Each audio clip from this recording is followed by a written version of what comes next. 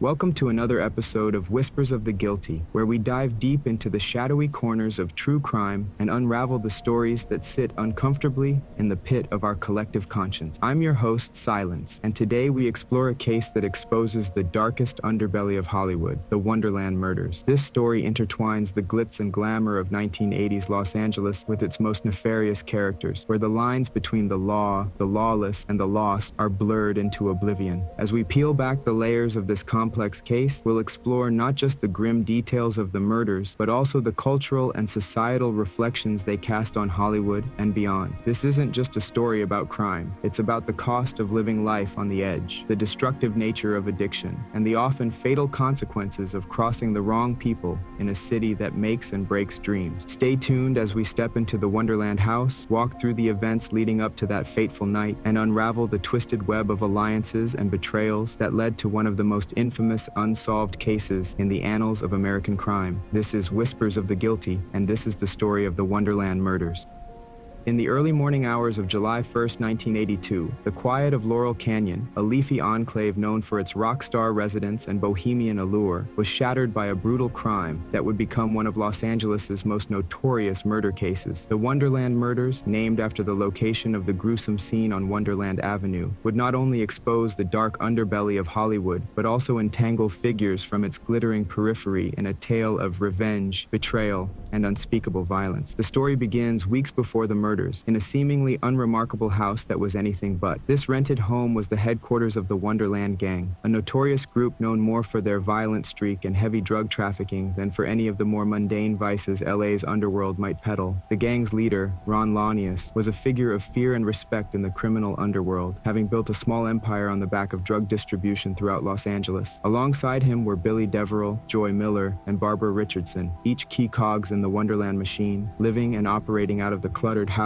that was heavily fortified against outside threat, but not enough. John Holmes, a once celebrated star of the adult film industry, whose career had plummeted as his drug addiction took hold, became an increasingly frequent visitor to the Wonderland house. Holmes's fall from grace was public and painful. Once a well-paid actor, he was now scavenging for opportunities in the shadowy corners of the drug trade. His connection to the gang? A mutually beneficial arrangement that often saw Holmes barter his dwindling celebrity for narcotics. The catalyst for the tragedy was an audacious robbery executed by the Wonderland Gang a few days prior to their own murders. The target was Eddie Nash, a known drug dealer and nightclub owner, who also had ties to organized crime that made him a dangerous man to cross. Nash lived in a well-appointed home that belied his violent business dealings, and it was into this den that Holmes allegedly led the gang, under the guise of a drug buy. The robbery was viciously effective. The gang subdued Nash and his bodyguard, Greg Dials, and made off with cash, drugs, and valuables. The humiliation of being overpowered in his own home by Holmes and his gang was not something Nash was prepared to forgive. Nash, who commanded respect and fear in equal measure in the Los Angeles underworld, was seething with the desire for retribution, which set the stage for the bloody events that were to follow. In the days that followed the robbery, tension in the Wonderland house was palpable. Paranoia gripped its occupants. They knew the backlash for such a brazen act would be severe. Holmes, aware of the dangerous game he had played by double-crossing Nash, became increasingly erratic. He drifted in and out of the house, fueled by drugs and fraught with nerves, his once charismatic persona now just another ghost haunting the cramped rooms of the Wonderland Avenue. The night of the murders, the house was quiet. The gang, along with some friends, had settled in, unaware that the retribution Nash had promised was about to be delivered with fatal ferocity. The killers entered the house silently, equipped with lead pipes, a choice of weapon that spoke of a personal and punitive intent. The attack was merciless. The victims had no time to react, no chance to defend themselves. The brutality of the beatings was such that the aftermath was a scene of carnage that even hardened detectives found difficult to stomach. As dawn broke over Laurel Canyon, the bodies were discovered, and the news of the murders spread rapidly. The Wonderland Murders would not only be a case that involved drugs, sex, and violence, but would also become a lasting symbol of the darkest excesses of Hollywood's fringe elements. This crime was a sordid saga that was just beginning to unfold, pulling in lost stars, hardened criminals, and the LAPD in a story that would captivate and horrify the city. As the news of the Wonderland Murders spread across Los Angeles, Regardless, the police were under immense pressure to untangle the gruesome events at Wonderland Avenue. The crime scene was chaotic, with blood spattered across walls and furniture, and the victims' bodies displaying the brutal overkill that marked the killings as intensely personal and vicious. Forensic teams worked meticulously, gathering fingerprints, blood samples, and other evidence, but the scene was complicated by the gang's frequent visitors and illicit activities, which muddied the waters of the investigation. John Holmes soon became a central figure in the unfolding drama. Detectives learned of his close association with both the victims and Eddie Nash, placing him uniquely at the nexus of the crime. Holmes's visibility in the community, once his greatest asset in the adult film industry, now rendered him a glaring suspect in the eyes of law enforcement. Under intense scrutiny and facing the real possibility of a death sentence, Holmes maintained a veneer of cooperation with the authorities, but provided little substantive information. His reluctance to fully disclose his activities or the nature of his relationships with the involved parties hinted at deeper layers of fear and complicity. Meanwhile, Eddie Nash remained a specter over the investigation. Known to the police but never fully pinned down for his myriad alleged crimes, Nash's reputation as a formidable and ruthless figure in the drug trade made him an obvious suspect for orchestrating the retaliation against the Wonderland gang. However, proving such a connection would require solid evidence that was not forthcoming in the early stages of the investigation. Nash's own encounter with the police shortly after the murders only added layers to his involvement. He was arrested on unrelated drug charges, which some speculated were a convenient means for the police to exert pressure on him. The interrogation of Holmes intensified. The police believed that he held the key to understanding exactly what had happened inside the Wonderland house on that deadly night. His inconsistent statements, combined with his known drug use, made him a frustrating figure for law enforcement to deal with. Holmes was caught in a vice of his own making, his loyalties split between the gang who had accepted him as one of their own, and Nash, who could potentially destroy him. Public interest in the case grew as details of Holmes's involvement became known. The media painted a sordid picture of drugs, porn, and murder, captivating and horrifying the public in equal measure. Holmes's trial became a focal point of this spectacle, drawing attention not only to the crimes but also to the intertwined lives of those involved. Throughout the trial, Holmes's demeanor was one of detached bewilderment, as if he himself could not fully grasp the depth of his fall from grace. His acquittal on the murder charges did little to clear the air of suspicion that hung around him. For many, it was a miscarriage of justice, a slip through the cracks of a legal system not quite equipped to handle the complexities of drug-fueled Hollywood crimes. As the trial and media circus played out, the families of the victims mourned in a quieter, more personal tragedy. The brutality of the murders left a lasting scar on those who had known the victims, a reminder of the violent end that had befallen their loved ones. The community around Laurel Canyon, once a haven for the carefree and bohemian, now had to reckon with the violent reality that had erupted in their midst. The Wonderland murders became a case study in the darker side of the Los Angeles dream, a cautionary tale of what can happen when the worlds of celebrity and criminality collide disastrously. In the wake of John Holmes's acquittal, the Wonderland murders investigation languished. The public and media interest that had been so voracious began to wane, yet the case remained an open sore for the Los Angeles Police Department. With no convictions for the murders and a series of dead ends, detectives were forced to re-examine the evidence and pursue new leads, however tenuous they might be. Attention returned to Eddie Nash, the nightclub owner with a notorious reputation. Nash had been a significant figure in the criminal underbelly of Los Angeles for years, and his potential involvement in ordering the murders as an act of vengeance was a theory the police were reluctant to discard. In the mid-1990s, with the advent of new investigative techniques and a renewed focus on unsolved cases, authorities were able to apply pressure on new and old associates of Nash. David Lynn, a member of the Wonderland gang, who had miraculously been away from the house on the night of the murders, became a critical figure in the revived investigation. Lynn's testimony, fueled by a combination of guilt and a reduced sentence for his own criminal activities, detailed the relationship between Nash and the Wonderland gang. He described the escalating tensions after the robbery of Nash's home, portraying Nash as a man consumed with rage and desperate for retribution. Lynn's accounts provided the impetus for law enforcement to delve deeper into Nash's possible orchestration of the murders. Simultaneously, forensic advancements allowed investigators to re-examine physical evidence collected at the crime scene. Minute traces of DNA, previously undetectable, were now identifiable, offering new leads in the case. This evidence did not conclusively point to Nash, but it strengthened the narrative that he had been the mastermind behind the executions as a form of brutal payback. With this renewed arsenal of testimonies and forensic evidence, the authorities were able to bring Nash to trial in the early 2000s. The courtroom was a crucible of tension, as decades of speculation and investigation investigation came to a head. Witnesses from Nash's past emerged, painting a picture of a man who wielded his power through fear and violence, a mogul in the nightclub scene who was not averse to using extreme measures to protect his empire. Nash's defense was robust, challenging the credibility of the witnesses and the integrity of the forensic evidence. They argued that the case was being driven by a vendetta against an aging club owner, more a product of his reputation than any concrete evidence. The trial, sprawling and complex, ended in a surprising twist when Nash was acquitted of the murders, though his legal battles were not over. He would later face charges for other crimes, including racketeering and drug trafficking, which some saw as a delayed form of justice for his alleged role in the Wonderland saga. The acquittal left the Los Angeles community divided, and the victims' families disillusioned with the criminal justice system. The sense of injustice was palpable, and the specter of the Wonderland murders continued to haunt those who sought closure. For the residents of Laurel Canyon and the wider Los Angeles area, the murders were a stark reminder of the fragility of their safety and the permeable boundaries between their idyllic community and the potential for violent intrusion. As the years passed, the Wonderland murders became enshrined in the annals of Los Angeles's true crime history, a grim tableau of the intersection between celebrity and criminality. The legacy of the murders extended beyond the immediate victims and their families, influencing law enforcement practices and the media's portrayal of crime and punishment in a city that has long been fascinated with fame, however dark the underside. The reverberations of the Wonderland murders and the subsequent trials lingered in the public consciousness, a somber reminder of the impunity with which certain crimes in Los Angeles seemed to be treated. For many, the final acquittal of Eddie Nash not only marked a failure of the criminal justice system, but also underscored the chilling reality of the power dynamics within the city's underworld. The murders had peeled back the glamorous exterior of Hollywood to reveal a nexus of drugs, crime, and corruption that operated with near impunity. In the years following the trials, the Wonderland Avenue house became something of a macabre tourist attraction, symbolizing the violent excesses of the 1980s drug culture and the dark side of the American dream. The story of the murders was revisited in documentaries, books, and films, each iteration attempting to make sense of the senseless brutality and the tangled web of relationships that had led to such a tragic end. For the families of the victims, life moved forward, but the scars remained. The absence of a conviction did little to ease their grief or provide the closure they so desperately sought. They watched as the story of their loved ones was told and retold, often overshadowed by the sensationalism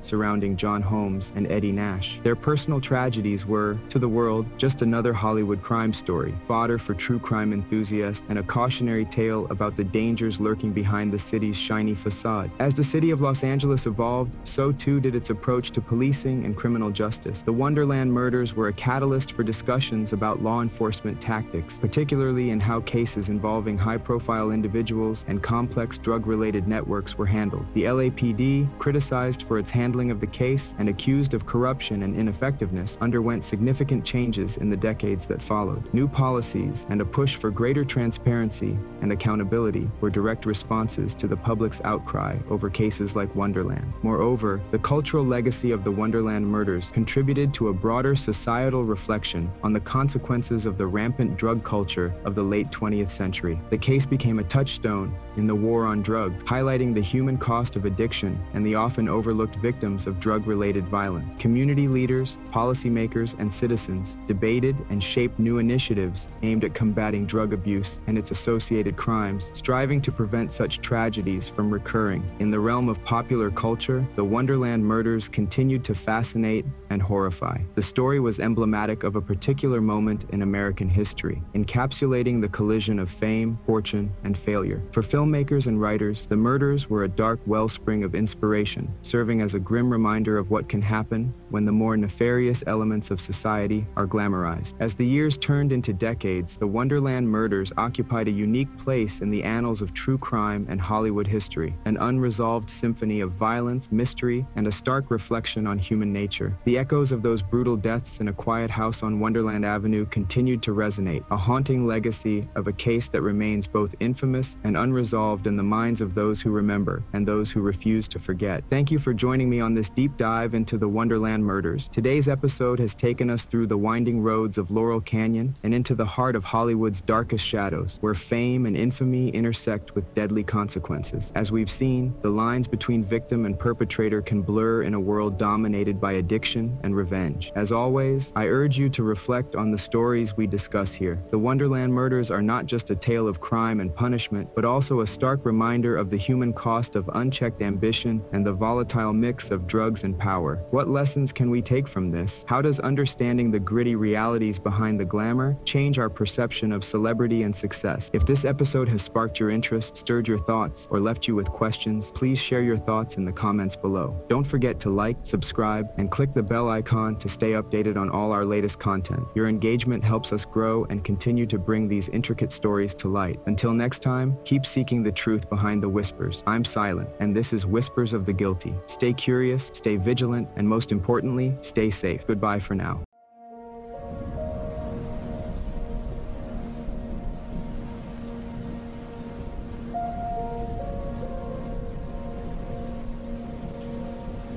Welcome to Whispers of the Guilty. Today we delve into a chilling tale from Mount Vernon, New Hampshire, where the serene life of Kimberly Cates was brutally cut short on October 4th, 2009. This episode unravels the harrowing events that transformed a quiet town into a scene of unimaginable violence, exposing the dark impulses of 4 teenagers. Join me as we explore the depths of this tragic story, the relentless pursuit of justice, and the resilience of a community forever changed by this horrific crime. The morning of October 4, 2009, dawned with an eerie stillness in Mount Vernon, New Hampshire, a quaint town nestled among rolling hills and dense woods. The serenity of this New England village would soon be shattered by a brutal and senseless crime that forever changed the lives of its residents. Kimberly Cates, a beloved wife, mother, and nurse, became the tragic center of this story. Her life brutally ended in an act of unimaginable violence. Kimberly Cates, 42 years old, was known for her warm smile and kind heart. She lived with her husband David and their 11-year-old daughter Jamie in a cozy home on Trow Road. The Cates family embodied the quintessential American dream, their lives filled with simple joys and strong community ties. Kimberly's gentle nature and dedication to her family and profession made her a cherished figure in Mount Vernon. David Cates worked as a project manager, often traveling for work. On the night of October 3, 2009, he was away on a business trip, leaving Kimberly and Jamie alone in their home. The house, nestled in a secluded area, provided a sense of security and peace that now seems tragically ironic. Surrounded by trees and far from the nearest neighbor, the Cates residence would become the scene of a horrific crime that no one could have foreseen. That same night, a group of teenagers, driven by a deadly mix of boredom and a desire for thrills, set their sights on the Cates home. Steven Spader, Christopher Gribble, Quinn Glover, and William Marks were typical high school students in appearance, but beneath the surface lurked dark impulses. Spader, 17, and Gribble, 19, were the ringleaders, their fascination with violence and death steering the group towards their gruesome mission. Steven Spader was a charismatic yet deeply troubled teenager. Despite his outward charm, he harbored violent fantasies and a disturbing fascination with murder. Christopher Gribble, Spader's close friend, shared these dark interests. Gribble's outward demeanor was unassuming, but his mind was a cauldron of suppressed rage and sociopathic tendencies. Glover and Marks were less enthusiastic but went along, caught in the sway of their more dominant friends. On the evening of October 3rd, the 4 teenagers gathered at Spader's house, their conversations laced with sinister intent. Armed with knives and a machete, they planned a break-in with the express purpose of committing murder. Their choice of the Cates home seemed almost random, a chilling reminder of how fragile and arbitrary life can be. As the group approached the Cates house in the early hours of October 4th, a sense of dread hung in the air.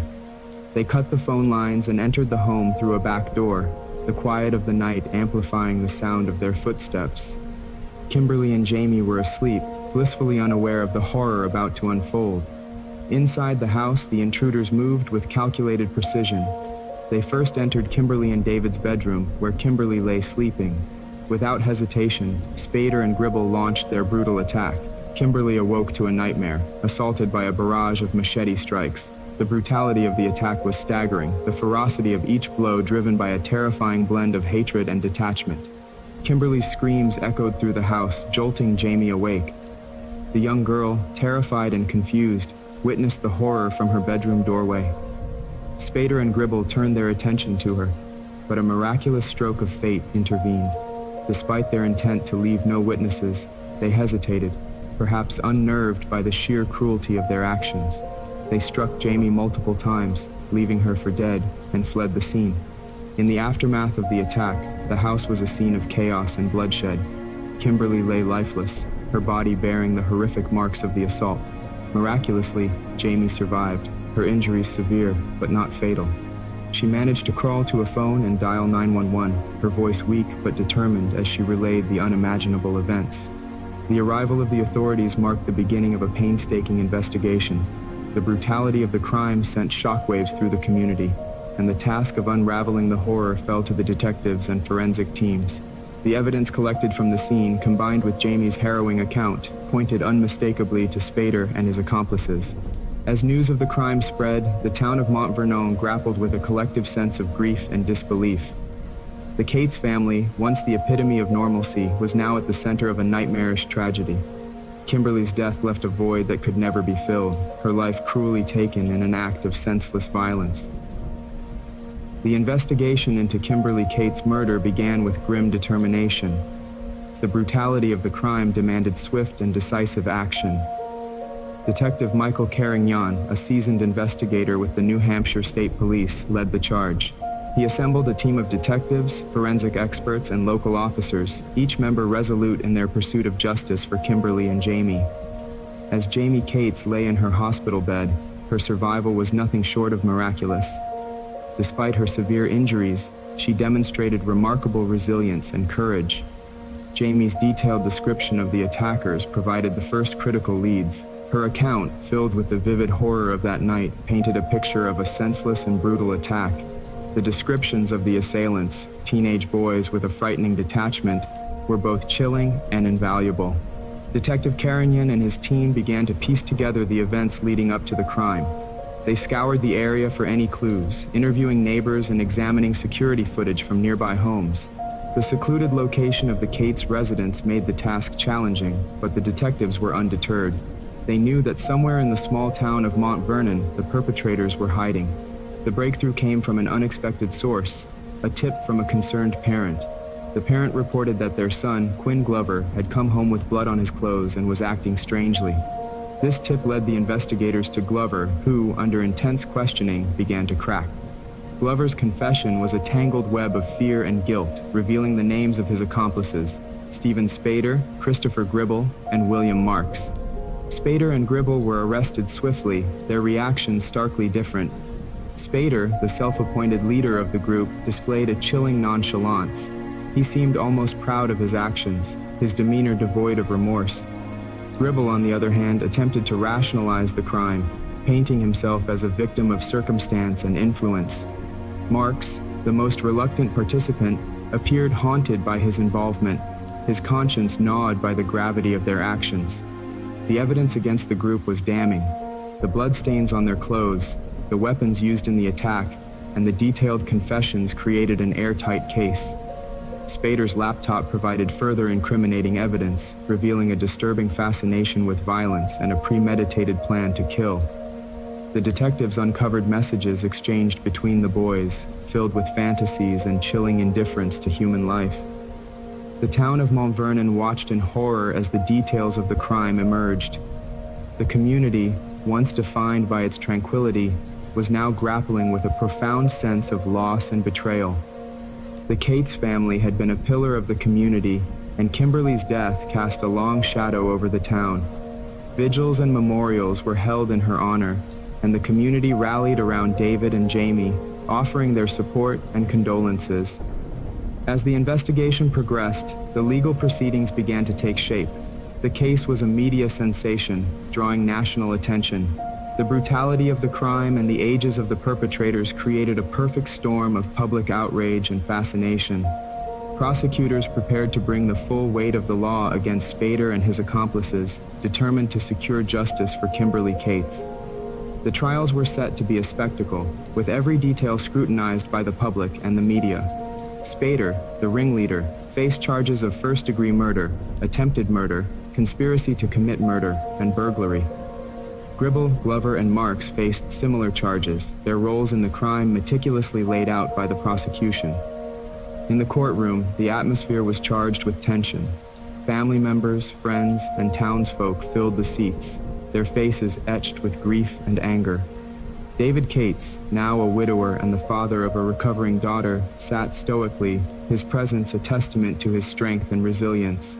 Jamie, still recovering from her injuries, became the emotional heart of the proceedings. Her bravery in recounting the events of that night moved everyone in the courtroom.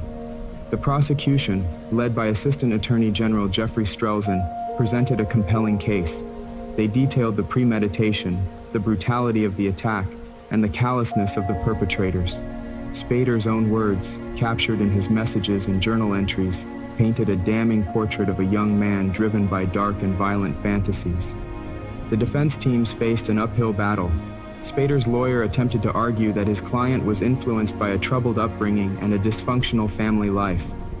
Gribble's defense centered on claims of mental illness and a lack of understanding of his actions. Glover and Marks, who had shown more remorse, sought to distance themselves from the planning and execution of the crime, portraying themselves as unwilling participants. Throughout the trial, the prosecution methodically dismantled these defenses.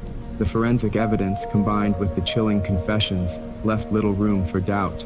Jamie's testimony was a powerful moment, her courage and clarity in describing the attack reinforcing the horror of the crime and the need for justice. As the trial drew to a close, the jury deliberated on the fate of the accused. The weight of the evidence and the sheer brutality of the crime left little doubt in the minds of the jurors. Steven Spader was found guilty on all counts, his sentencing reflecting the severity of his actions. He received life in prison without the possibility of parole, a sentence that ensured he would never again walk free. Christopher Gribble, too, was found guilty and received a similar sentence. Glover and Marks, whose involvement was deemed less direct, received lengthy prison sentences, their futures irrevocably altered by their participation in the crime. The verdicts brought a measure of closure to the Cates family and the community, but the scars of that night would linger for years to come. In the aftermath of the trial, Mont Vernon began the slow process of healing. The community's resilience and solidarity were tested but ultimately strengthened. Kimberly Cates's memory lived on in the hearts of those who knew her, her life a testament to kindness and compassion. The crime that took her life was a stark reminder of the darkness that can lurk beneath the surface, but it also highlighted the enduring strength of a community united in the face of tragedy. David and Jamie Cates, despite their profound loss, continued to find ways to honor Kimberly's memory. Their journey of healing was a long and difficult one, but they drew strength from each other and the support of their community. The story of Kimberly Cates, though marked by unspeakable horror, also became a story of resilience, courage, and the unbreakable bonds of love and family. As the courtroom doors closed behind the convicted, the residents of Mont Vernon were left to grapple with the aftermath of Kimberly Cates's brutal murder. The trial had concluded, but the echoes of that night continued to resonate through the small town. For David and Jamie Cates, life was irrevocably changed. They faced the daunting task of rebuilding their lives while coping with an unimaginable loss. David Cates, now a widower, was determined to create a sense of normalcy for Jamie. He focused on his daughter's recovery, both physical and emotional. Jamie's survival was a testament to her strength, but the road ahead was long and fraught with challenges. The scars she bore were not only physical, but also emotional, a constant reminder of the trauma she endured. Jamie returned to school, where she was met with a mix of support and curiosity. Her classmates, aware of the tragedy, extended their kindness, but the weight of her experience set her apart. Teachers and counselors provided additional support, helping her navigate the complexities of adolescence while dealing with her trauma. David, too, found solace in the routines of daily life, though the absence of Kimberly was a void that could never be filled. In the wider community, the crime had left an indelible mark. Mont Vernon, once a haven of tranquility, now carried the burden of this horrific event. The town's residents banded together, organizing vigils and fundraisers in Kimberly's memory. These acts of solidarity offered comfort and a sense of purpose, helping to mend the fabric of their community. Amidst the efforts to heal, the town also faced the need for increased security. The realization that such a brutal crime could occur in their midst led to heightened vigilance. Neighborhood watch programs were established, and local law enforcement increased their presence. While these measures brought a degree of reassurance, they also served as a reminder of the vulnerability that had been exposed. The legal repercussions of the crime continued to unfold as appeals and motions were filed. Stephen Spader and Christopher Gribble, both sentenced to life without parole, sought to overturn their convictions. Their appeals, however, were met with staunch opposition from the prosecution, who argued that the severity of their crimes warranted the harshest penalties. For David and Jamie, the legal battles were a painful reminder of the past. Each court appearance, each motion filed, dredged up the horrors of that night. Yet they faced these challenges with resilience, determined to see justice upheld.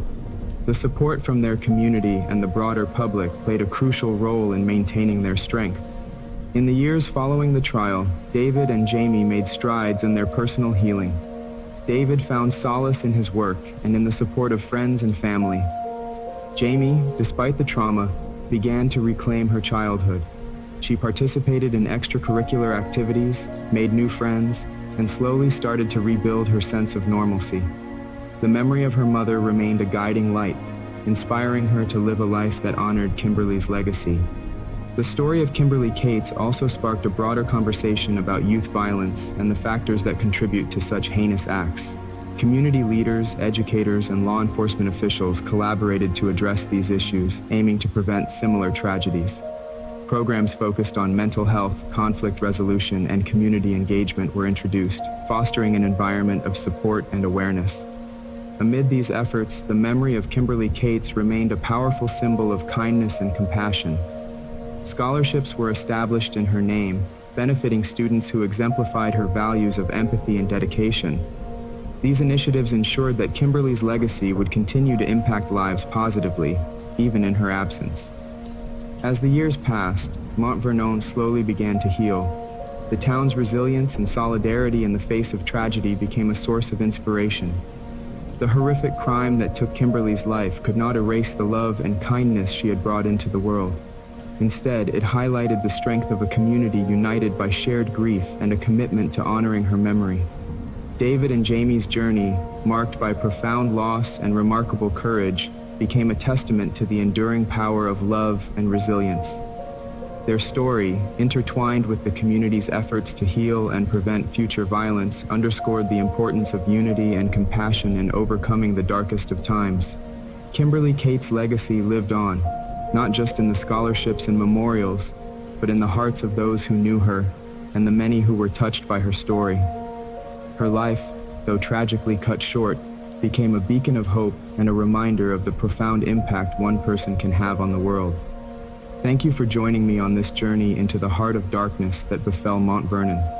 The tragic loss of Kimberly Cates and the brutal attack on her daughter Jamie serve as a stark reminder of the fragility of life and the hidden dangers that can lurk within seemingly ordinary lives. As we conclude this episode, let us remember Kimberly's legacy of kindness and compassion and the strength and resilience of those who survived such unspeakable tragedies. Stay tuned for more stories that uncover the shadows and bring light to the most haunting tales.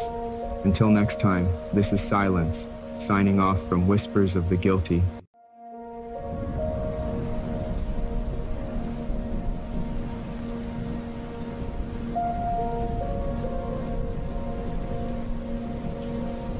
Welcome to Whispers of the Guilty, where we delve into the darkest corners of human nature and unravel the stories of those who have walked the thin line between innocence and guilt. I'm Silence, your guide through the shadows as we explore the chilling and often tragic tales that have left an indelible mark on history. Prepare yourself for a story that is as haunting as it is heartbreaking, a tale that will keep you on the edge of your seat as we navigate through the darkness of Aileen Wuornos's life. Let's begin.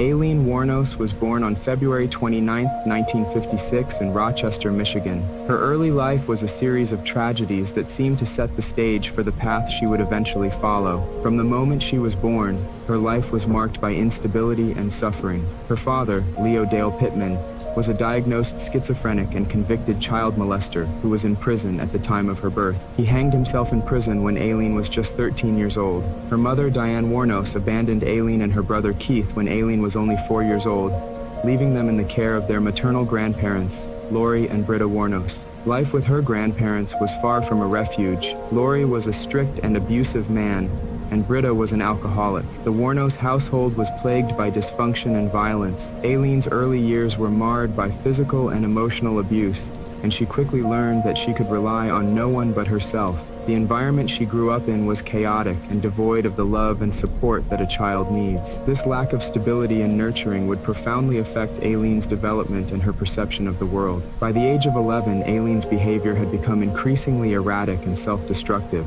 She began engaging in sexual activities in exchange for food, drugs, and cigarettes. This early introduction to a world of exploitation and vice became a coping mechanism for the trauma she experienced at home. School was not a place of refuge for Aileen either. She struggled academically and socially, often finding herself ostracized and bullied by her peers. Her teachers noted her erratic behavior and poor hygiene, but little was done to address the root causes of her distress. The situation reached a breaking point when Aileen became pregnant at the age of 14. She claimed that the pregnancy was the result of a rape by an older man, a friend of her grandfather. In March 1971, she gave birth to a baby boy at a home for unwed mothers. The baby was quickly placed for adoption, and Aileen returned to a life of turmoil. Shortly after, her grandmother Britta died of liver failure, and Aileen was kicked out of her home by her grandfather. With nowhere to go and no one to turn to, she dropped out of school and began living on the streets. The life of a runaway was harsh and unforgiving. Aileen hitchhiked her way across America, turning to sex work to survive. She drifted from place to place, seeking temporary refuge in motels and truck stops. The men she encountered during these years were often dangerous, and violence became a constant threat. Despite the perilous nature of her lifestyle, Aileen developed a hardened resilience. She learned to navigate the streets, using her wits and survival instincts to get by. In her late teens and early 20s, Aileen's encounters with the law became frequent. She was arrested for charges ranging from disorderly conduct to assault and robbery. Each brush with the law further isolated her from mainstream society and deepened her mistrust of authority. Her rap sheet grew longer, and her prospects grew dimmer. The instability of her life and the constant threat of violence took a toll on her mental health. Aileen struggled with depression and anger, emotions that often erupted in violent outbursts. As she moved into her late 20s, Aileen's life showed no signs of improving. She continued to hitchhike across the country, working as a prostitute and committing petty crimes to make ends meet. The years of abuse, neglect, and trauma had left deep scars, and Aileen's behavior became increasingly erratic and unpredictable. She formed fleeting relationships with men and women, but none provided the stability and support she desperately needed. By the time Aileen entered her 30s, she had spent nearly 2 decades on the fringes of society. Her life was a relentless cycle of abuse, exploitation, and survival.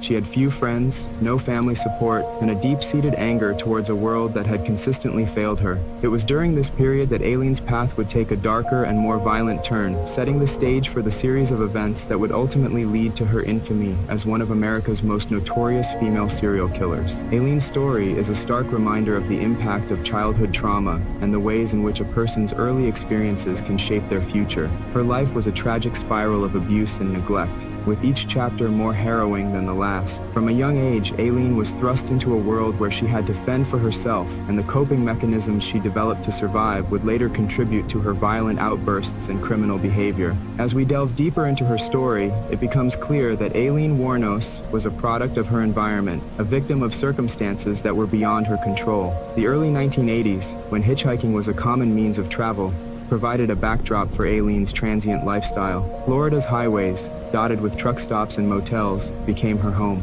Amid this transient existence, she met various individuals, some of whom would become her victims. Aileen's journey was not just a physical one, but also a psychological descent into darkness, driven by a lifetime of pain and suffering. Her tragic story is a complex tapestry of human emotions and experiences, highlighting the profound impact of neglect and abuse on a person's psyche. As we continue to explore her life, we will uncover the events that led her down a path of violence and the eventual consequences of her actions. As the late 1980s approached, Aileen Wuornos found herself in Florida, where the warm weather and transient population provided a perfect cover for her wandering lifestyle. She had spent years drifting from place to place, hitchhiking, and turning to sex work to survive. The scars from her abusive childhood and tumultuous adolescence were deeply ingrained, shaping her view of the world as a hostile and unforgiving place. By now, in her early 30s, Aileen's life was a continuous struggle for survival, punctuated by bouts of intense loneliness and anger. In 1986, Aileen met Tyria Moore, a hotel maid, in a Daytona Beach lesbian bar. For Aileen, this relationship was a beacon of hope, a rare source of stability and affection in her otherwise chaotic life. Tyria, who was also struggling to make ends meet, quickly became the most important person in Aileen's life. The two women moved in together and formed a deep emotional bond. Aileen's love for Tyria was profound. She saw in Tyria a chance for the acceptance and love she had craved all her life. Their relationship, however, was far from idyllic. Both women were under significant financial strain, and Aileen's primary means of making money remained sex work. The pressure to provide for Tyria added a new level of desperation to Aileen's already precarious existence. She was determined to keep Tyria happy and maintain their relationship, even if it meant taking drastic measures. It was around this time that Aileen's encounters with her victims began. Her first known murder was that of Richard Mallory, a 51-year-old electronics store owner.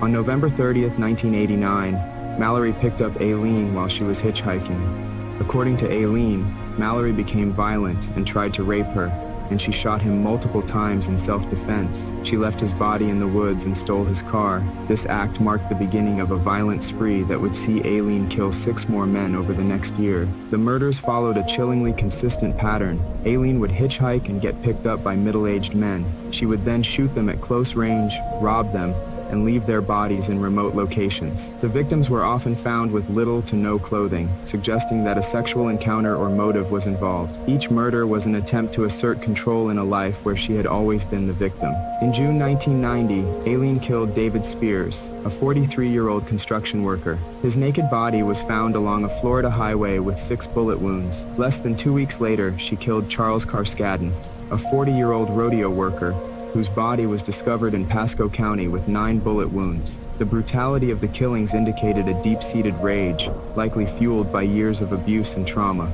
July 1990 saw the murder of Peter Seams, a 65-year-old retired merchant seaman. His car was found in Orange Springs, Florida, with both Aileen and Tyria's fingerprints inside, but his body was never recovered. The fact that Aileen involved Tyria in this way showed the extent of her reliance on and trust in her partner. The spree continued with the murder of Troy Burris, a 50-year-old sausage salesman, in August 1990. His body was found in a wooded area with 2 bullet wounds. In September, Charles Dick Humphreys, a 56-year-old retired Air Force major and former police chief, was found shot 6 times and fully clothed near Ocala National Forest. The final known victim, Walter Gino Antonio, a 62-year-old trucker, security guard, and reserve police officer, was found near a remote logging road in November 1990. He had been shot 4 times. By the end of 1990, the series of murders had caught the attention of law enforcement across multiple counties in Florida. The similarities in the victims' profiles and the method of killing indicated that they were dealing with a serial killer.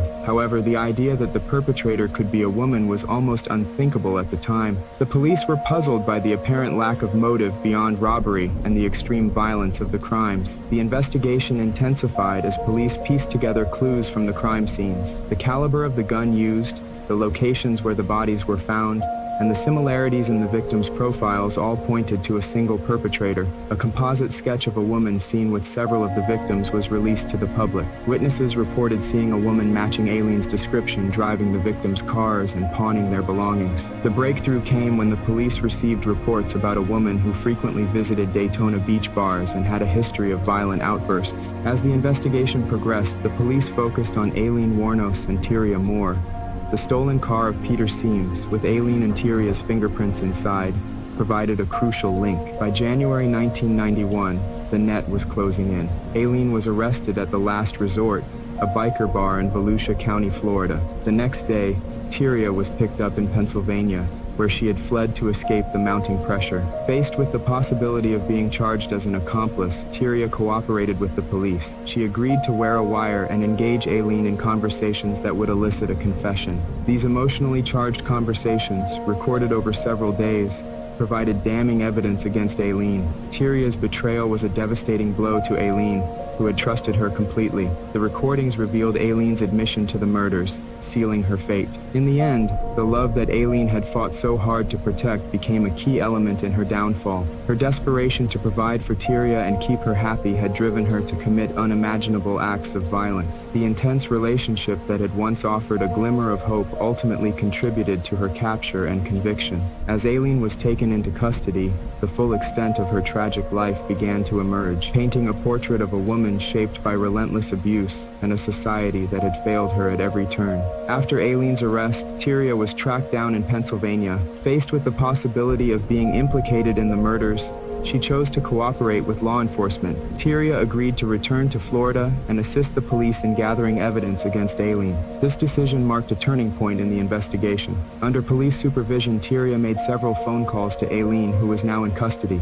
These calls were emotionally charged as Aileen professed her love for Tyria and expressed concern for her well-being. Unbeknownst to Aileen, these conversations were being recorded. The police instructed Tyria to elicit a confession from Aileen, focusing on details of the murders. Tyria played her part convincingly, expressing fear and confusion, which prompted Aileen to reassure her. In these conversations, Aileen admitted to the killings, claiming self-defense in each case. The recordings provided the evidence needed to charge Aileen with multiple counts of first-degree murder. The emotional weight of these conversations revealed the depth of Aileen's attachment to Tyria and the desperation that had driven her actions. Aileen's confessions were riddled with contradictions, sometimes portraying herself as a victim who had acted in self-defense, and other times as a vengeful woman lashing out at a world that had wronged her. The media quickly latched onto the story, sensationalizing Aileen's life and crimes. Headlines dubbed her the Damsel of Death and the Highway Hooker, casting her both as a cold-blooded killer and a tragic figure shaped by a lifetime of abuse and neglect. The public was fascinated by the idea of a female serial killer, a rarity in the annals of criminal history. This attention turned Aileen's trial into a media circus, with reporters and spectators eager to witness the proceedings. Aileen's trial began in January 1992, and it was clear from the outset that it would be a spectacle. The prosecution painted a picture of Aileen as a manipulative predator who lured her victims to their deaths. They presented evidence of her financial gain from the murders, highlighting the money and belongings she had stolen from her victims. The prosecution argued that Aileen killed for thrills and profit, not out of self-defense. Aileen's defense team faced an uphill battle. They sought to portray her as a damaged and vulnerable woman who had acted out of fear and desperation. They brought up her traumatic past, including the abuse she had suffered at the hands of her grandfather and the sexual exploitation she endured from a young age. The defense argued that Aileen's actions were the result of a lifetime of mistreatment and that she genuinely believed she was in danger when she killed her victims. The most compelling testimony came from Aileen herself. On the stand, she recounted the events leading up to each murder, insisting that her victims had either raped or attempted to rape her. Her accounts were graphic and emotional, painting a harrowing picture of her life on the streets. However, her credibility was undermined by inconsistencies in her stories and her sometimes erratic behavior in court. Aileen's mental health was also called into question, with experts testifying about her borderline personality disorder and the impact of her traumatic upbringing. Despite the defense's efforts, the jury was swayed by the prosecution's portrayal of Aileen as a dangerous predator. The evidence of her financial motives and the premeditated nature of the killings weighed heavily against her.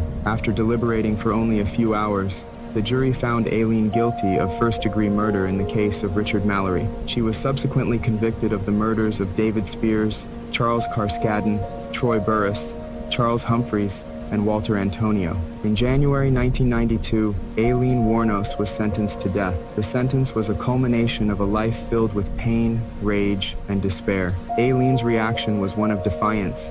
She railed against the justice system and the society that she believed had betrayed her. Her case became a lightning rod for debates about the death penalty, mental health, and the treatment of women in the criminal justice system. Aileen spent the next decade on death row, during which time her story continued to captivate the public. Documentaries, books, and films delved into her life, attempting to understand the complexities of her character and the factors that drove her to kill. Her letters from prison revealed a woman who was both remorseful and unrepentant, haunted by her past, but resigned to her fate.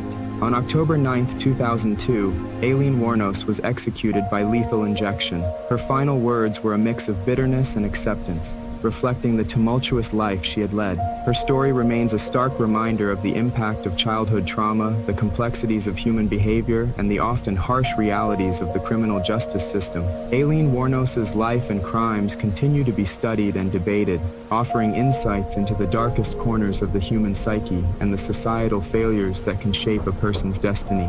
Thank you for joining me on this harrowing journey into the life of Aileen Wuornos. Her story is a stark reminder of the impact of trauma, the complexities of human behavior, and the often harsh realities of the criminal justice system. As we've seen, Aileen's life was a tragic spiral of abuse and neglect, leading her down a dark path that ended in violence and infamy. If you found this story compelling, please like, share, and subscribe to Whispers of the Guilty for more in-depth explorations of true crime cases. Each episode, we dive deep into the lives of those who have been touched by darkness, revealing the secrets, the struggles, and the human emotions behind the headlines. I'd love to hear your thoughts on Aileen's case and any other cases you'd like us to cover. Leave your comments below, and let's keep the conversation going. Remember, every story has multiple sides, and it's only by examining them all that we can hope to understand the true nature of guilt and innocence. Until next time, stay safe, stay curious, and keep whispering those secrets. I'm Silence, and this has been Whispers of the Guilty. See you in the next episode. Oh yeah, sorry about that. Aileen Wuornos's last words before her execution on October 9, 2002 were, "Yes, I would just like to say I'm sailing with the Rock, and I'll be back, like Independence Day with Jesus. June 6th, like the movie, big mothership and all. I'll be back."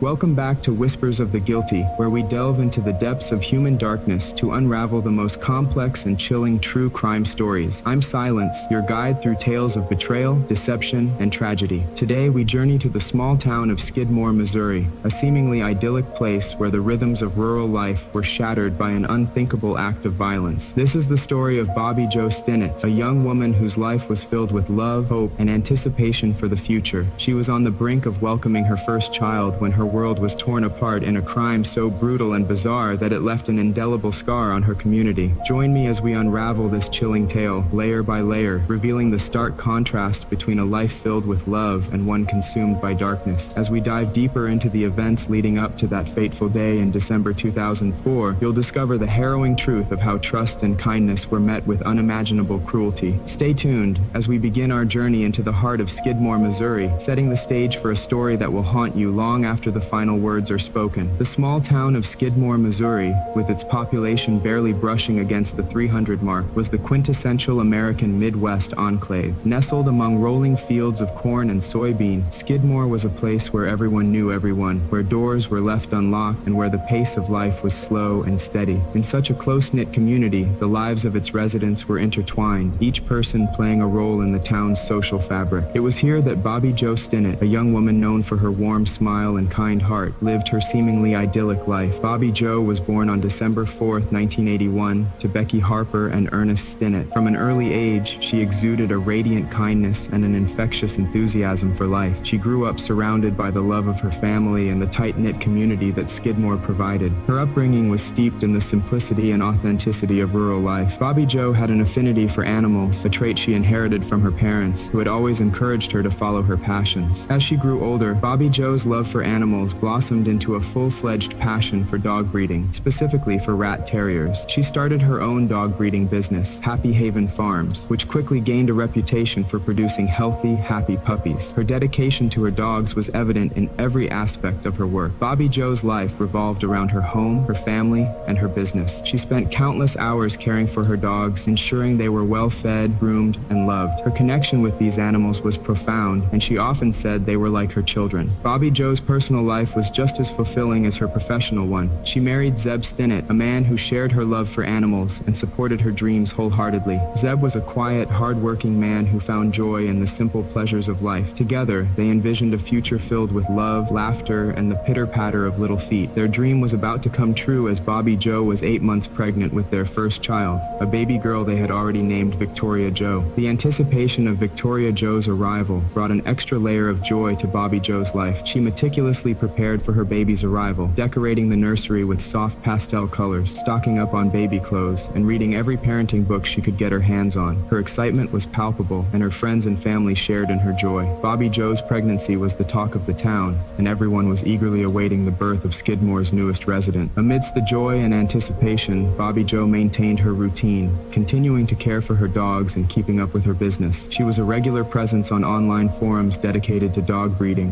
where she shared her knowledge and connected with other breeders. One of these forums was Ratter Chatter, a popular online community for rat terrier enthusiasts. It was here that Bobby Joe first encountered Lisa Montgomery, a fellow dog breeder from Melbourne, Kansas. Lisa Montgomery's life stood in stark contrast to Bobby Joe's. Born on February 27, 1968, Lisa's childhood was marred by abuse and neglect. Her parents, Judy and John Shaughnessy, provided a turbulent home environment. Lisa endured physical, emotional, and sexual abuse, leading to a tumultuous upbringing that left deep emotional scars. As an adult, Lisa struggled with her mental health, grappling with depression and anxiety. Her relationships were fraught with instability, and she had difficulty maintaining steady employment. Lisa's personal life was a series of fractured relationships and dashed hopes. She had 4 children from 2 marriages, both of which ended in divorce. Her desire for stability and normalcy was constantly undermined by her chaotic personal life and mental health struggles. In an attempt to create a sense of purpose and control, Lisa also took up dog breeding, specifically for rat terriers, which brought her into contact with Bobby Joe. The connection between Bobby Joe and Lisa began innocuously enough. They exchanged messages about their shared interest in rat terriers, discussing breeding techniques, dog care, and the trials and joys of their profession. To Bobby Joe, Lisa seemed like just another fellow enthusiast, someone with whom she could share her passion and perhaps forge a new friendship. But for Lisa, the interaction took on a different, more sinister dimension. Lisa had a history of fabricating pregnancies and suffering from pseudocyesis, a condition in which a woman believes she is pregnant and exhibits symptoms of pregnancy despite not actually being pregnant. She had lied to her family and friends about being pregnant multiple times, and the pressures of these fabrications weighed heavily on her. In the months leading up to December 2004, Lisa had once again told those around her that she was expecting a baby, despite it not being true. As her fabricated due date approached, Lisa grew increasingly desperate to maintain her deception. The stage was set in the quiet town of Skidmore, where the lines between genuine kindness and malevolent intentions would soon blur. Bobby Joe, with her open heart and trusting nature, was unaware of the darkness lurking behind Lisa's facade. The community of Skidmore, oblivious to the storm about to descend upon them, continued its tranquil existence, unaware that their peaceful lives were about to be shattered in the most unimaginable way. As the days of December unfolded, the anticipation of new life and the joy of the holiday season enveloped the town. Bobby Joe's friends and family were eagerly awaiting the arrival of Victoria Joe, sharing in the excitement and preparation. Bobby Joe, in her characteristic way, remained busy, taking care of her dogs and engaging with her online community. Her life was a tapestry of warmth and anticipation, each thread meticulously woven with love and care. But in the shadows, Lisa Montgomery's desperation grew. Her interactions with Bobby Joe became more frequent, her inquiries more detailed. Bobby Joe, ever the kind and trusting soul, responded with openness and warmth, never suspecting the malevolent intentions behind Lisa's questions. The contrast between the two women's lives, one filled with hope and joy, the other with darkness and desperation, was stark. In Skidmore, the days leading up to December 16th were filled with the usual rhythms of small-town life. The holiday season brought a sense of community and celebration. Homes were adorned with festive decorations, and the air was filled with the scent of pine and the sound of carols. Bobby Joe, despite her busy schedule, found time to participate in the town's festivities, her radiant smile and pregnant glow adding to the season's joy. On December 15th, 2004, Bobby Joe received a message from Lisa. Lisa expressed interest in purchasing a rat terrier and asked if she could visit the following day to see the puppies. Bobby Joe, always eager to share her love for her dogs, readily agreed. She saw it as another opportunity to connect with a fellow breeder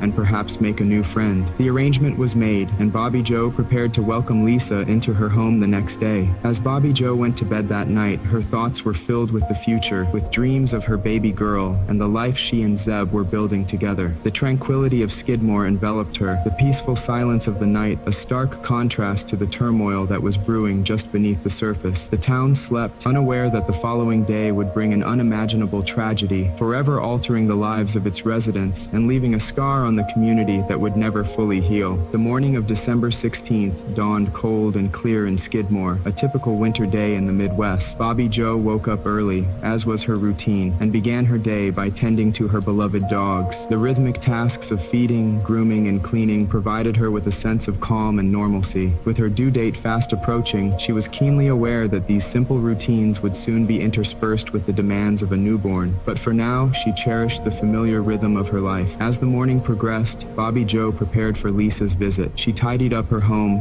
making sure everything was in order. The nursery, with its soft pastels and neatly arranged baby clothes, stood ready for Victoria Joe's arrival. Bobby Joe took a moment to stand in the nursery, her hand resting gently on her swollen belly, a smile playing on her lips as she imagined holding her baby girl for the first time. Little did she know, the tranquility of that moment would soon be shattered. Lisa Montgomery, meanwhile, had set out from her home in Melbourne, Kansas, under the pretense of picking up a puppy. But her intentions were far more sinister. Driven by a desperate need to perpetuate the lie of her pregnancy, Lisa had meticulously planned this visit with a dark purpose. Her mind was a tumultuous whirl of anxiety and resolve as she drove the several hours to Skidmore. She carried with her a kitchen knife, rope, and a homemade birthing kit, the grim tools of her impending crime. Arriving in Skidmore, Lisa navigated the quiet streets until she reached Bobby Joe's modest home. The serenity of the town, with its picturesque houses and bare winter trees, seemed at odds with the dread bubbling up inside her. She took a moment to compose herself before knocking on Bobby Joe's door,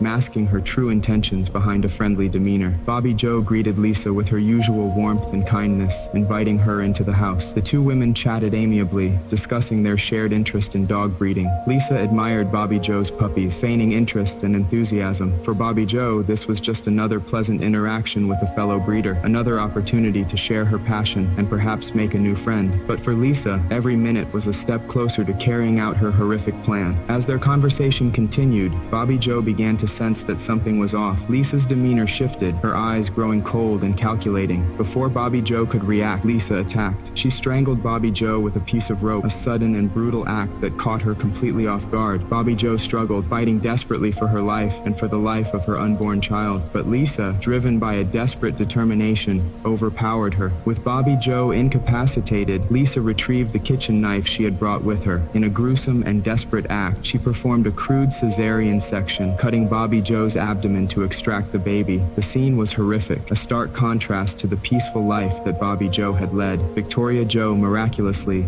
was alive. Lisa quickly wrapped the baby in a blanket, her heart pounding as she hurried to leave the house. Lisa fled the scene, leaving Bobby Joe to die in her own home. She drove back to Kansas, carrying the newborn with her. The quiet streets of Skidmore, still oblivious to the horror that had just occurred, seemed to stand in stark contrast to the terror and tragedy that now lay within one of its homes. Back in Skidmore, Bobby Joe's mother, Becky Harper, arrived at the house around midday. She had come to visit her daughter, to share in the joy and anticipation of Victoria Joe's impending arrival. What she found instead was a scene of unimaginable horror. Becky discovered Bobby Joe's lifeless body and immediately called 911, her voice trembling with shock and grief. The news of Bobby Joe's murder spread rapidly through the small town, sending shockwaves of disbelief and sorrow through the community. The peaceful veneer of Skidmore was shattered, replaced by an overwhelming sense of loss and fear. The investigation into Bobby Joe's murder began immediately, with local law enforcement and the FBI quickly becoming involved. The brutality and brazenness of the crime demanded swift action, and the hunt for Victoria Joe and her abductor was on. As investigators pieced together the details of the crime scene, they quickly realized that Bobby Joe's baby was missing. The immediate priority became locating Victoria Joe, with authorities fearing for the newborn's safety. An Amber Alert was issued, and the search extended across state lines. Bobby Joe's family and friends were left in a state of shock, grappling with the sudden and violent loss of a beloved daughter, wife, and friend. Meanwhile, Lisa Montgomery returned to her home in Melbourne, Kansas with Victoria Joe. She presented the baby to her husband, Kevin, and their children as her own, claiming she had given birth earlier that day. Kevin, unaware of Lisa's deception and the horrific crime she had committed, believed her story. The Montgomery family's home became the unlikely hiding place for the missing newborn,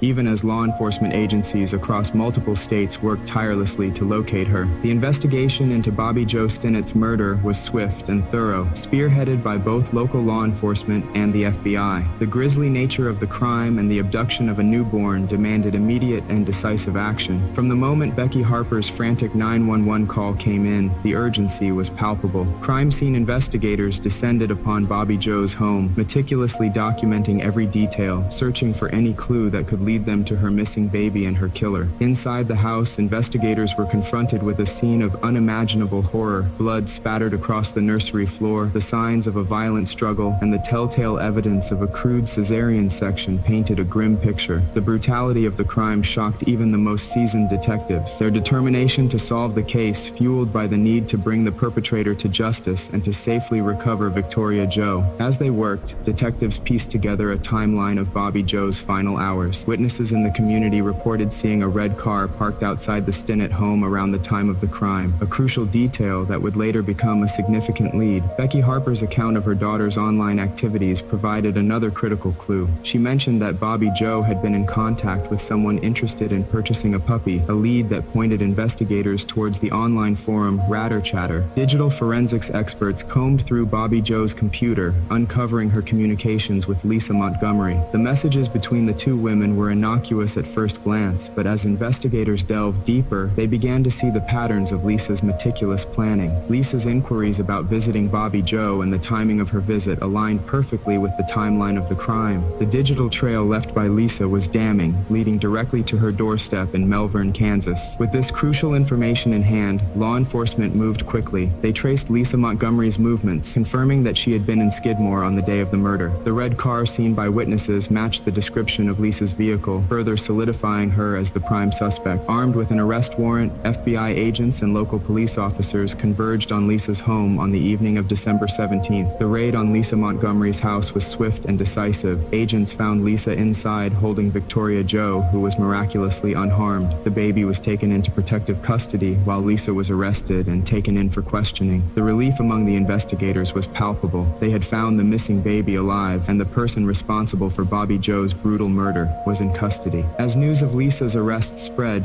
the community of Skidmore breathed a collective sigh of relief. The rapid resolution of the case brought some measure of solace to a town still reeling from the shock of the crime, but the emotional aftermath was profound. Bobby Jo's family and friends were left grappling with the enormity of their loss, struggling to comprehend the senseless violence that had shattered their lives. In the days following her arrest, Lisa Montgomery was subjected to intense questioning by investigators. She initially attempted to maintain her facade, claiming that Victoria Jo was her own baby, but under the weight of mounting evidence, Lisa's story began to unravel. She eventually confessed to the crime, detailing her actions with a chilling lack of remorse. The full extent of her deception and the premeditated nature of her actions stunned investigators and added another layer of horror to an already tragic tale. It did little to mitigate the horror of the crime. Experts in psychology and law enforcement weighed in on Lisa's state of mind, debating the impact of her mental health on her culpability. With Lisa Montgomery in custody and Victoria Jo safely reunited with her father, Zeb Stinnett, the focus shifted to the legal proceedings. Prosecutors prepared to bring charges against Lisa, determined to seek justice for Bobby Jo and her family. The case garnered national attention, the brutality of the crime and the tragic loss of a young mother capturing the public's imagination and sympathy. The trial of Lisa Montgomery was set to be a complex and emotionally charged affair. Prosecutors faced the daunting task of presenting the harrowing details of Bobby Jo's murder, while also addressing the mitigating factors of Lisa's mental health. The defense, meanwhile, prepared to argue that Lisa's actions were the result of severe psychological issues, seeking to spare her from the death penalty. As the legal proceedings loomed, the community of Skidmore continued to mourn. Vigils were held in Bobby Jo's memory, her friends and family coming together to support one another through their shared grief. The town's residents rallied around Zeb and Victoria Jo, offering their love and support in the face of unimaginable loss. The sense of unity and resilience that had always defined Skidmore became even more pronounced in the wake of the tragedy. In the months leading up to the trial, the investigation continued to uncover new details about Lisa Montgomery's life and the events leading up to the crime. Psychologists and forensic experts delved into Lisa's troubled past, examining the impact of her childhood abuse and her ongoing mental health struggles. The narrative that emerged was one of deep-seated trauma and desperation, culminating in a horrific act of violence. The trial began in the fall of 2006, drawing intense media scrutiny. The courtroom was filled with journalists, spectators, and the grieving family of Bobby Joe Stinnett. The prosecution laid out the chilling details of the crime, presenting evidence of Lisa's meticulous planning and her brutal execution of the attack. They argued that despite her mental health issues, Lisa was fully aware of her actions and their consequences. The defense, meanwhile, painted a picture of a woman overwhelmed by mental illness, driven to commit an unthinkable act by a combination of psychological distress and a desperate need to maintain her fabricated pregnancy.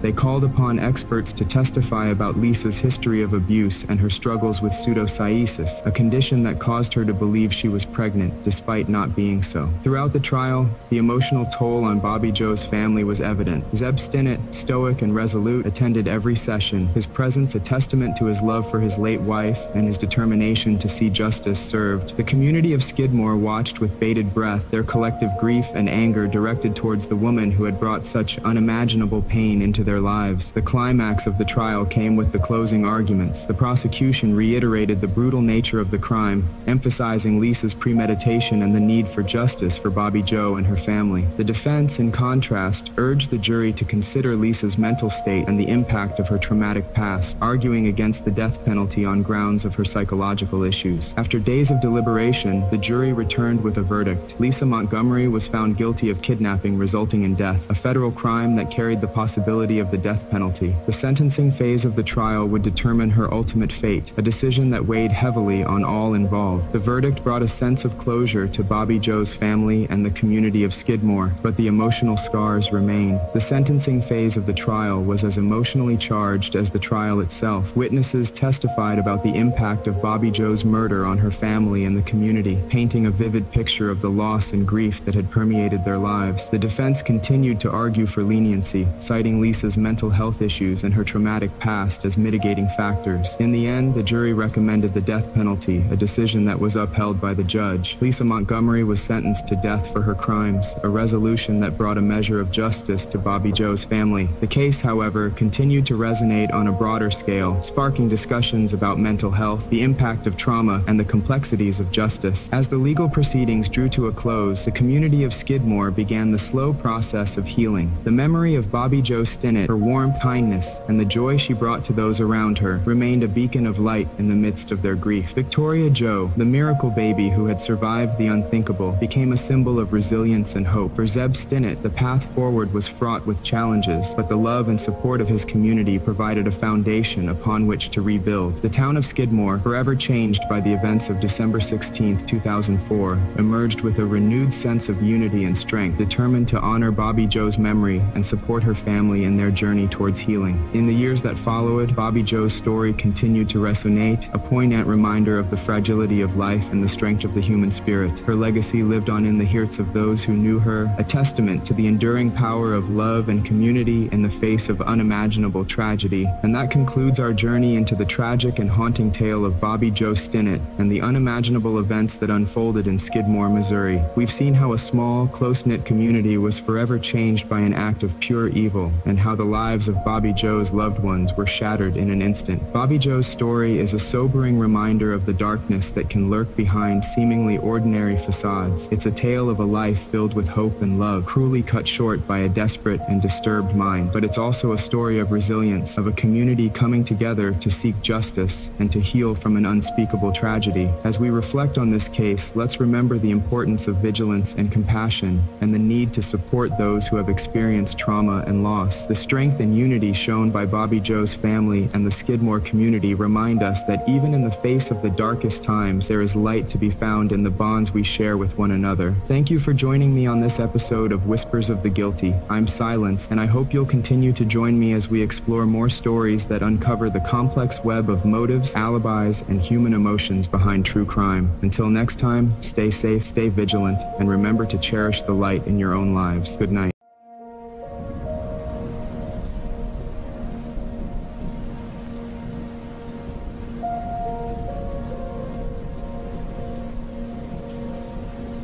Welcome back to Whispers of the Guilty. Today, we delve into a case that has gripped a small Georgia town and captured the nation's attention with its complexity and heart-wrenching details, the story of Kendrick Johnson. Kendrick Johnson, a 17-year-old high school student, was full of promise. Known for his athletic talents and infectious smile, he was loved by many in his community. But on January 10, 2013, Kendrick's life was tragically cut short under mysterious circumstances that left his family and friends reeling. Found lifeless in a rolled-up gym mat at Lowndes High School, Kendrick's death was initially ruled a freak accident. However, as the details emerged, his family began to suspect foul play. Their relentless pursuit of truth has led to a tangled web of allegations, reinvestigations, and intense scrutiny of local authorities. Join me as we explore Kendrick Johnson's story, from the vibrant life he led to the tragic day he was found, and the ongoing quest for justice that has since unfolded. We'll unravel the layers of this enigmatic case, examining the evidence, the inconsistencies, and the impact on a community searching for answers. This is a journey into the heart of darkness and the enduring strength of a family's love and determination.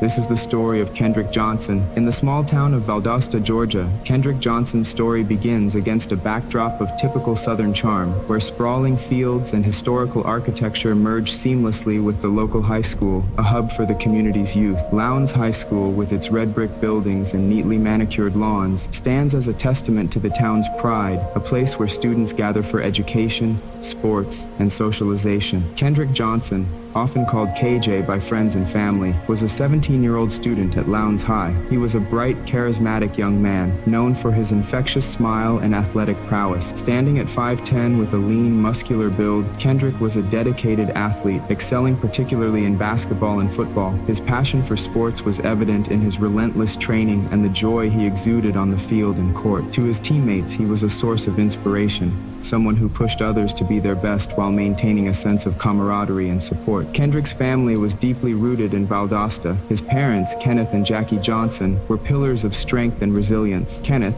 a truck driver, and Jackie, a school bus driver, worked tirelessly to provide for their children and instilled in them the values of hard work, determination, and integrity. The Johnson household was one of warmth and love, where laughter was abundant and the bonds of family were cherished above all else. Growing up, Kendrick was surrounded by a tight-knit community. Valdosta, though small, was a place where everyone knew each other, and the sense of community was palpable. Neighbors looked out for one another, and children grew up playing in each other's yards, forming lifelong friendships. In this environment, Kendrick thrived. He was not just an athlete, he was a young man with dreams and ambitions, someone who aspired to use his talents to secure a bright future. At Lowndes High, Kendrick's days were filled with a balance of academics and athletics. He was known to be a diligent student, though his true passion lay in sports. He often spent hours practicing, honing his skills, and pushing himself to new limits. His dedication did not go unnoticed. Coaches admired his work ethic and saw in him the potential for a promising athletic career, perhaps even a scholarship to a prestigious college. Despite his busy schedule, Kendrick always found time for his friends. He was the type of person who could brighten anyone's day with his humor and positivity. His friends described him as loyal, someone who would stand by them through thick and thin. They often gathered after school, whether at the local park for a pickup game or at each other's homes for study sessions and movie nights. These moments of camaraderie were precious, and they forged bonds that seemed unbreakable. Yet beneath the surface of this seemingly idyllic life, tensions simmered. Valdosta, like many towns, had its share of underlying issues. The racial dynamics within the community, particularly at Lowndes High, were complex. While the town prided itself on being a close-knit community, there were unspoken divisions that occasionally manifested in subtle and not-so-subtle ways. As an African-American student and athlete, Kendrick navigated these dynamics with a blend of resilience and grace. On January 10, 2013, Kendrick's life took a tragic turn that would forever alter the lives of his family and the Valdosta community. It was a day like any other, with students bustling through the hallways of Lowndes High, laughter and chatter filling the air. Kendrick attended his classes and participated in his usual activities, seemingly without a care in the world. But by the end of the day, he would be missing.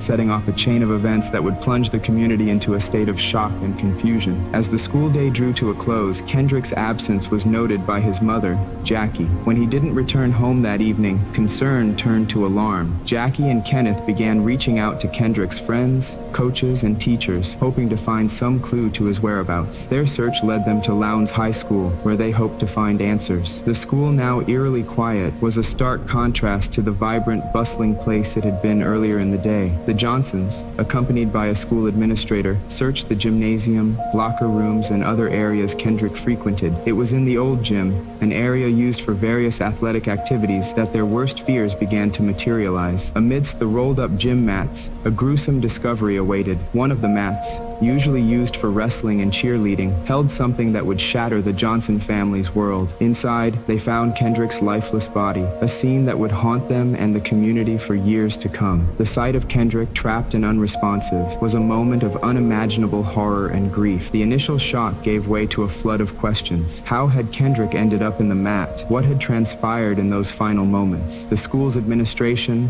local law enforcement, and the Johnson family were all thrust into a whirlwind of uncertainty and speculation. The investigation that followed would be fraught with controversy, raising more questions than answers and drawing national attention to Valdosta. In the days that followed, the Johnson family grappled with their devastating loss while seeking justice for their son. The community, too, was plunged into a state of mourning and confusion. Vigil after vigil was held, with classmates, teachers, and townspeople coming together to remember Kendrick and support his family. Amidst the candles and tearful prayers, a sense of solidarity emerged, but so did a demand for answers. The official investigation began under the jurisdiction of the Lowndes County Sheriff's Office. Initial reports suggested that Kendrick's death was a tragic accident, a theory that would be met with skepticism and disbelief by many. The narrative put forth was that Kendrick had climbed into the mat to retrieve a shoe and had become trapped, unable to escape. But to those who knew Kendrick, this explanation seemed implausible. Kendrick was known for his agility and athleticism. The idea that he would have accidentally trapped himself in such a manner did not align with the image of the capable, cautious young man his friends and family knew.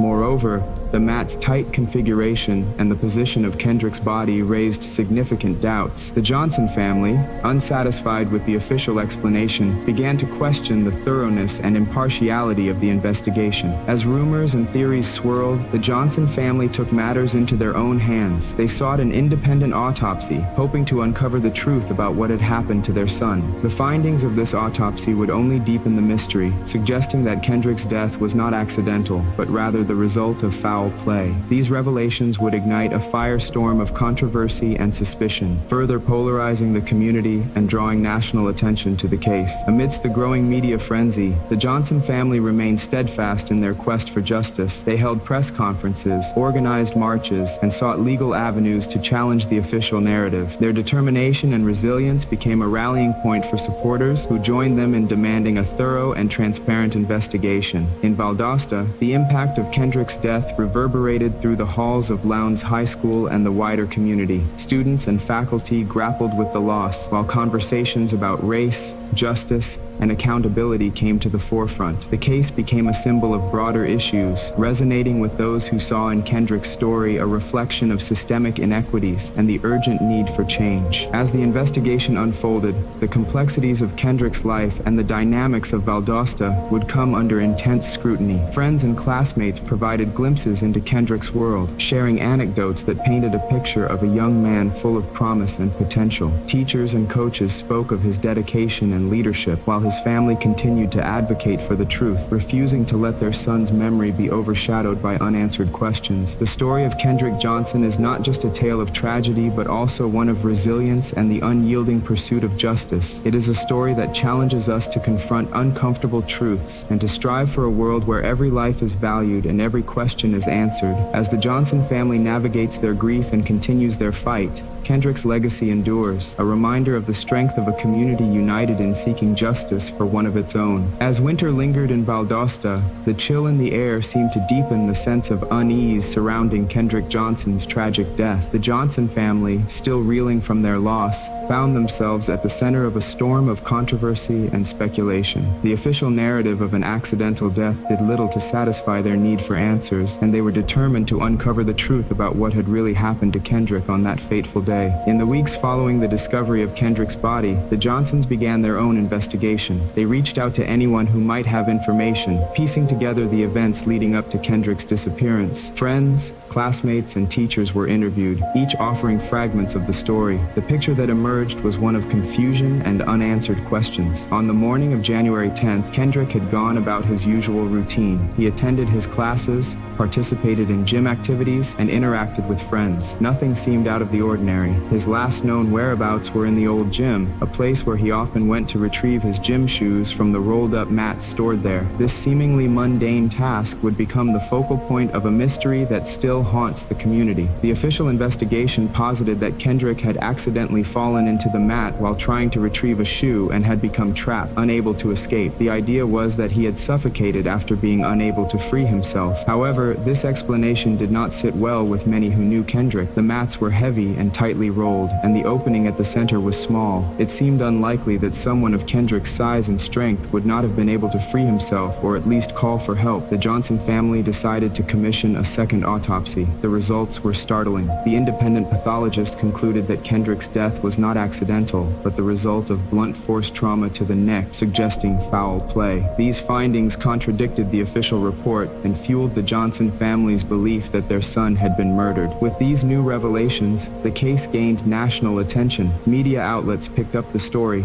and activists rallied around the Johnson family, calling for a thorough and impartial investigation. The narrative shifted from a tragic accident to a potential cover-up, and the pressure on local authorities intensified. As the investigation continued, details about Kendrick's relationships and interactions at school came under scrutiny. Kendrick was well-liked, but he had his share of conflicts, as any teenager does. Some of these conflicts, however, seemed to take on new significance in light of his death. Rumors of bullying and altercations swirled, and attention turned to a particular incident involving a disagreement with two brothers who were also students at Lowndes High. The brothers, both athletes like Kendrick, had reportedly clashed with him in the past. The nature of these conflicts was the subject of much speculation, but some suggested they had escalated into physical altercations. Despite these rumors, there was no concrete evidence linking the brothers to Kendrick's death. However, the suspicions persisted, casting a shadow over their lives and adding to the already charged atmosphere at the school. Amidst the mounting tension, the Johnson family continued to advocate for justice. They held rallies, spoke to the press, and enlisted the help of civil rights organizations. Their fight was not just for Kendrick, but for all young people who might find themselves in similar situations. They demanded accountability from the school, the local authorities, and the justice system. The community of Valdosta found itself divided. Some supported the Johnson family, believing that Kendrick's death was indeed suspicious and deserved further investigation. Others sided with the official account, viewing the family's efforts as an unwarranted attack on the integrity of the local institutions. The debate became a microcosm of broader societal issues, touching on themes of race, justice, and the trustworthiness of law enforcement. As the investigation dragged on, more questions arose. Why had the initial autopsy missed signs of blunt force trauma? Were there witnesses who had not come forward? And if foul play was involved, who was responsible? The Johnson family hired private investigators to delve deeper into these questions, hoping to uncover new evidence that would bring them closer to the truth. In the midst of these efforts, a video surfaced, adding another layer of complexity to the case. The surveillance footage from the school showed Kendrick entering the old gym on the day he disappeared. The video was grainy and disjointed, with several gaps in the timeline. It did not provide a clear answer to what had happened, but it raised further suspicions about the thoroughness of the initial investigation. One of the most significant gaps in the footage was the period during which Kendrick was believed to have entered the mat. The lack of continuous surveillance led many to speculate about whether key moments had been intentionally erased or if there had been technical issues. The Johnson family's legal team pushed for a forensic analysis of the video, hoping to determine if it had been tampered with. As the months passed, the case remained unresolved. The Johnson family faced numerous setbacks,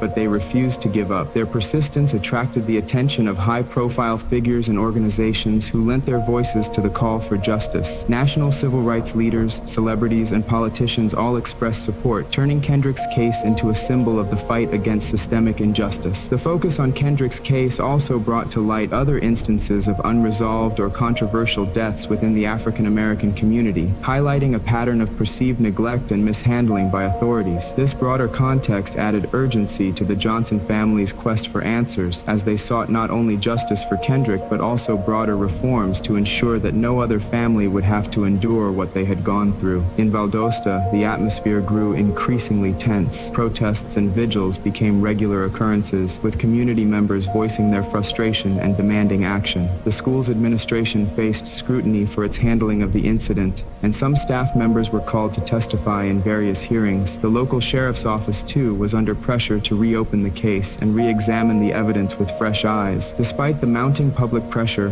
progress was slow. The complexities of the case, coupled with the resistance from some local authorities, made it difficult to move forward. The Johnson family, however, remained undeterred. They continued to raise awareness, utilizing social media and other platforms to keep Kendrick's story in the public eye. As the second year since Kendrick's death approached, the case took another unexpected turn. A whistleblower from within the sheriff's office came forward, alleging that crucial evidence had been mishandled or overlooked during the initial investigation. This revelation added fuel to the fire, prompting renewed calls for a federal investigation. The Johnson family, bolstered by this new development, pressed harder than ever for accountability. They filed lawsuits, organized marches, and continued to speak out, their resolve unshaken by the numerous obstacles they faced. The case had become more than just about Kendrick. It was about justice, truth, and the fight against systemic failures. In the midst of their struggle, the Johnsons found moments of solace in the support they received from people across the country. Letters of encouragement, donations to their legal fund, and offers of help poured in from individuals who were moved by Kendrick's story. These gestures of solidarity provided the family with the strength to keep pushing forward. As part of their ongoing efforts, the Johnsons enlisted the help of forensic experts to re-examine the evidence. They hoped that advances in technology and fresh perspectives might yield new insights into what had happened to Kendrick. The process was painstaking and costly, but they believed it was their best chance at uncovering the truth. The re-examination of the evidence brought to light several inconsistencies in the initial investigation. Forensic experts pointed out potential flaws in the autopsy report, gaps in the timeline, and unexplored avenues that could have provided critical information. These findings further validated the Johnson family's belief that Kendrick's death had not been adequately investigated. The family's legal team also pursued the possibility of a civil trial, hoping to hold accountable those they believed were responsible for Kendrick's death. This move was met with resistance from some quarters, but the Johnsons were undeterred. They believed that a court of law would be the best place to present their evidence and seek justice for Kendrick. As the legal battles raged on, the emotional toll on the Johnson family was immense. Kenneth and Jackie remained strong for their other children, trying to provide them with a sense of normalcy amidst the chaos. They drew strength from their faith, their community, and the memory of Kendrick, whose spirit they felt guiding them every step of the way. Throughout this ordeal,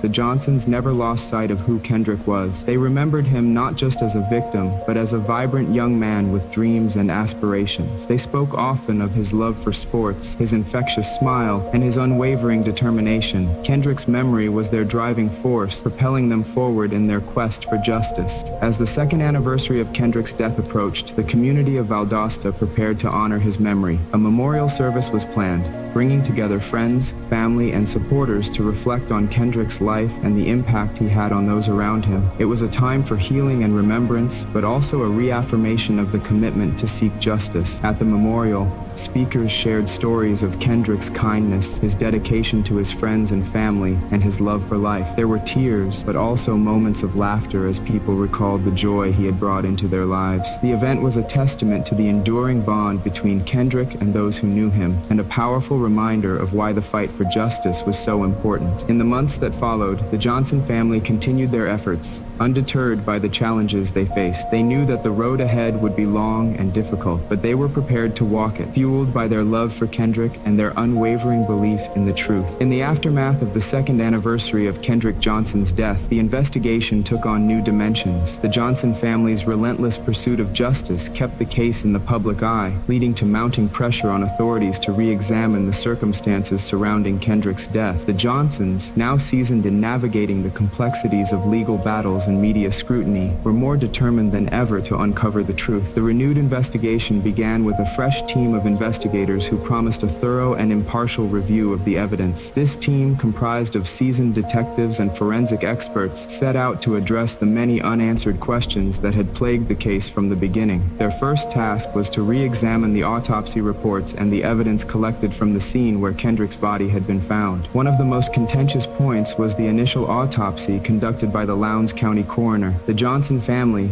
unsatisfied with the conclusions drawn, had sought a second opinion, which had indicated possible foul play. To resolve this discrepancy, the new investigation included a third autopsy conducted by an independent forensic pathologist. This autopsy aimed to settle the question of how Kendrick had died once and for all. The findings from this third autopsy were highly anticipated. The results showed signs of blunt force trauma, consistent with the second autopsy report, contradicting the original conclusion of accidental positional asphyxia. This finding was a significant turning point, lending credibility to the Johnson family's claims and raising further questions about the initial investigation's thoroughness and objectivity. With this new evidence in hand, the investigative team expanded their scope. They revisited the school gym, scrutinizing the area where Kendrick's body had been discovered. The gym mats, which had been central to the official account, were re-examined. Investigators noted the tightness of the mats and the difficulty of maneuvering within them, adding doubt to the theory that Kendrick had accidentally trapped himself. Surveillance footage from the school was another critical piece of evidence. The original investigation had been criticized for its handling of the video, which was grainy and had notable gaps. The new team employed advanced forensic video analysis to determine whether the footage had been tampered with. While no definitive proof of tampering was found, the gaps in the footage remained suspicious, suggesting that key moments might have been missed or omitted. As the investigation continued, the focus turned to interviews with students and staff who had been at Lowndes High School on the day of Kendrick's disappearance. Some students recalled seeing Kendrick in the gym, but their accounts varied. Others spoke of tensions and conflicts involving Kendrick, particularly with the two brothers who had been mentioned early on in the case. These brothers were athletes, like Kendrick, and had reportedly had altercations with him in the past. The brothers and their family had consistently denied any involvement in Kendrick's death, but the renewed investigation brought them back into the spotlight. Investigators conducted thorough interviews, examining alibis and looking for any inconsistencies in their statements. The scrutiny was intense, and while no direct evidence linked the brothers to Kendrick's death, the cloud of suspicion lingered. Parallel to the criminal investigation, the Johnson family's legal team pursued civil action. They filed a wrongful death lawsuit against the school, the local law enforcement agencies, and the brothers, alleging negligence and conspiracy. The civil case aimed to uncover evidence through the legal discovery process, potentially revealing information that had been overlooked or withheld during the criminal investigation. The legal battle was fierce, with both sides presenting compelling arguments. The Johnsons' attorneys argued that the school had failed to protect Kendrick and that the initial investigation had been flawed and biased. The defense countered by emphasizing the lack of direct evidence linking anyone to foul play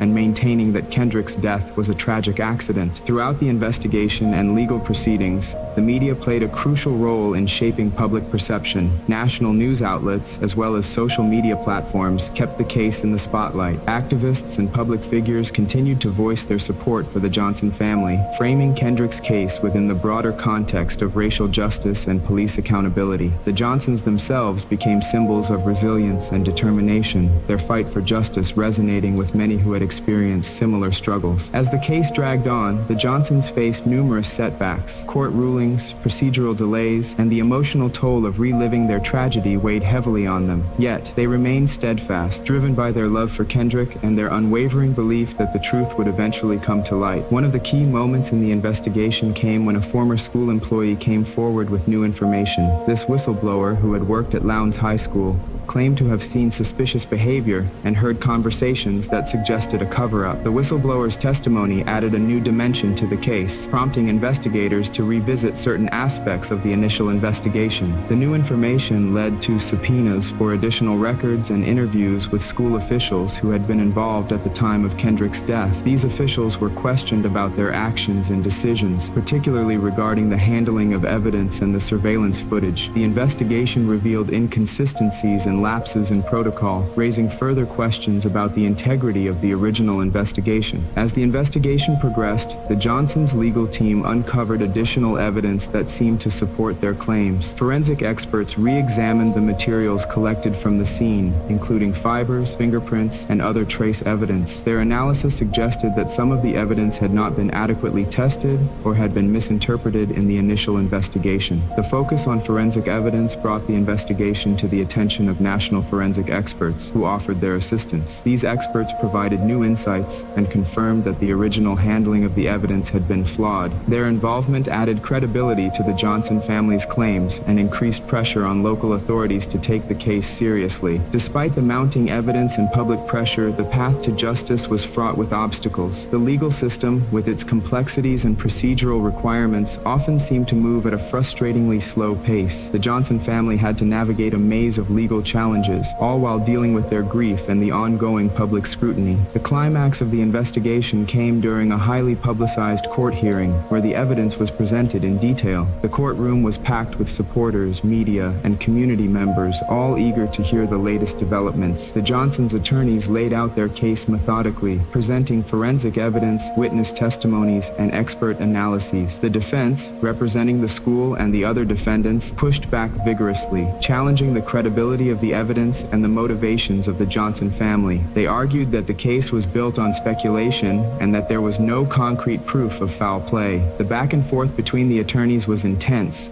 with each side presenting compelling arguments and counter-arguments. In the end, the judge ruled that there was sufficient evidence to proceed with the civil trial. This ruling was a significant victory for the Johnson family, validating their efforts and paving the way for a full examination of the facts. The trial itself would be a long and arduous process, but it represented a crucial step forward in their quest for justice. As the trial date approached, the community of Valdosta remained deeply divided. Some continued to support the Johnson family, believing in their cause and demanding accountability.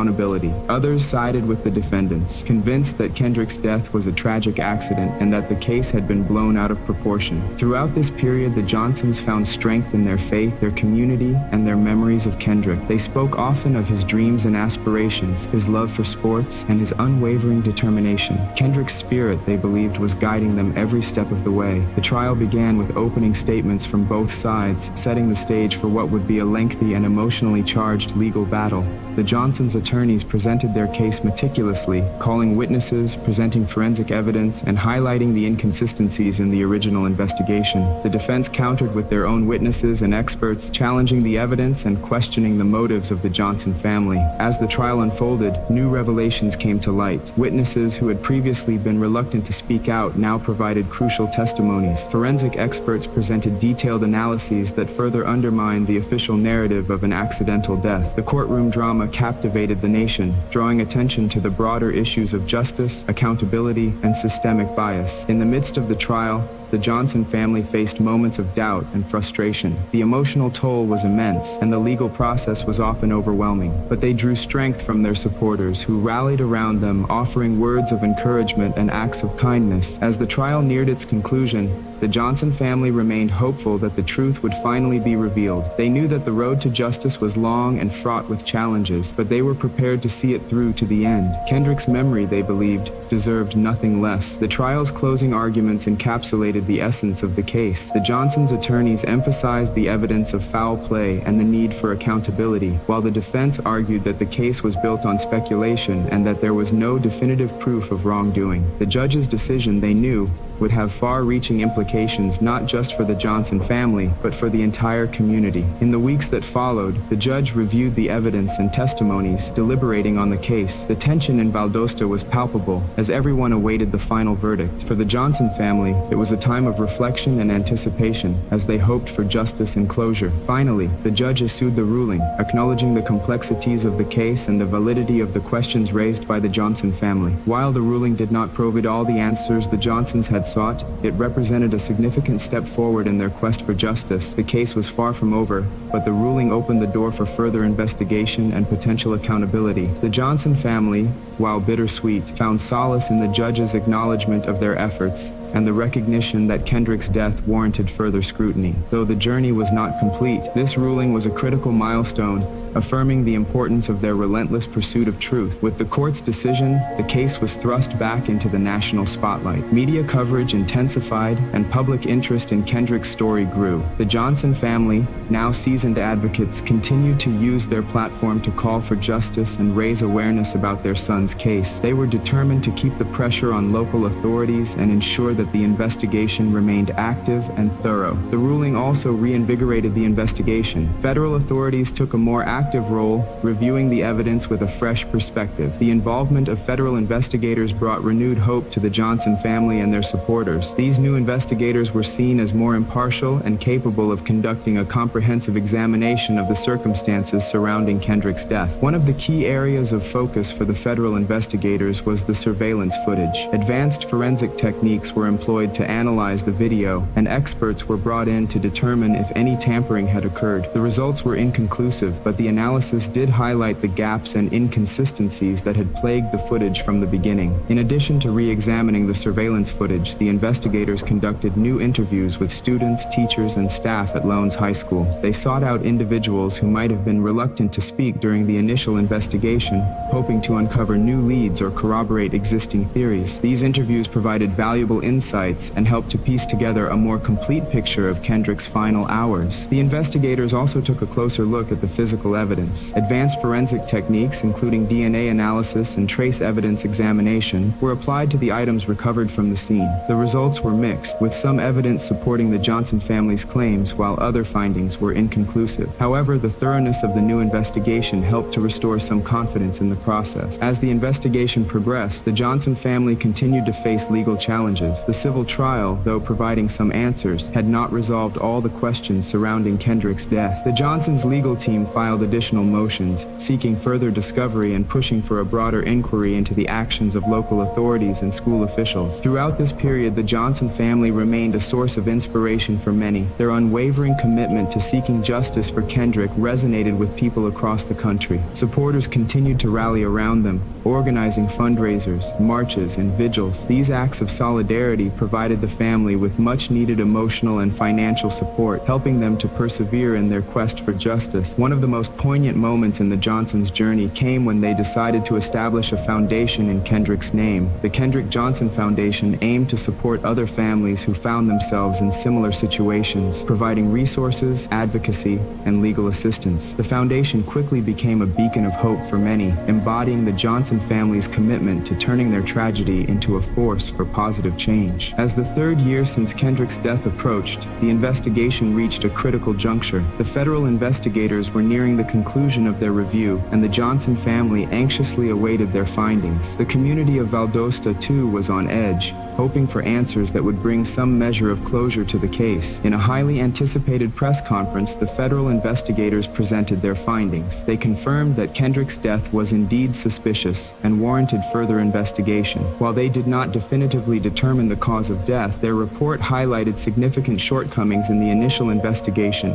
and called for accountability from local authorities. The Johnson family welcomed the findings, viewing them as a validation of their efforts and a crucial step toward uncovering the truth. They renewed their calls for a full federal investigation and pressed for charges against those they believed were responsible for Kendrick's death and the subsequent cover-up. The federal report also recommended reforms to ensure that similar cases would be handled more transparently and thoroughly in the future. In the aftermath of the press conference, the Johnson family continued to advocate for justice, both for Kendrick and for other victims of injustice. Their story became a catalyst for broader conversations about systemic issues in the criminal justice system, particularly concerning the treatment of African American victims and the accountability of law enforcement. The fight for justice for Kendrick Johnson was far from over, but the progress made represented a significant victory for the Johnson family and their supporters. Their unwavering determination had brought the case to national attention, prompting critical examination and calls for change. Kendrick's legacy, as a young man full of promise and potential, continued to inspire and drive the quest for truth and justice. As the years passed, the Johnson family remained steadfast in their commitment to Kendrick's memory. They continued to push for answers, working closely with federal investigators and legal experts. Their journey was marked by setbacks and triumphs, moments of despair and hope, but through it all, they never wavered in their belief that justice would prevail. The community of Valdosta, too, evolved in response to Kendrick's case. Conversations about race, justice, and accountability became more prominent, leading to changes in local policies and practices. The Johnson family's efforts had sparked a movement, one that aimed to ensure that no other family would have to endure the pain and uncertainty they had faced. In the end, the story of Kendrick Johnson is one of resilience, determination, and the unyielding pursuit of justice. It is a story that challenges us to confront difficult truths and to strive for a world where every life is valued and every question is answered. Kendrick's legacy lives on through the actions of his family and supporters, a testament to the power of love and the enduring fight for justice. As we conclude our exploration into the tragic story of Kendrick Johnson, we're left with more questions than answers. His death remains a haunting mystery, one that has exposed deep-seated issues within the justice system and sparked a movement for accountability and transparency. The Johnson family's unyielding pursuit of justice serves as a powerful reminder of the strength and resilience that love can inspire. Their fight is not just for Kendrick, but for every individual who seeks truth and fairness in the face of adversity. Thank you for joining me on this journey. Remember, every story we tell here at Whispers of the Guilty is a testament to the complexities of human nature and the dark shadows that sometimes fall upon us. Keep these stories close to your heart and never stop seeking the truth. Until next time, stay vigilant and compassionate. This has been Silence, and you've been listening to Whispers of the Guilty.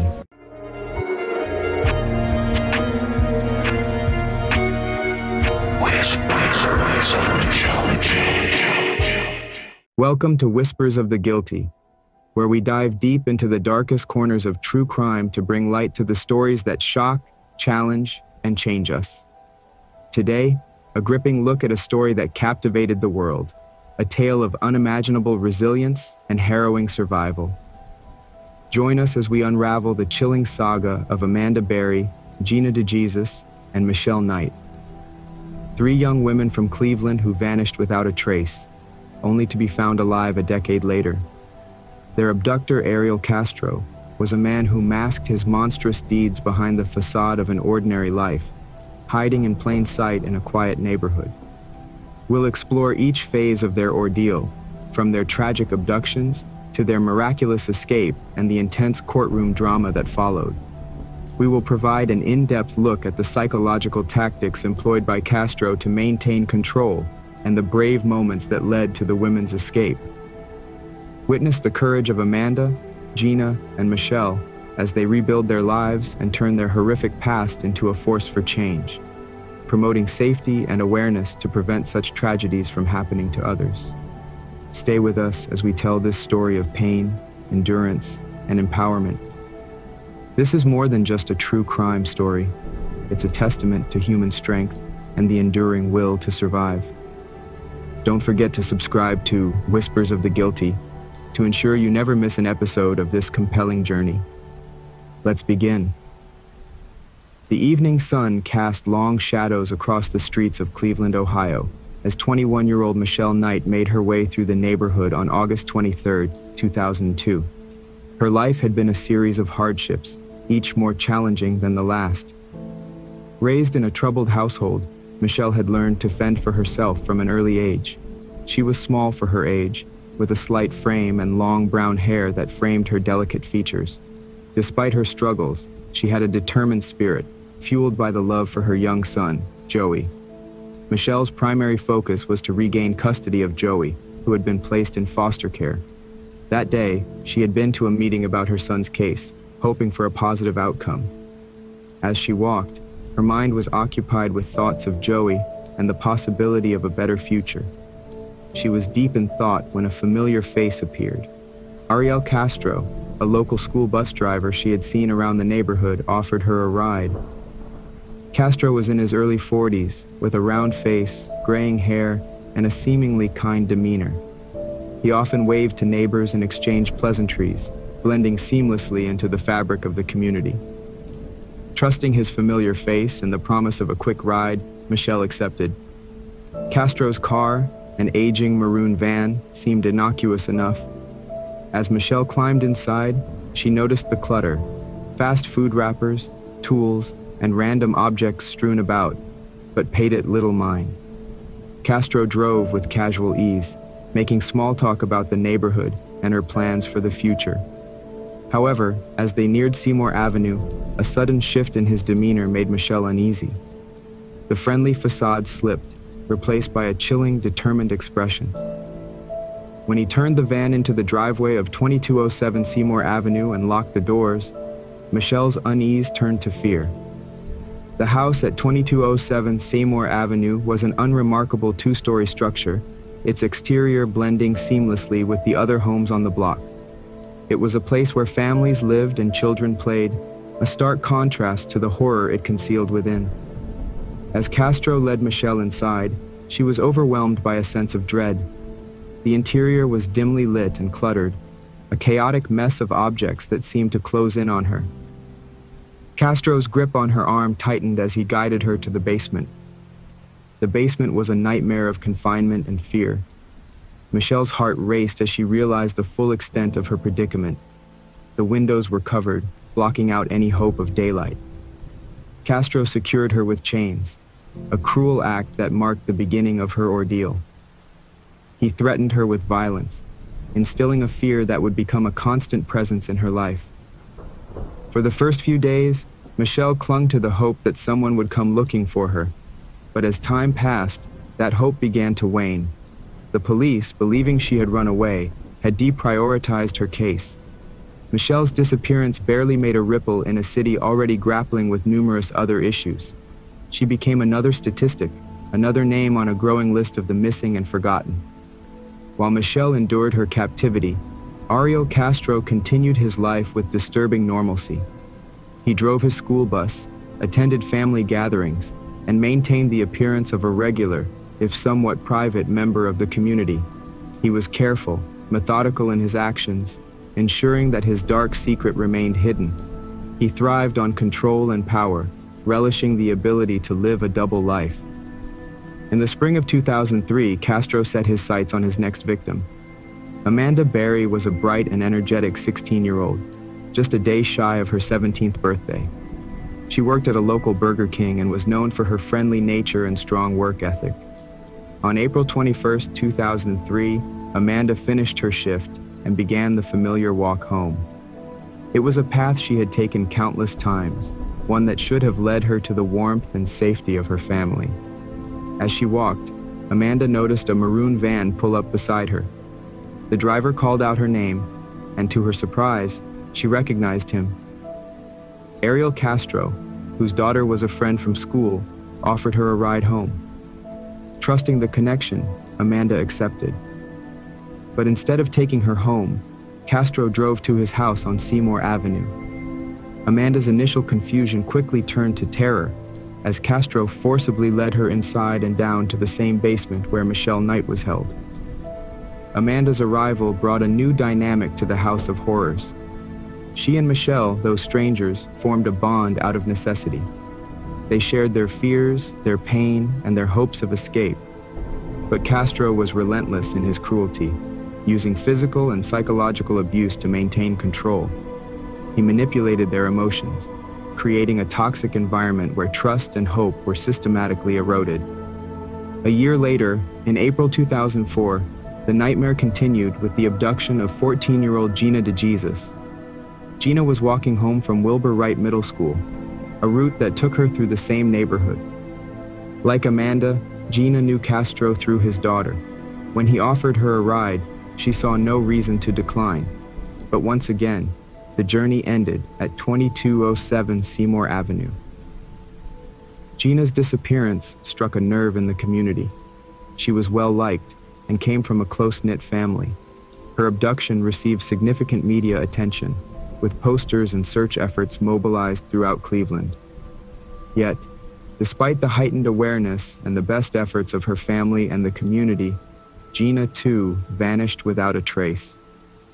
Inside the house, Gina's arrival added another layer to the complex and horrific dynamic between Castro and his captives. The three women, now united in their suffering, supported each other as best they could. They communicated in whispers, shared what little resources they had, and tried to keep their spirits alive. But Castro's control was absolute. He monitored their every move, restricted their interactions, and subjected them to unimaginable torment. Castro's methods were meticulously cruel. He kept the women chained in the basement initially, but over time, he moved them to different parts of the house. Each room became a new prison, with windows covered and doors locked. The women were forced to endure physical abuse, sexual violence, and psychological manipulation. Castro reveled in his control, deriving pleasure from their suffering. Despite the horrific conditions, the women found ways to resist and survive. They developed a silent language of gestures and looks, a means to communicate without drawing Castro's attention. They shared their dreams of freedom and made small acts of defiance, refusing to let him completely break their spirits. They marked time in their own ways, keeping track of days and months, clinging to the hope that someday they would be free. As the years passed, Castro's control became more entrenched. He imposed strict rules and schedules, dictating when the women could eat, sleep, or even move. He used fear and intimidation to keep them compliant, threatening harm to them and their families if they tried to escape. The house became a fortress of despair, a place where the outside world seemed an unattainable dream. The psychological toll on the women was immense. Each day was a battle to maintain their sanity and hope. They endured periods of isolation, with Castro separating them to prevent any sense of solidarity. He manipulated their emotions, playing mind games to create distrust and confusion. The constant fear of violence and the uncertainty of their fate weighed heavily on their minds. Castro's control extended beyond the physical. He dictated what the women could read or watch, severely limiting their access to information. He used the television to manipulate their perception of the outside world, often showing them news reports about their own disappearances and the ongoing searches. This twisted form of psychological warfare was designed to break their spirits and reinforce his dominance. Despite the overwhelming darkness, moments of resilience and humanity shone through. The women found solace in each other's company, drawing strength from their shared experiences. They celebrated small victories, such as managing to communicate or finding ways to defy Castro's rules without getting caught. These moments of connection and solidarity were lifelines in their otherwise bleak existence. For over a decade, the house on Seymour Avenue remained a prison for Michelle, Amanda, and Gina. The world outside moved on, unaware of the horrors within. Castro maintained his facade, interacting with neighbors, attending family events, and continuing his job as a school bus driver. He thrived on the duality of his existence, the power of his hidden life fueling his monstrous actions. The community around 2207 Seymour Avenue was oblivious to the nightmare unfolding behind closed doors. Neighbors saw Castro as a somewhat reclusive but otherwise ordinary man. The occasional odd behavior, loud music, boarded up windows, and infrequent sightings of anyone else in the house were dismissed as eccentricities. No one suspected the true nature of his activities. The women's resilience was tested daily, but their hope for freedom never fully extinguished. They dreamed of escape, of reuniting with their families, and of rebuilding their shattered lives. Each day of survival was a testament to their strength and determination, a refusal to let Castro's cruelty define their existence. Then, on May 6, 2013, a glimmer of hope appeared. Amanda Berry, seizing a rare opportunity when Castro left the house with the door unsecured, managed to break free. She ran to a neighbor's house and frantically called 911, her voice a mixture of desperation and determination. "Help me, I'm Amanda Berry. I've been kidnapped and I've been missing for 10 years. I'm free now." The call set off a chain of events that would bring an end to the decade-long nightmare. Police arrived at 2207 Seymour Avenue, breaking down the door to reveal the unimaginable horror inside. Michelle Knight, Gina DeJesus, and Amanda Berry were finally free, their ordeal over. As the police swarmed 2207 Seymour Avenue on that fateful evening of May 6, 2013, the once quiet neighborhood erupted into chaos. The initial shock of Amanda Berry's escape quickly turned into a flurry of activity as law enforcement officers, journalists, and curious onlookers converged on the scene. Inside the house, Michelle Knight and Gina DeJesus, having heard the commotion, dared to hope that their years of captivity might finally be coming to an end. The police, led by seasoned detectives and supported by SWAT teams, moved cautiously through the house. Every creak of the floorboards, every shadow cast by their flashlights, carried the weight of anticipation and dread. The rooms, which had served as prisons for over a decade, were a testament to the horrors the women had endured. The windows were covered with makeshift barricades of plastic and heavy curtains, sealing off any glimpse of the outside world. The air was thick with the stench of confinement and neglect. In the dim light of the upstairs rooms, the officers found Michelle and Gina. Their eyes, once filled with despair, now reflected a mixture of fear and hope. The women, who had spent countless hours dreaming of this moment, were finally free from Ariel Castro's clutches. The sight of the police, the sound of their voices assuring them that they were safe, was almost too much to bear. Tears flowed freely as the women were gently escorted out of the house, their ordeal coming to a sudden, miraculous end. The news of their rescue spread like wildfire. The nation was gripped by the story of the 3 women who had survived unimaginable horrors and had finally been freed. Media outlets scrambled to cover every detail, from the initial 911 call to the backgrounds of the victims and their captor. The world watched in awe and horror as the details of Ariel Castro's crimes began to emerge. As the investigation unfolded, the full extent of Castro's depravity became clear. The house on Seymour Avenue was meticulously searched, revealing a trove of evidence that painted a grim picture of the women's captivity. Rooms were filled with chains, locks, and makeshift barriers designed to keep the women confined. Diaries kept by the victims detailed their daily suffering, chronicling the abuse, starvation, and psychological torment they had endured. The basement, where Michelle Knight had spent her first harrowing days in captivity, was particularly grim. Heavy chains and restraining devices were found, evidence of the cruel methods Castro had used to keep his victims under control. The walls seemed to echo with the silent screams of the women who had been imprisoned there. Investigators also found makeshift alarms and surveillance devices that Castro had installed to monitor his captives' every move. Upstairs, the rooms where Amanda Berry and Gina DeJesus had been held told their own stories of pain and resilience. Personal items, such as Amanda's handwritten notes and Gina's sketches, were poignant reminders of the lives that had been stolen from them. The windows, permanently sealed shut, symbolized the isolation and hopelessness that had characterized their imprisonment. Throughout the house, investigators found disturbing evidence of Castro's sadistic control. There were rooms filled with discarded food wrappers, dirty clothes, and broken furniture, highlighting the squalid conditions in which the women had been forced to live. Despite the chaos, there were also signs of the women's attempts to maintain some semblance of normalcy. Small personal touches, like Amanda's handmade calendar and Michelle's makeshift garden in a plastic cup, were testaments to their resilience and determination to survive. As the investigation progressed, details about Castro's double life began to surface. To his neighbors, he had seemed like an unremarkable man. He played music loudly, hosted occasional barbecues, and even participated in neighborhood events. His behavior, while sometimes odd, never raised significant suspicions. It was this carefully maintained facade that had allowed him to carry out his horrific crimes undetected for so long. Castro's family and acquaintances were equally shocked by the revelations. They had known him as a loving father and grandfather, albeit with a troubled past.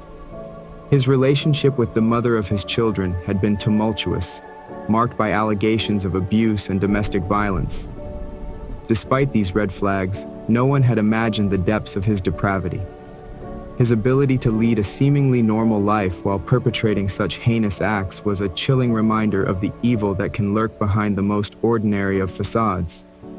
In the aftermath of the rescue, the focus shifted to supporting the victims as they began their journey of healing and recovery. Michelle Knight, who had been held the longest, faced the greatest challenges. Her family had given up hope of finding her, and she had no home to return to. Despite these hardships, Michelle displayed remarkable strength and resilience. With the support of the community and dedicated professionals, she began the long process of rebuilding her life. Amanda Berry's story resonated deeply with the public. The birth of her daughter Jocelyn during her captivity added another layer of complexity to her recovery. Amanda's family, who had never given up hope of finding her, rallied around her and Jocelyn, providing a loving and supportive environment as they adjusted to their newfound freedom. Amanda's bravery in escaping and her determination to create a better future for her daughter inspired millions. Gina DeJesus, the youngest of the three, was embraced by her large and close-knit family. The DeJesus family had been tireless in their efforts to find Gina, keeping her memory alive through annual vigils and public appeals. Her return was a moment of profound joy and relief, not just for her family, but for the entire community. Gina's recovery was marked by the unwavering support of her loved ones and the broader Cleveland community, who had been deeply affected by her disappearance. As the women worked to rebuild their lives, the legal system moved swiftly to bring Ariel Castro to justice. The evidence against him was overwhelming, and he faced a staggering array of charges, including kidnapping, rape, and aggravated murder for the forced miscarriages of Michelle Knight. The trial, though brief, was a harrowing experience for the victims, who had to confront their tormentor once more. In a move that spared the women from having to testify, Castro accepted a plea deal, pleading guilty to 937 charges. The deal ensured that he would spend the rest of his life in prison without the possibility of parole. During his sentencing, Castro attempted to justify his actions, claiming he was not a monster, but a man with a sickness. His words rang hollow against the backdrop of his unimaginable cruelty. The judge sentenced Castro to life in prison plus 1,000 years, ensuring that he would never again taste freedom. The sentence was a small measure of justice for the years of suffering he had inflicted on Michelle, Amanda, and Gina. However, justice was short-lived. Just a month into his sentence, Castro was found dead in his cell, having taken his own life. His death, while depriving the victims of a sense of final closure, also ended the chapter of his evil presence in their lives. The rescue of Michelle Knight, Amanda Berry, and Gina DeJesus was a story of survival and resilience that captivated the world. It highlighted the strength of the human spirit in the face of unimaginable adversity. Their journey to recovery was supported by an outpouring of compassion and solidarity from people around the globe, who were moved by their bravery and determination. In the years that followed, the women worked to rebuild their lives and reclaim their identities. They became advocates for other victims of abuse and kidnapping, using their experiences to raise awareness and provide support. Their stories were chronicled in books and interviews, offering a glimpse into their harrowing ordeal and their ongoing journey of healing. The house at 2207 Seymour Avenue, a symbol of unimaginable horror, was eventually demolished. The demolition was a cathartic moment for the community, a way to erase the physical reminder of the atrocities that had occurred within its walls. In its place, a garden was planted, a symbol of renewal and hope, dedicated to the victims and their remarkable resilience.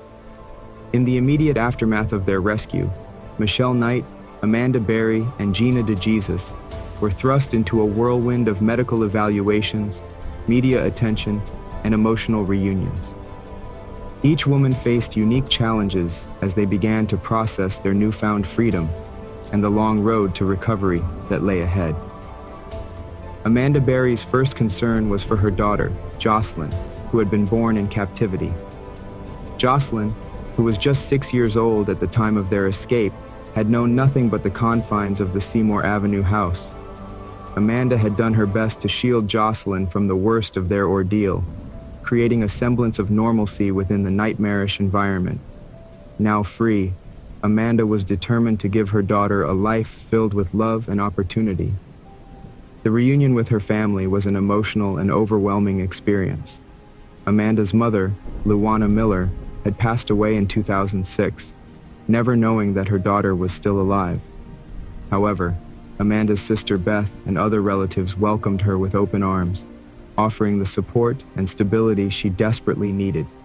The community too rallied around Amanda and Jocelyn, offering everything from emotional support to practical assistance as they adjusted to their new reality.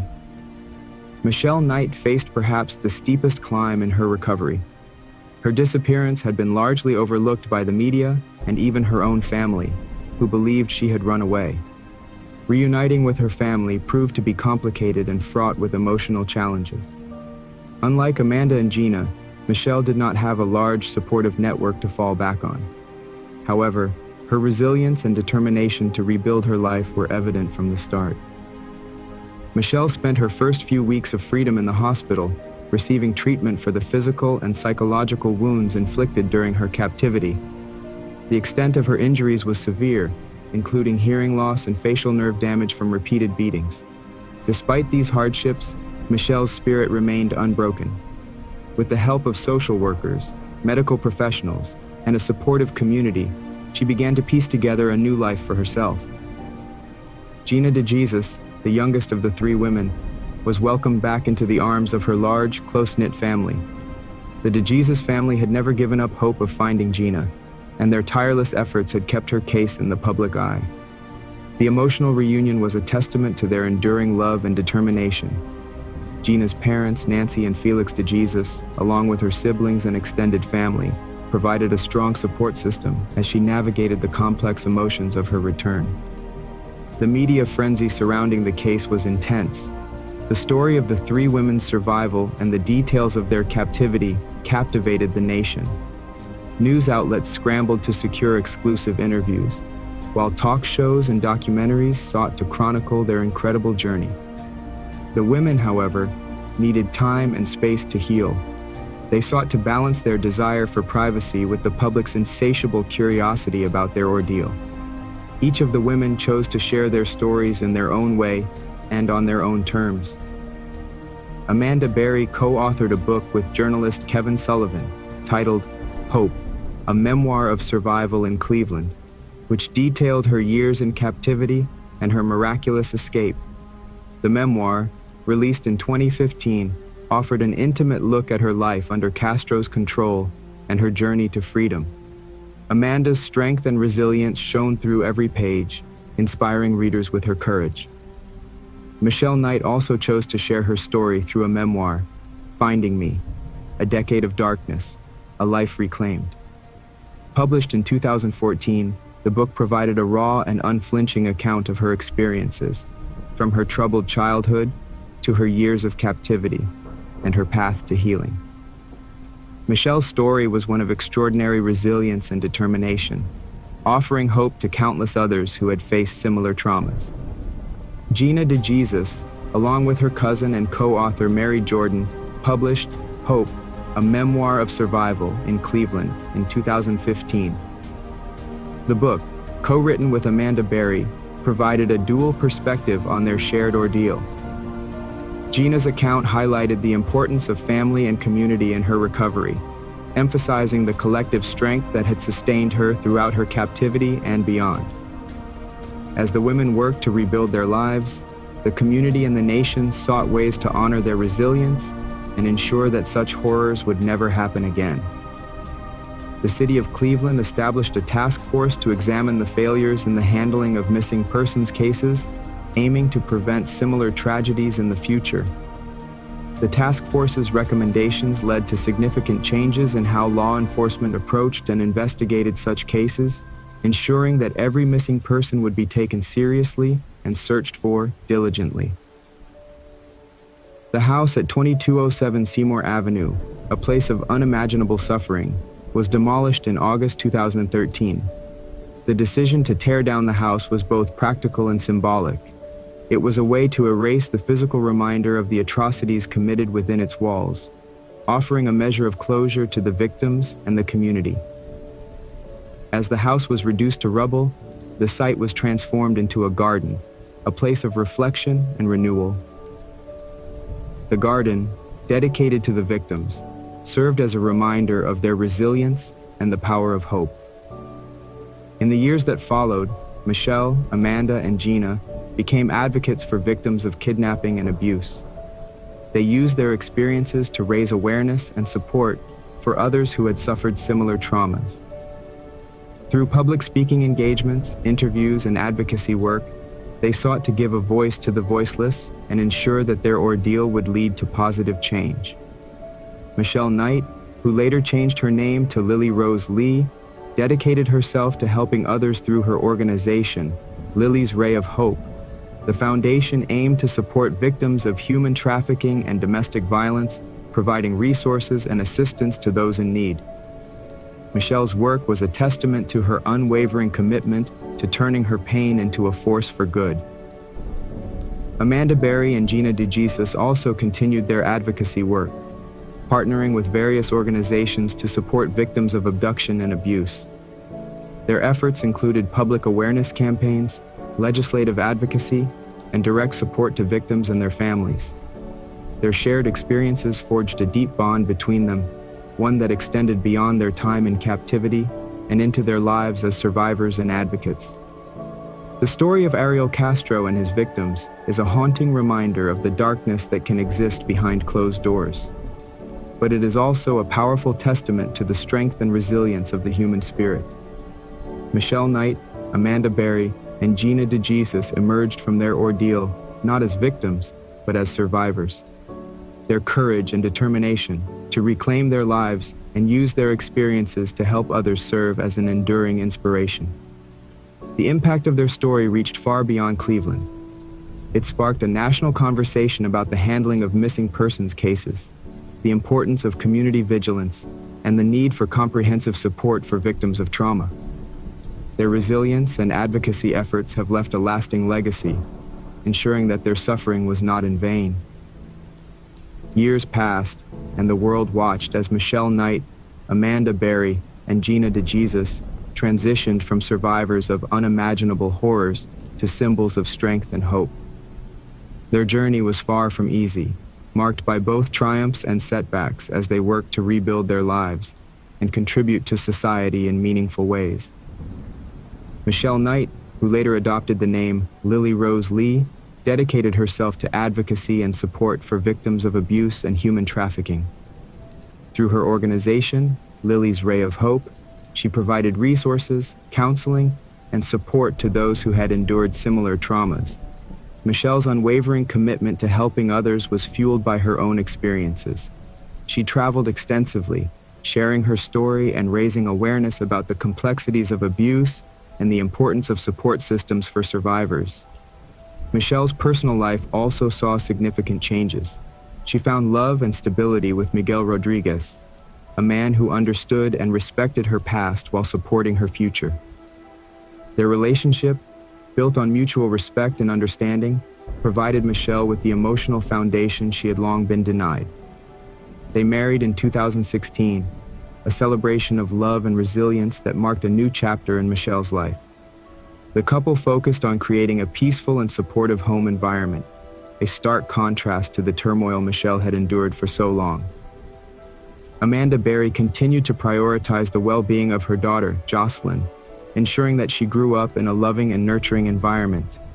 Amanda's mothering instincts, honed under the most challenging circumstances, proved to be her greatest strength.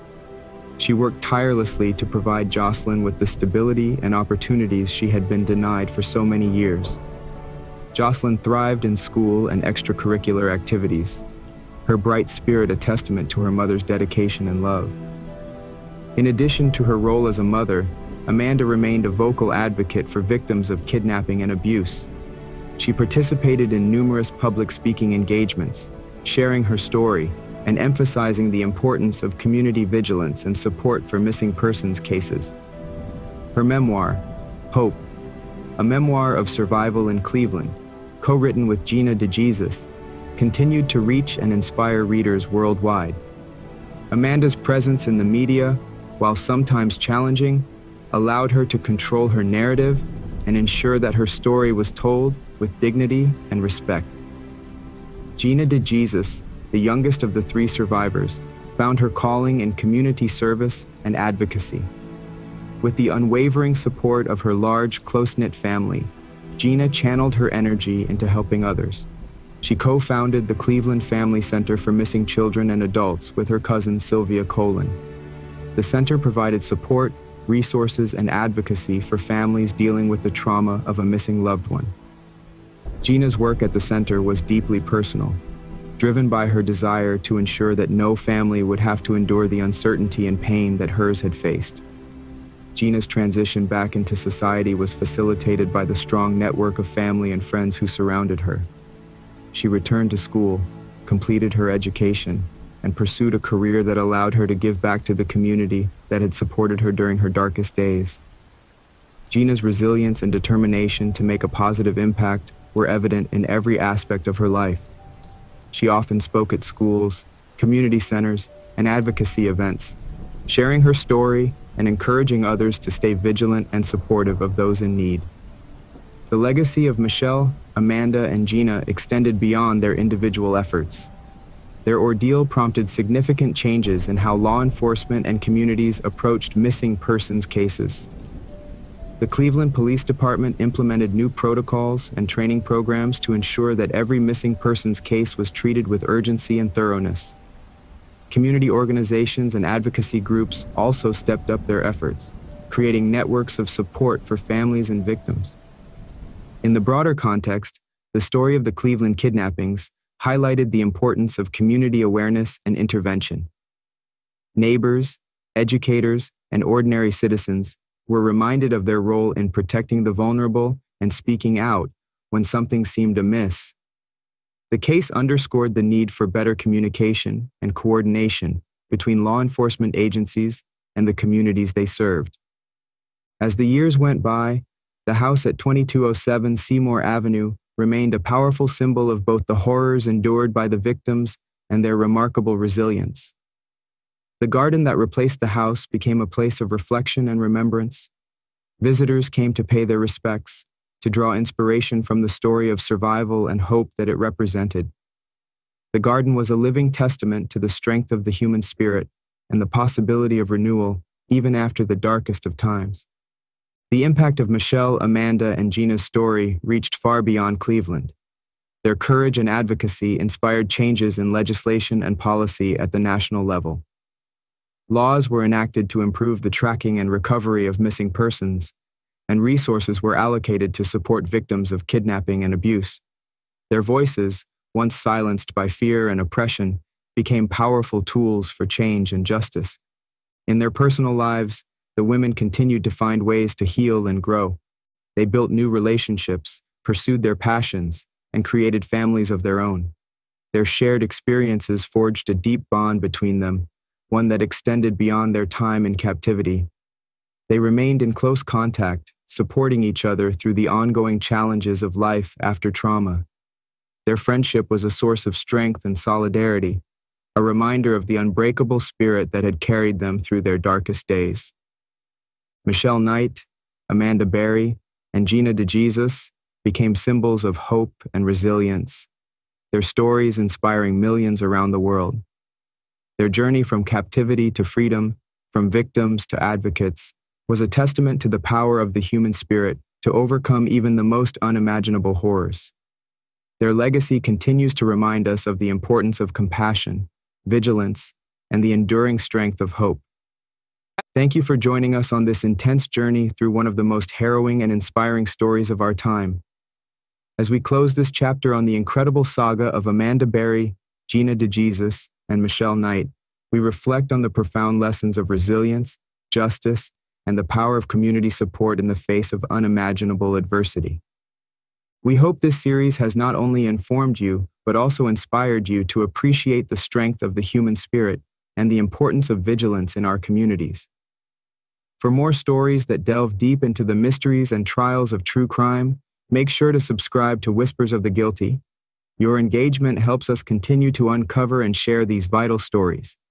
Join us next time as we explore another gripping case, shedding light on the darkness and bringing voice to the voiceless. Until then, stay safe, stay aware, and keep seeking the truth.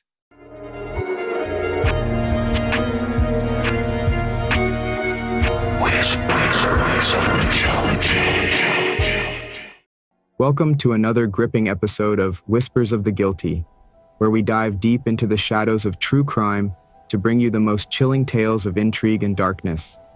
I'm your host, Silence, guiding you through the twisted paths of the criminal mind.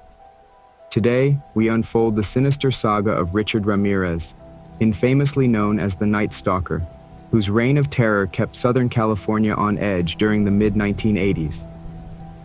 Prepare yourselves as we step into a story not just of a man, but of a monster whose brutal crimes tested the limits of human fear and endurance. Join me as we explore the dark journey of the Night Stalker, from his disturbed upbringing to the chilling spree of violence that led to one of the most frenzied manhunts in U.S. history. We'll uncover the harrowing details of his heinous acts, the desperate pursuit by law enforcement, and the courageous community that rose to capture him. So, lock your doors, check your windows, and settle in as we delve into the darkness of the human psyche with the story of Richard Ramirez, the Night Stalker, right here on Whispers of the Guilty. Stay tuned, stay safe, and remember, evil walks among us. In the summer of 1984, Southern California was cloaked not only in the typical balmy weather that defined its climate, but also in a palpable layer of fear that clung to the region as tightly as the humid air. It was a fear so profound that it seeped into the lives of every resident, each night bringing a suffocating dread that dusk could herald horror. This terror had a name, though not yet known to the world: Richard Ramirez, who would soon be infamously dubbed the Night Stalker. Ramirez's early life in El Paso, Texas, painted a portrait of a troubled youth marred by exposure to extreme violence and deprivation.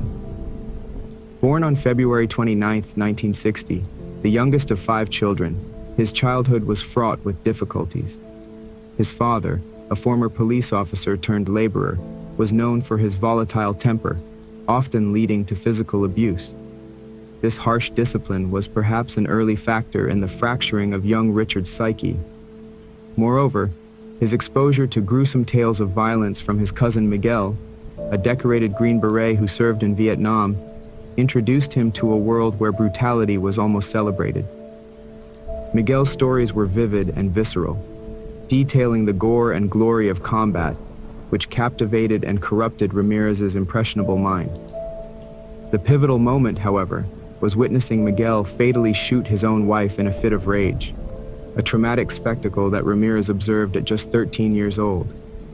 These formative experiences were compounded by Ramirez's health issues, including severe epilepsy which began in his childhood and persisted into his adolescence. The seizures isolated him socially and academically, pushing him further towards the margins of society. Delving deeper into an isolated existence, Ramirez found solace in darker interests, including an affinity for heavy metal music, with lyrics that often glorified death and Satanism. This attraction to the macabre was accompanied by an escalating drug use, primarily marijuana and later cocaine, which clouded his judgment and fueled his burgeoning delinquency. As Ramirez drifted into his teenage years, his behavior grew increasingly erratic and detached from societal norms. His frequenting of the local cemetery, where he would smoke marijuana beside the graves, was emblematic of his dive into darker fascinations, particularly with death and the occult. He adorned his room with symbols of his newfound beliefs, including pentagrams and posters of his musical idols, which often portrayed demonic imagery. This obsession with the satanic was not merely a rebellious phase, but a foundational element of his distorted worldview, which rationalized and even sanctified acts of extreme violence. The transformation from a troubled youth into a notorious serial killer began in earnest when Ramirez dropped out of high school and moved to California. Los Angeles in the early 1980s was a city of stark contrasts, where opulent wealth existed alongside profound poverty, and it was in this landscape that Ramirez's darkest impulses flourished. He initially sustained himself through petty theft, but his crimes soon escalated in both violence and severity, driven by a toxic combination of drug addiction, an ingrained fascination with violence, and a profound belief in Satanism. The first known attack attributed to the Night Stalker occurred in June 1984, a brutal home invasion that left an elderly woman sexually assaulted and terribly beaten. This assault marked the beginning of a horrifying spree that would span over a year, each attack random, each more vicious than the last, and each carried out under the cover of night. Ramirez's method of operation was chilling in its lack of pattern and predictability. He targeted homes at random, his victims selected by opportunity rather than by design. He traversed through various neighborhoods, from the sun-drenched suburbs of Glendale to the bustling streets of San Francisco, each location a backdrop to his macabre performances. The Night Stalker's signature was the sheer brutality of his crimes and the satanic symbols he left behind, a diabolical calling card that stoked the fires of public and media frenzy. His use of different weapons, knives, handguns, even tire irons, added a layer of complexity that baffled law enforcement. But beyond the physical violence of his attacks, it was the psychological terror that imprinted his reign of terror on the collective consciousness of Southern California. Residents invested in new locks, security systems, and guard dogs. Neighborhood watch programs swelled in membership. Yet the randomness of Ramirez's attacks made them all the more terrifying, for no one could predict where the Night Stalker would strike next. The media coverage of the attacks was relentless, each new incident a headline that fed the growing mythos of the Night Stalker. With each report, the legend of this nocturnal predator grew, his shadow looming larger over a city already on edge. The fear was palpable, a shared nightmare that held the city in its grip, each sunset a reminder that nightfall could bring the Night Stalker to anyone's door. As summer yielded to fall in 1984, the Night Stalker's reign of terror showed no signs of abating.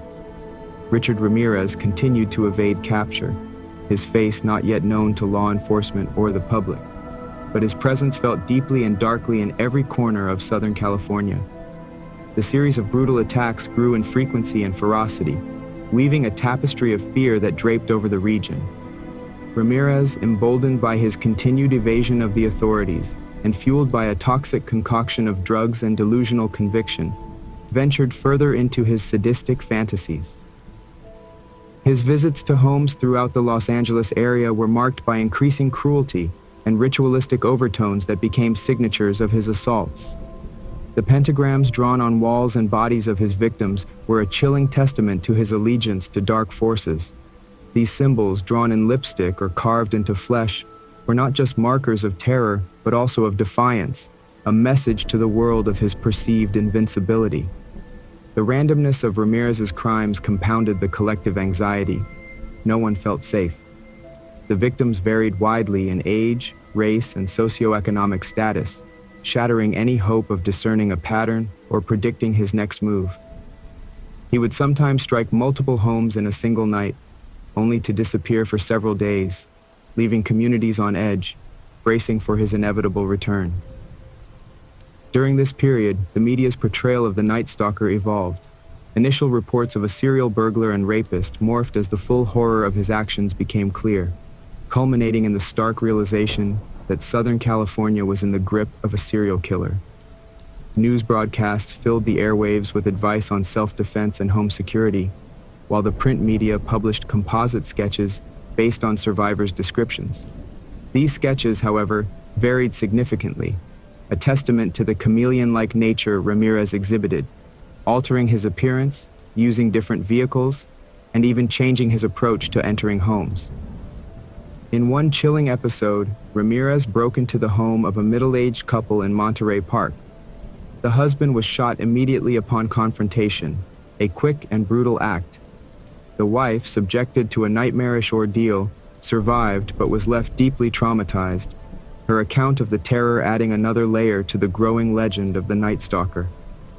Her description of the assailant, a tall man with gaunt features, wide-spaced, rotting teeth, and cold, merciless eyes, added crucial details to the evolving profile of the killer. By now, the Los Angeles Police Department, under intense pressure to make progress, formed a dedicated task force. This team, composed of seasoned homicide detectives and forensic experts, began piecing together the disparate clues left behind at different crime scenes. Shoe prints, ballistic evidence, and critically fingerprints collected from various locations started to form a coherent, if incomplete, picture of the assailant. Yet Ramirez remained a phantom, slipping through the cracks of the dragnet with frustrating ease. It was his audacity, combined with a string of luck, that allowed Ramirez to continue his spree. He traveled extensively across Southern California, using stolen vehicles and changing his appearance frequently. His deep-seated belief in supernatural protection seemed to embolden him, leading him to take greater risks. In one audacious instance, he left a suburban home he had just violated, only to commit another assault a few blocks away, demonstrating a brazen disregard for law enforcement.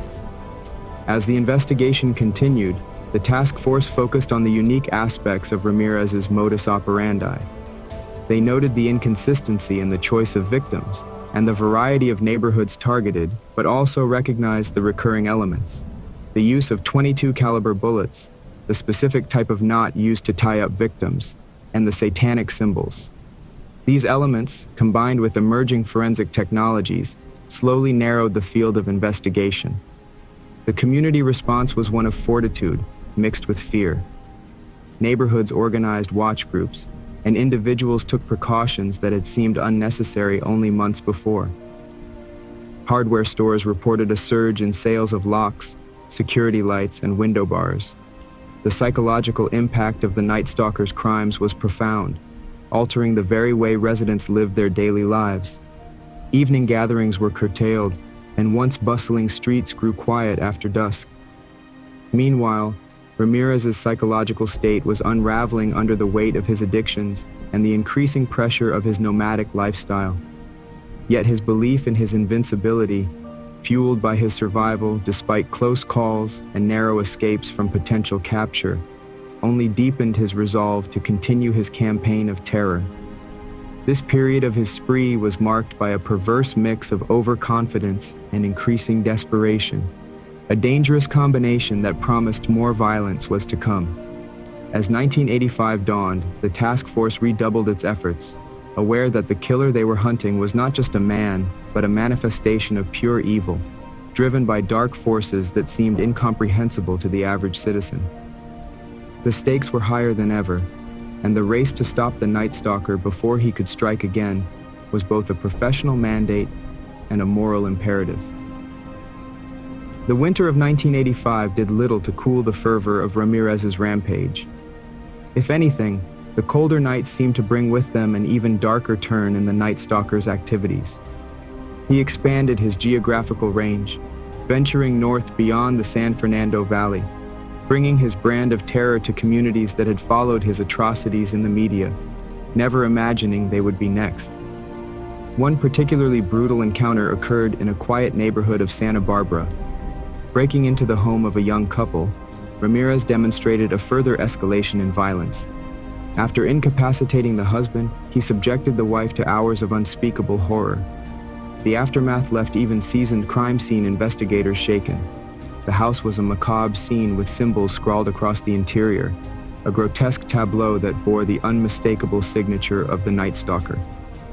This attack, while horrifying in its own right, provided crucial evidence that would later prove instrumental in linking Ramirez to multiple crime scenes across California. As Ramirez continued to elude capture, public pressure on law enforcement escalated. The media, ever watchful and increasingly critical, scrutinized every step of the investigation. The police were not only racing against the clock to prevent further atrocities, but were also battling against public doubt in their ability to capture the elusive killer.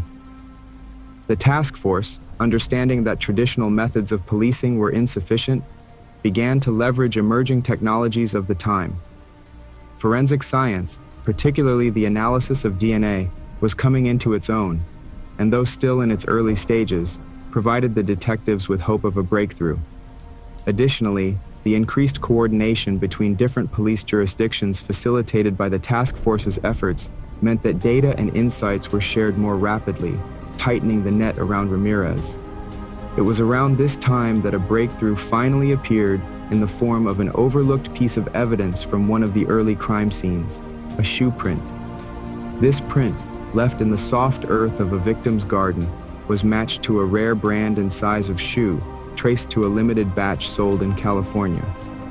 This detail, initially just another piece of the puzzle, became a key focus of the investigation. Detectives scoured sales records and interviewed store employees, slowly narrowing down the list of potential suspects who could have purchased such shoes. Parallel to the physical evidence, psychological profilers within the task force worked to get inside the mind of the Night Stalker. They analyzed his choice of victims and locations, his methods of entry and attack, and his increasingly bold signatures left at crime scenes. This profiling not only helped anticipate potential future actions, but also assisted in communicating to the public through press conferences the type of behavior and precautions to be aware of. As the net began to close, Ramirez, driven by a combination of paranoia and drug-induced psychosis, became even more unpredictable. His movements grew erratic, his selection of victims and locations more desperate. He ventured further afield, striking in areas where he had not previously been active, perhaps in an attempt to confuse law enforcement and scatter their resources. The tension between the public's growing awareness and Ramirez's increasing recklessness created a volatile atmosphere in Southern California. Every citizen became a watchman. Every shadow cast by the setting sun was scrutinized with suspicion and fear. The media's role in stoking this fear was undeniable, but it also played a crucial part in keeping the community alert and engaged in the manhunt. By the spring of 1985, the task force had compiled a detailed profile of the Night Stalker, and several promising leads were being pursued with vigor. Surveillance footage from a stolen car, recovered miles from the latest crime scene, offered the first grainy images of a suspect. These images, though low in quality, matched the physical descriptions provided by surviving victims. This phase of the investigation was characterized by a cat-and-mouse game between Ramirez and the police, with the public caught in the middle, simultaneously fearful and fascinated by the unfolding drama. The collective yearning for resolution grew stronger with each passing day, each new lead followed by the task force, and each night that fell upon Southern California, bringing with it both the hope for peace and the fear of darkness. As the sun set on another day in Southern California, the specter of the Night Stalker loomed large over the populace. The string of brutal attacks had woven a pervasive tapestry of fear that hung over every household. With each new crime reported, the anxiety deepened and the pressure mounted on law enforcement to bring the elusive predator to justice. The investigation had become a fixture of daily conversation, a continuous story unfolding in the newspapers and on television screens, with citizens clinging to every update, hoping for some news of an arrest. Richard Ramirez, meanwhile, continued his desperate flight from capture. Moving constantly, using stolen cars and altering his appearance, he slipped through the tightening net of the task force's surveillance. His mind, fueled by a cocktail of drugs and delusional beliefs, pushed him to continue his macabre mission, each act of violence a perverse tribute to the dark forces he worshipped. During this period, Ramirez ventured further afield, reaching into areas previously untouched by his reign of terror. One night, he drove north to San Francisco, seeking new ground to continue his series of horrific deeds. Here, he committed one of his most audacious acts yet, breaking into the home of an elderly couple. The brutality of the attack shocked even seasoned investigators when the bodies were discovered the following morning. Ramirez had left his signature pentagram at the scene, drawn in the victim's blood, alongside a taunting message scrawled on the wall, declaring his allegiance to Satan. Back in Los Angeles, the task force, now operating with an air of frenzied urgency, worked tirelessly. The small breakthroughs, like the identification of the rare shoe print and the grainy surveillance footage, had given them a faint trail to follow.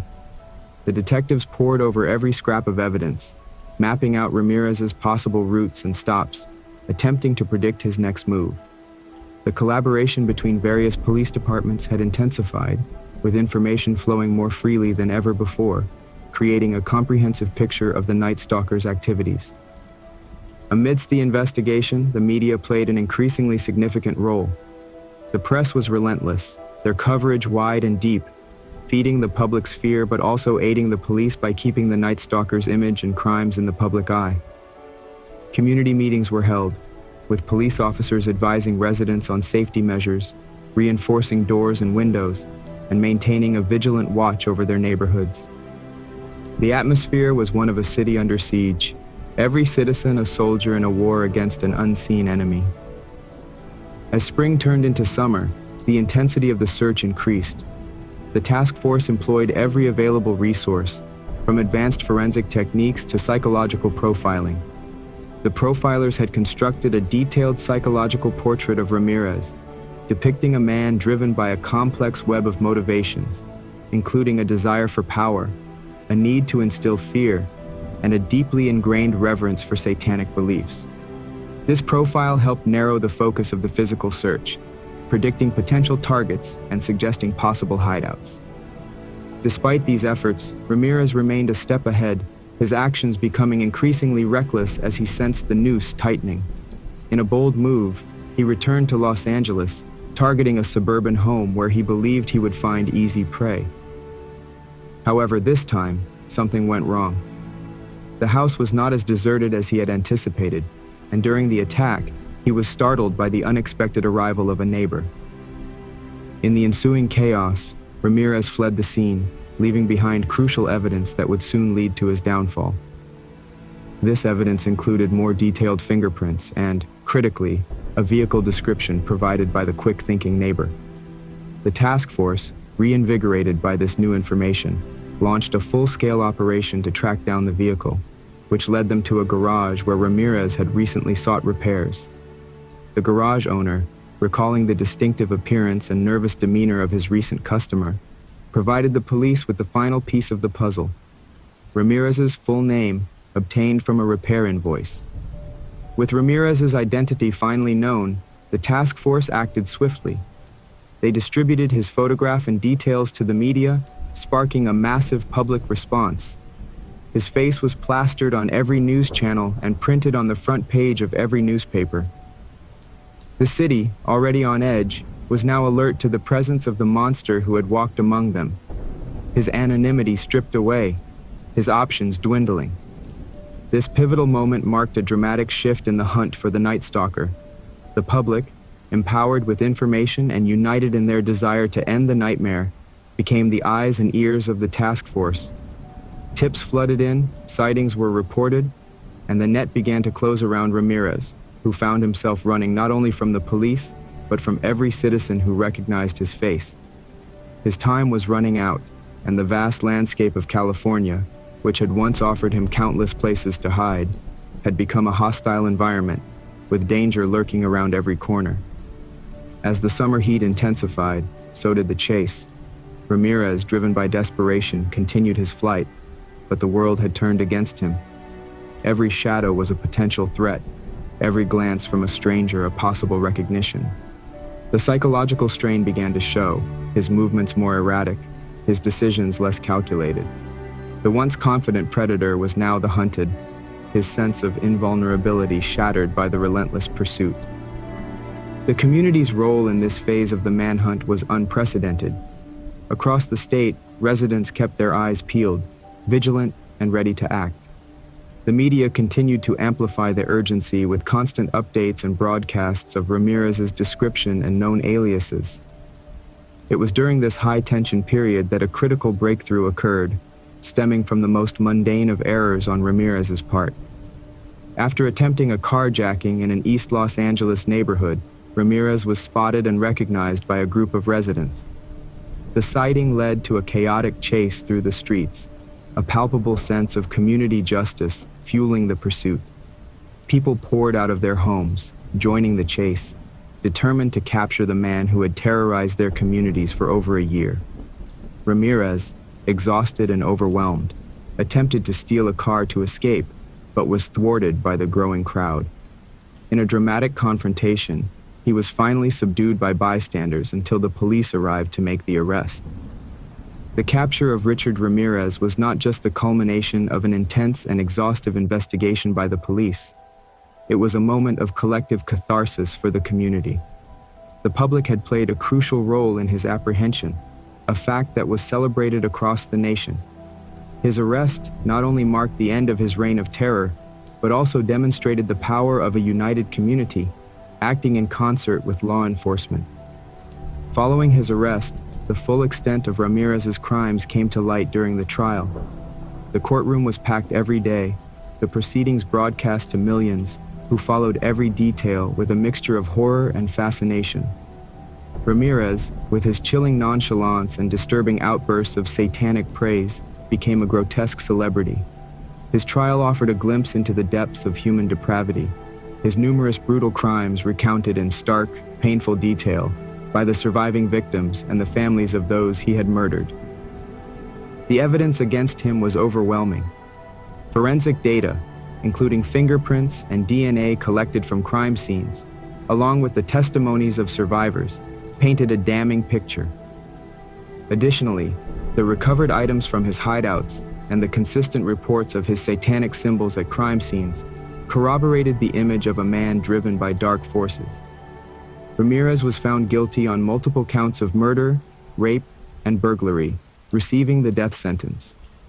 His conviction was a grim but necessary conclusion to a dark chapter in California's history. However, the legacy of his crimes lingered long in the public consciousness, a stark reminder of the fragility of safety and the potential for evil hidden within human nature. The psychological impact of the Night Stalker case had a lasting effect on law enforcement and the communities affected. It led to changes in how serial crimes were investigated, particularly the importance of interagency cooperation and the use of emerging technologies in forensic science. The case also heightened public awareness about community safety and the importance of vigilance. In the years that followed, the memory of the fear Ramirez instilled and the relief at his capture continued to resonate. Documentaries, books, and articles explored every facet of his spree and its aftermath, attempting to understand not just the how of his actions, but the why. The Night Stalker's saga became a cautionary tale about the depths of darkness that can exist in the human psyche and the light of community and justice that responds to it. Thus, as Southern California basked in the relief of Ramirez's capture and subsequent conviction, the scars left by his actions remained. These scars were not just physical, but deeply woven into the social and cultural fabric of the state, a reminder of when evil walked the streets and how a community rose to meet it, ultimately restoring peace through unity and resilience. The long shadow cast by Richard Ramirez, known infamously as the Night Stalker, stretched far beyond the walls of the courtroom, where he was tried and convicted. His capture and subsequent incarceration did not immediately dissolve the pervasive atmosphere of fear he had instilled across California. Instead, his trial became a focal point for a society grappling with the reality of the evil that had lurked undetected in its midst. Each day of the proceedings was a process of communal reckoning, with the public and media dissecting every detail, seeking to understand the incomprehensible. As Ramirez was led into the courtroom, the contrast between his slight frame and the heinous nature of his crimes struck all who observed him. With long, dark hair and a gaunt face, he bore the physical marks of his drug-riddled lifestyle. His demeanor in court was unsettlingly calm, often flashing a macabre grin that chilled the onlookers. His infamous outburst of "Hail Satan," complete with a flash of a pentagram drawn on his palm, only solidified his persona as the embodiment of a nightmare come to life. The proceedings detailed a litany of brutality that Ramirez had inflicted upon his victims. The testimonies from survivors and the forensic evidence presented painted a gruesome tableau of his year-long reign of terror. Each charge brought against him was supported by overwhelming evidence, from fingerprints to shoe prints, from stolen items found in his possession to the chilling, consistent reports of his satanic symbols left at crime scenes. Throughout the trial, the prosecution meticulously constructed a narrative of Ramirez's movements, linking him to each crime scene with precision. This methodical dismantling of his spree left little room for doubt about his guilt, yet the why behind his actions remained a haunting question that no amount of evidence seemed to fully answer. The defense, overwhelmed by the weight of the evidence, struggled to humanize Ramirez, suggesting his troubled upbringing and mental health issues as factors in his crimes. However, these arguments did little to mitigate the horror of his actions or the palpable anger and grief of the families of the victims. Outside the courtroom, the trial of Richard Ramirez sparked a broader societal debate about the nature of evil and the justice system's role in dealing with individuals who commit such incomprehensible crimes. Some argued for the death penalty as the only just response, while others advocated for life imprisonment, emphasizing rehabilitation and the moral implications of capital punishment. This debate often spilled over into the public sphere, playing out in news media, among advocacy groups, and within political debates, reflecting a society in moral conflict. Parallel to the legal and ethical debates, the Ramirez trial had a significant impact on law enforcement practices and public safety measures. It catalyzed improvements in forensic technology, particularly in the use of DNA and fingerprint analysis, which had been crucial in securing Ramirez's conviction. Law enforcement agencies across the country took note of the successes and failures of the Night Stalker investigation, leading to enhanced cooperation between different jurisdictions and improved methods of tracking and apprehending suspects. The psychological impact on the survivors and the families of the victims was profound and lasting. For many, the trial provided a form of closure, a chance to confront the man who had brought such darkness into their lives. Yet for others, the scars were too deep, the memories too painful for any verdict to heal fully. The community support groups and counseling services saw increased demand as those affected sought to find ways to move forward. In the broader cultural context, the saga of the Night Stalker became a grim reminder of the fragility of safety and the potential for darkness within the human soul. Books, documentaries, and later digital content explored every aspect of Ramirez's crimes and the societal conditions that allowed him to operate undetected for so long. These narratives, while providing insight and analysis, also served as a form of collective processing of the trauma. Years passed, and the memory of the Night Stalker's reign of terror shifted from immediate horror to a dark chapter in the history of California. Richard Ramirez himself became a macabre figure of fascination in popular culture, emblematic of the extreme manifestations of human depravity. His death in 2013 from natural causes while on death row did little to diminish the public's fascination with his case, which continued to be studied and discussed as a profound and disturbing phenomenon. Reflecting on the legacy of Richard Ramirez's spree forces a confrontation with uncomfortable truths about society's underbelly and the capacity for human cruelty. It also highlights the resilience of communities that, when tested by unimaginable horrors, responded with unity and determination. The collective effort to capture and prosecute the Night Stalker reaffirmed faith in the justice system, despite its imperfections, and underscored the essential role of community vigilance and cooperation in maintaining safety. As the sun sets over California, now decades removed from those dark times, the lessons remain ingrained in the societal consciousness. The story of the Night Stalker serves as a cautionary tale, a stark reminder of the need for awareness and preparedness in the face of evil. It underscores the reality that such darkness can emerge from the shadows unexpectedly, challenging the norms of society and the effectiveness of its protective measures. This awareness prompts continuous advancements in law enforcement techniques, community engagement strategies, and the overall approach to public safety, ensuring that communities are better equipped to prevent or respond to similar threats. The saga of the Night Stalker also leaves a legacy of strengthened community bonds. In the wake of Ramirez's terror, neighborhoods that had once been merely geographical locations transformed into tight-knit communities.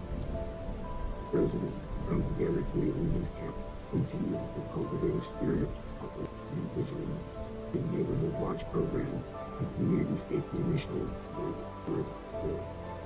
These efforts have fostered a responsibility among community members to look out for one another, reinforcing the notion of vigilance and the powerful deterrent of crime.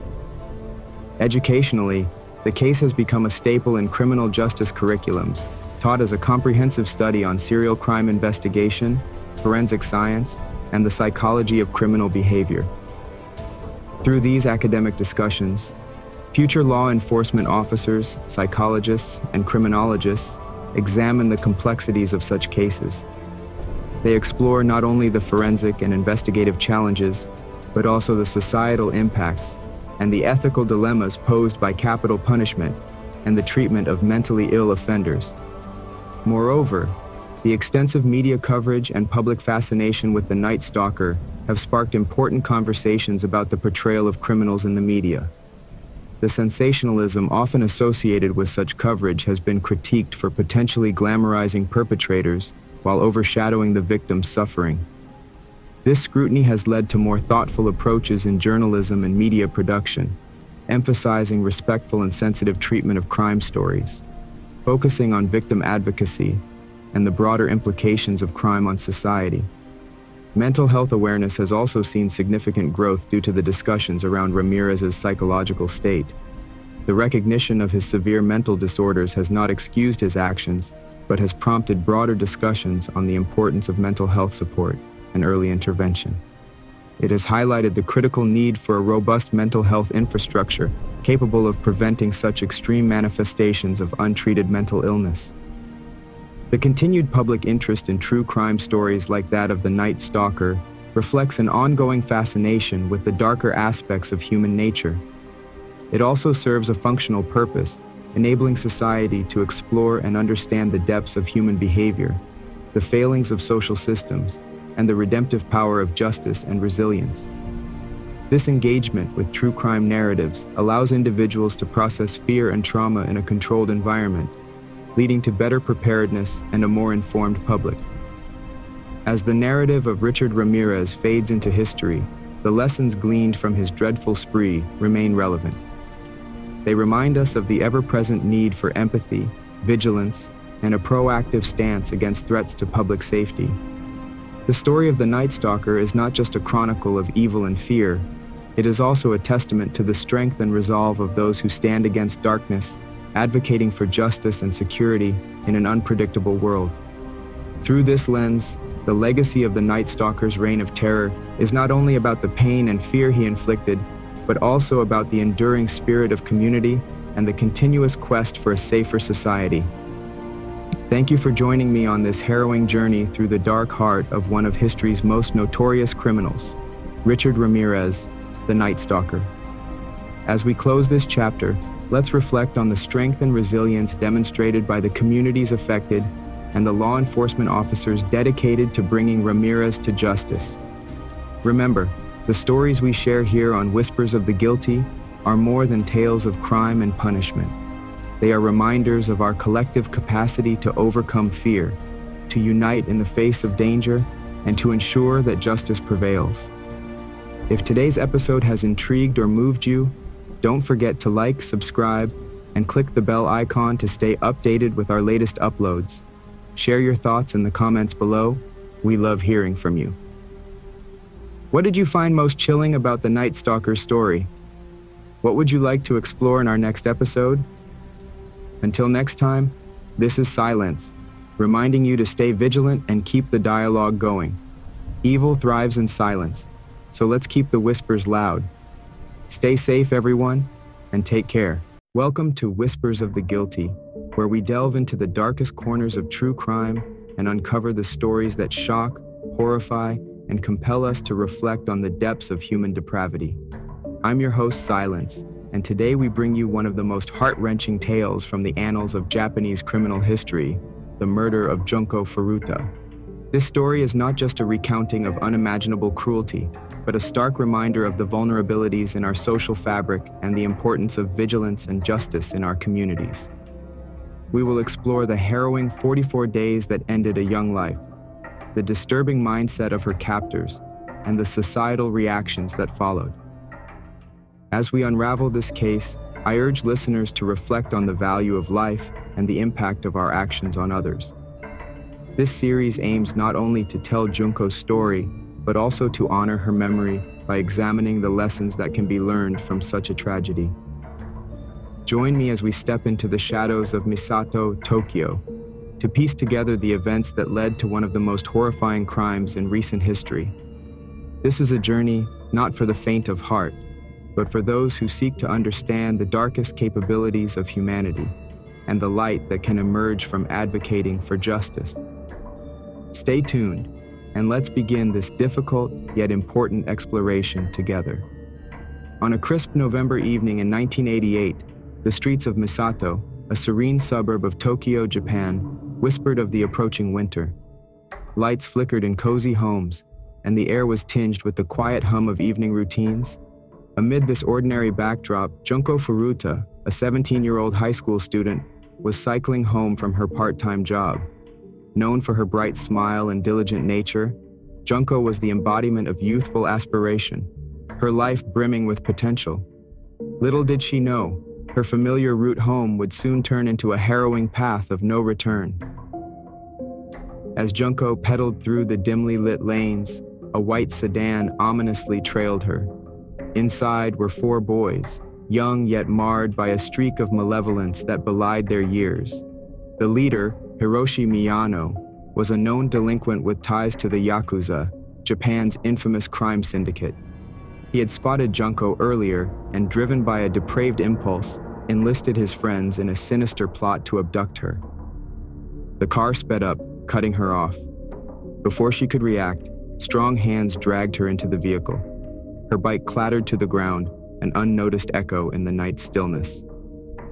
The boys took her to a house that was depressingly ordinary, masking the horror it was about to contain. This house, belonging to one of the boys' parents, became Junko's prison. Here, the facade of normal teenage life was grotesquely twisted. The parents, subdued by fear of their own son and his connections to organized crime, turned a blind eye, an omission that would later haunt them. In the initial hours of her capture, Junko's confusion and fear were met with mockery and escalating violence. The boys reveled in their control, using her vulnerability as a venue for their most sadistic impulses. They assaulted her, setting a tone of cruelty that would define the coming days. As hours turned into days, her situation grew increasingly dire. The house became a stage for a relentless display of brutality, where Junko was bound, beaten, and subjected to unimaginable tortures. Each day, her captors found new ways to inflict pain, their actions becoming a dark ritual, performed with chilling casualness. Outside, Junko's disappearance had sparked concern. Her family, frantic with worry, contacted the police, circulating her description and praying for any information that might lead to her return. Flyers were posted, and her name was whispered in news reports, yet inside the house, these cries for help seemed as distant as a fading dream. As the days stretched into weeks, the reality of Junko's plight deepened. The boys, emboldened by their unchecked power, involved others in their acts of cruelty, boasting about the atrocities as if they were mere child's play. This inclusion of outsiders in their twisted world was not out of a desire for camaraderie, but a grotesque display of dominance and pride in their control over life and death. Meanwhile, Junko clung to survival, her spirit facing the relentless onslaught of her captor's cruelty. Her once bright future was overshadowed by the stark struggle to endure through each passing moment. But even in the darkest times, her resilience, a silent protest against her fate, remained unbroken. As winter deepened, the air around Misato grew colder, the festive lights of the season casting long shadows. In the House of Horrors, the contrast between the outside world and the dark microcosm within became ever more pronounced. Junko's ordeal, hidden behind unassuming walls, continued unnoticed by the world outside, a poignant reminder of how easily evil can be concealed in plain sight. Her story, a chilling tableau of both human fragility and ferocity, was far from over. The days melded into a relentless continuum of torment for Junko Furuta, the walls of her makeshift prison bearing silent witness to her suffering. As the calendar turned, the chill of December set in, contrasting starkly with the brutal heat of cruelty that filled the small, cluttered room where Junko was kept. Her captors, now completely desensitized to human suffering, escalated their barbarities with inventive savagery. On a particularly biting cold evening, as families nearby decorated their homes with festive cheer, the atmosphere inside the house was grotesquely different. The boys had grown bolder, their actions more audacious as they defiled the very essence of human dignity. They forced Junko to act out degradations that were beyond the pale, each more horrifying than the last. Her pleas for mercy lost amidst the cacophony of their laughter. One of the boys had procured a set of barbell weights, an innocuous object in any ordinary household. However, in their hands, these became instruments of torture. They dropped them onto her stomach repeatedly, each thud a hammer blow to her weakening spirit.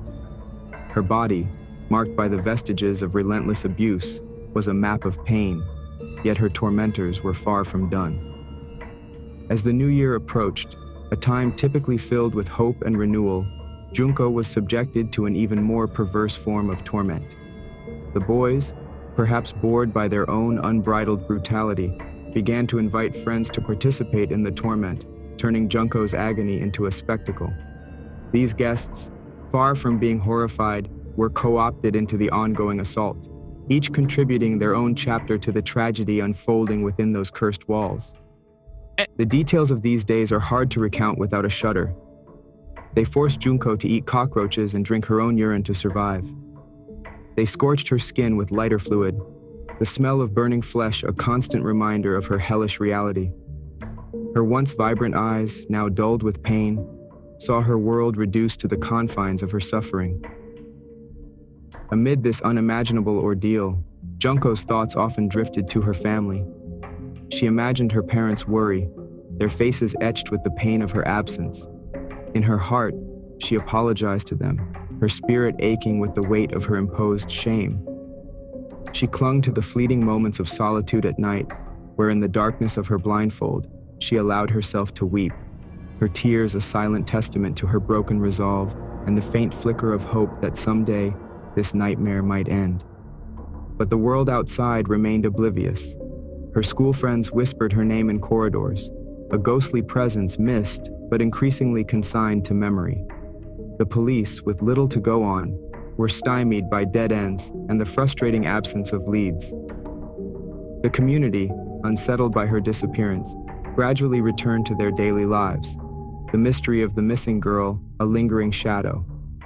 As the end of December neared, the brutality reached a fever pitch. Junko, by now severely weakened and barely clinging to life, was less responsive, her resilience battered by the constant, overwhelming pain. Her captors, frustrated by her diminishing reactions, concocted even more heinous acts, each designed to elicit any sign of life from her battered form. The transition into January was marked not by celebration, but by a cruel intensification of torture, a grim countdown to an end that was as inevitable as it was tragic. The young girl, who had once ridden home under the vast starlit sky, was now a prisoner of a darkness so profound that it seemed even the stars had turned their backs. As the new year dawned, the stark winter light filtered weakly into the cluttered room where Junko Furuta's spirit, though battered, endured despite the relentless cruelty inflicted upon her. Each sunrise was not a symbol of hope, but a marker of survival through another nightmarish rotation of the earth. Her world, confined to the four walls of her grim prison, had shrunk to a realm of pain and despair, where the concept of time blurred into endless moments of torment. The boys, emboldened by their unchecked reign of terror, continued their brutal regime with sickening creativity. They seemed to compete in a macabre contest of who could devise the most depraved form of abuse. One day they forced Junko to dance to loud music while they mocked her faltering steps, laughing at the feeble movements of her exhaustion-racked body. When she stumbled, they punished her with electric shocks, using a light bulb's filament to sear her skin, reveling in the smell of burning flesh that filled the air. Her injuries were severe and numerous, yet medical attention was a luxury far beyond her reach. Instead, her wounds were crudely treated with disinfectants, bandages scavenged from the household supplies, applied not with care but with mocking slaps. Infection set in, untreated and painful, her body a map of suffering, each scar a bookmark of her enduring ordeal. Despite the severity of her situation, Junko's mind occasionally escaped her captor's grasp.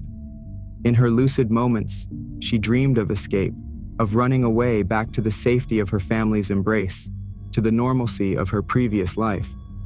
These dreams, vivid and colorful, provided a stark contrast to her gray reality. Yet every waking moment brought her back to the grim truth of her captivity. The abuse escalated further when one of the boys, perhaps sensing the end was near, suggested a new game, setting fireworks off on her body. The sound of explosions was not of celebration, but a terrifying accompaniment to her screams. The burns from the fireworks added new wounds, her cries muffled by the walls that also kept her hidden from the outside world.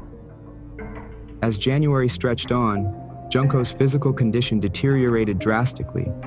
Her once resilient body now betrayed her. Every movement was agony, her joints swollen, her skin etched with the deep, unhealing scars of burns and beatings. Nutrition was sporadic, often limited to water or milk, forcing her to rely on her waning internal reserves of strength. Her captors, aware that their time with Junko might be drawing to a close, became increasingly paranoid. They moved her from one hiding spot to another within the house, fearful of any possible police raid. This constant movement within the house was disorienting, designed to break her spirit entirely. It was during one of these moves, under the cover of darkness, that Junko, despite her weakened state, saw a glimmer of possible escape. She overheard the boys discussing plans to eliminate any traces of their crimes. The fear of getting caught started to permeate their bravado. In a moment of unsupervised opportunity, she attempted to call the police. However, her voice was just a whisper, and the call was tragically cut short when one of the boys caught her in the act. The punishment for this act of defiance was brutal and final, marking the beginning of the end of Junko Furuta's tragic ordeal.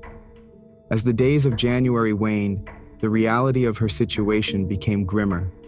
Her once fierce will to live, now just embers, flickered weakly as she faced the cruelty of her captors, who were determined to not leave any witnesses to their heinous acts. The room, once just a stage for their sadistic plays, was set to become the final holding place of her young life, her dreams extinguished in the very place they had been tortured for so long. In the final days of January 1989, the curtain was slowly drawing to a close on the tragic saga of Junko Furuta. The air inside the small, cluttered room was thick with the stench of fear and despair. Junko, her body a fragile shell of its former self, lay listlessly amid the chaos of her prolonged captivity. The grim trophies of her torture, scattered implements that had been used to inflict pain, were stark reminders of the cruelty she had endured. Her captors, now frenzied with the fear of impending discovery, oscillated between paranoia and a grotesque pride in their actions. The atmosphere was charged with a palpable sense of doom. The boys, aware that they could no longer sustain this hideous charade, plotted the final act of their gruesome play. In hushed, urgent tones, they devised a plan to rid themselves of the evidence of their monstrous deeds. Junko, barely conscious, her senses dulled by pain and exhaustion, could only listen in a haze as her fate was decided without her input. In a cruel twist of irony, her last day was marked by an eerie semblance of concern from her captors. They attempted to clean her up, perhaps to mitigate the visible signs of their brutality. This superficial act of kindness was nothing more than a macabre preparation for her murder, a final insult to her dignity. They forced her into a drum, filling it with concrete, planning to dispose of her as one might discard of mundane refuse. But before they could carry out this last despicable act, Junko's life, already hanging by a thread, gave way under the weight of her injuries and the severe physical abuse. The exact moment of her passing was unmarked by any of the dramatics that had characterized her previous weeks. Instead, it was a quiet end, almost as if she had silently slipped away from the clutches of her tormentors. The boys, realizing that Junko was no longer alive, panicked. Their fear of being caught increased manifold. They quickly executed their plan, mixing concrete to encase her body, erasing the evidence of her torture, The drum, now a makeshift coffin, was cold and impersonal. They transported it in the dead of night to a cement truck, dumping it with the casualness of discarding household trash. The discovery of the drum, however, came sooner than they had anticipated. The police, who had been combing through missing persons reports and following up on tips from the public, were led to the boys through a series of investigations sparked by the suspicious activities noted by neighbors. The retrieval of Junko's body from its concrete grave was a grim affair, each step of the process uncovering more of the horror she had endured. The aftermath of the discovery sent shockwaves through the community and the nation. The brutal details of Junko's ordeal were laid bare, eliciting a widespread outcry over the cruelty inflicted upon her and the failure of society to protect one of its own. The trial of the boys was a media sensation, each proceeding unveiling further layers of the depravity they had exhibited. Their sentences, however, sparked controversy, seen by many as too lenient given the gravity of their crimes. This led to a national debate over juvenile crime and the legal protections afforded to minor offenders in Japan. The public's grief and anger translated into calls for legal reforms, a testament to the impact of Junko's story. Junko Furuta's murder remains one of the most harrowing examples of human cruelty and the failings of societal structures to intervene. Her memory is honored not only as a victim of a brutal crime, but as a catalyst for change in the criminal justice system. Her legacy, a haunting reminder of the darkness that can lurk behind the facade of everyday life. Thank you for joining me on this harrowing journey through one of the most disturbing cases in Japanese criminal history. As we close today's episode on Whispers of the Guilty, let us take a moment to reflect on the profound impact of Junko Furuta's story. It's a grim reminder of the depths of cruelty humans are capable of, but also of the resilience of the human spirit and the urgent need for justice and vigilance in our communities. If today's episode moved you, or if you have thoughts and reflections on how we can better protect and honor the memory of victims like Junko, please share them in the comments below. Don't forget to like, subscribe, and click the bell icon so you never miss an episode of our deep dives into the most chilling true crime stories. Join us next time on Whispers of the Guilty as we continue to explore the darkness and seek out the light in the stories that should never be forgotten. Until then, take care, stay aware, and keep seeking the truth. Goodbye for now.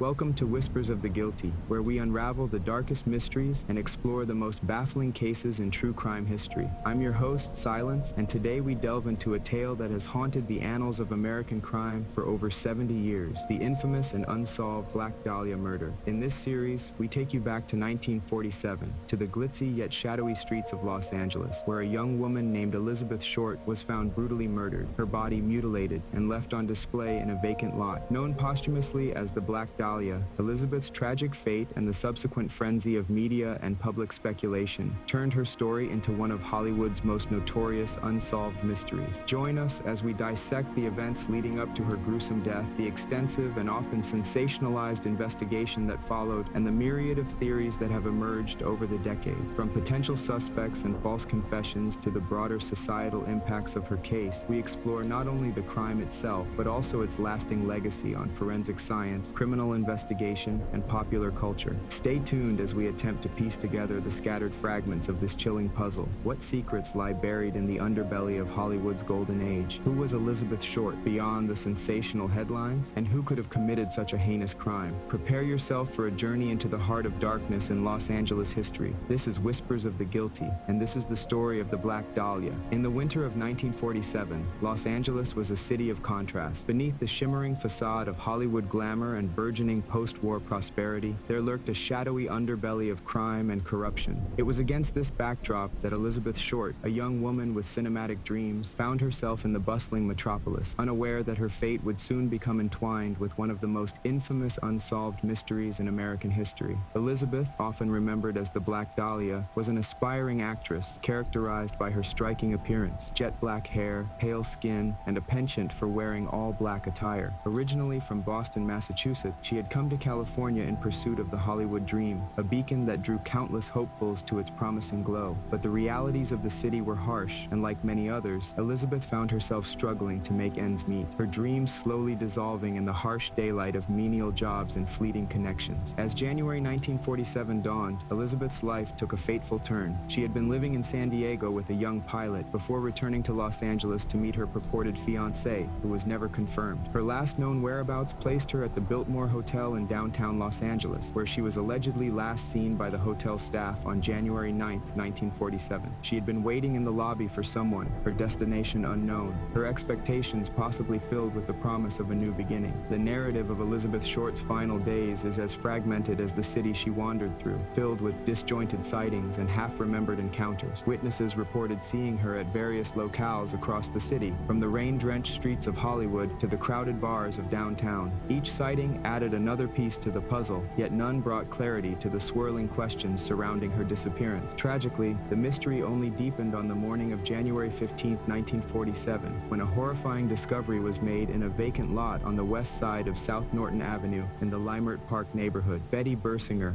a local resident, was walking with her daughter when she noticed what appeared to be a discarded store mannequin lying in the grass. Upon closer inspection, the grim reality set in. It was the severed body of a young woman, bisected at the waist, completely drained of blood, and posed with macabre precision. The body was soon identified as Elizabeth Short, her life brutally cut short at the age of 22. The state of her remains suggested a level of brutality that was both shocking and indicative of a deep-seated rage. The precision with which her body had been mutilated spoke of a perpetrator not only skilled in the act, but one who harbored a chilling level of detachment and intent. As news of the gruesome discovery spread, the press leapt on the sensational elements of the case, dubbing her the Black Dahlia in a nod to the popular film noir The Blue Dahlia, released the previous year. The media frenzy that ensued was relentless, intertwining Elizabeth's life and death with lurid tales that obscured the truth and painted her in a light far removed from the struggling young woman she had been. In the days that followed, the Los Angeles Police Department found themselves at the center of a media circus, with countless leads to follow and public pressure mounting. The initial investigation focused on Elizabeth's last known movements and the numerous acquaintances who had drifted in and out of her life. Each interview seemed only to deepen the enigma, with contradictions and elusive testimonies clouding the waters further. As the city of Los Angeles watched, captivated and horrified, the mystery of who killed Elizabeth Short and why grew into a legend that would haunt the annals of American crime for decades to come. The Black Dahlia case was not just a murder, it was a stark portrayal of a city divided by glamour and vice, a poignant reminder of the dark realities lurking behind the silver screen. The investigation into Elizabeth Short's brutal murder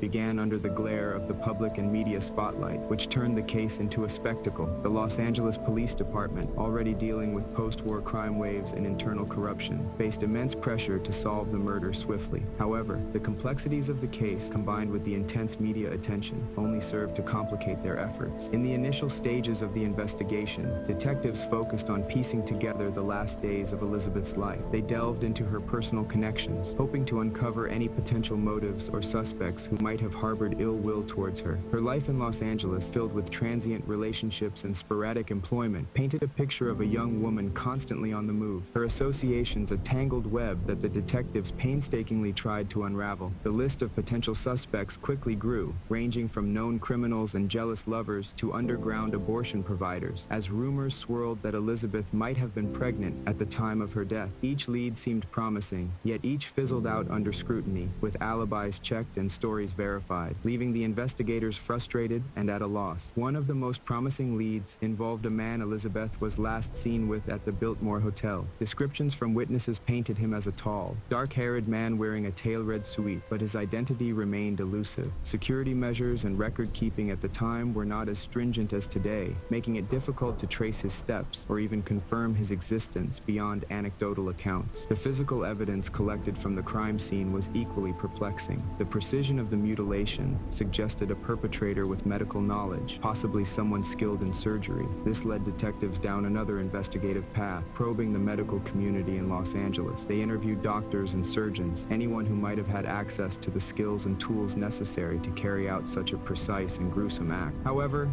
this too led nowhere, as no concrete connections or evidence could be linked back to any medical professional in the community. As the investigation dragged on, the LAPD faced increasing criticism. The sensational nature of the case attracted an avalanche of false confessions and tips, each requiring investigation, but ultimately leading nowhere. The media, ever hungry for updates, began to criticize the police for their inability to find the killer. Tabloids ran wild with theories and accusations, muddying the waters and complicating the investigation with unverified and sensational claims. Amidst this chaotic environment, a chilling development occurred that reinvigorated the case. A suspicious package addressed to the Los Angeles Examiner newspaper arrived, containing Elizabeth's birth certificate, business cards, photographs, and an address book with the name Mark Hansen embossed on the cover, a known associate of Elizabeth. The items were washed clean with gasoline, similar to the state of Elizabeth's body, which had been thoroughly cleaned. This macabre package seemed to be a taunt from the killer, showcasing a cold, calculated intent to shock and provoke public and police alike. This lead prompted the police to closely investigate Mark Hansen further, a nightclub owner with whom Elizabeth had stayed occasionally. Hansen, however, maintained his innocence and provided an alibi that checked out, leaving the police stymied once again. As weeks turned into months, the case grew cold with no new leads or evidence forthcoming. The Black Dahlia murder started to become an emblem of the ultimate unsolvable case, a mystery wrapped in the enigma of a city that was itself struggling with its dual identity of glamour and vice. The killer remained at large, the motives unclear, and Elizabeth Short's death became a dark legend, reflecting the sinister underbelly of Hollywood's golden age. As the months turned into years, the Black Dahlia case remained stubbornly unsolved, transforming from a current investigation into a haunting legend of Los Angeles. The lack of progress in finding Elizabeth Short's killer did not dampen public fascination with the case. Rather, it spurred a myriad of theories, each more sensational than the last. The police, meanwhile, continued to sift through clues and testimonies, hoping to uncover a breakthrough that had previously eluded them.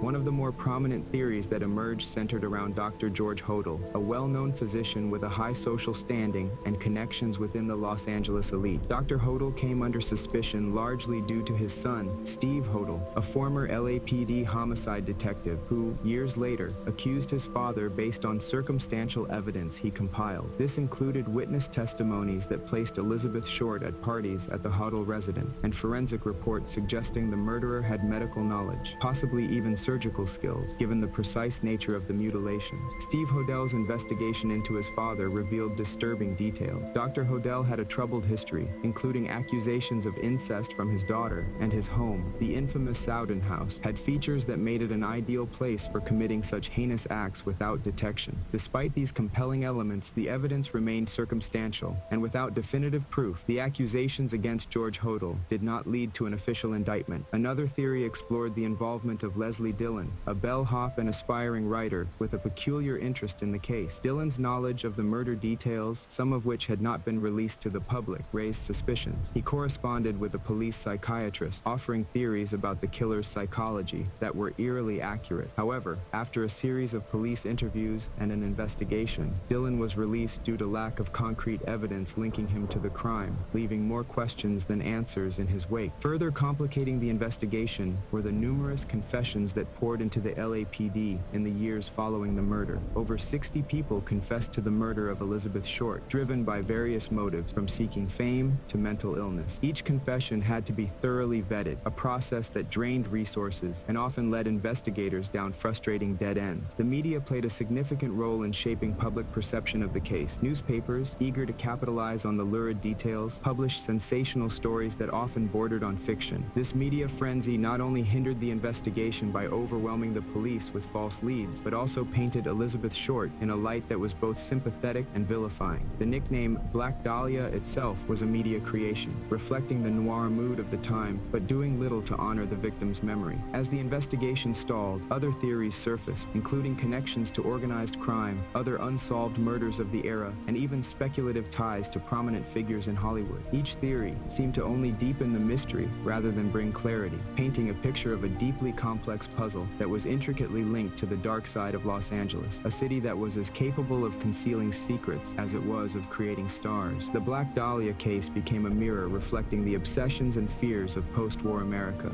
a society grappling with rapid changes and the unsettling realization that evil could lurk behind the most charming facade. Elizabeth Short's tragic fate and the mystery that enveloped it became an enduring part of Los Angeles lore, a chilling reminder that some mysteries remain unsolved, not for lack of trying, but perhaps because the answers are as complex as the human psyche itself. Over 70 years have passed since the gruesome murder of Elizabeth Short, known to the world as the Black Dahlia. Despite extensive investigations, numerous suspects, and a plethora of theories, the case remains one of the most enduring unsolved mysteries in the annals of American crime. The legacy of the Black Dahlia is not merely a reflection of a singular unsolved crime, but a broader commentary on society, media, and the dark allure of Hollywood mystique. The unsolved status of the case has not dimmed public fascination. Instead, it has embedded Elizabeth Short's story deeply into the cultural psyche. Her life and tragic death have been the subject of countless articles, books, documentaries, and films, each trying to unravel the mystery or reinterpret the known facts. The Black Dahlia has become synonymous with unsolved crimes, representing a perfect storm of media sensationalism, Hollywood glamour, and the macabre fascination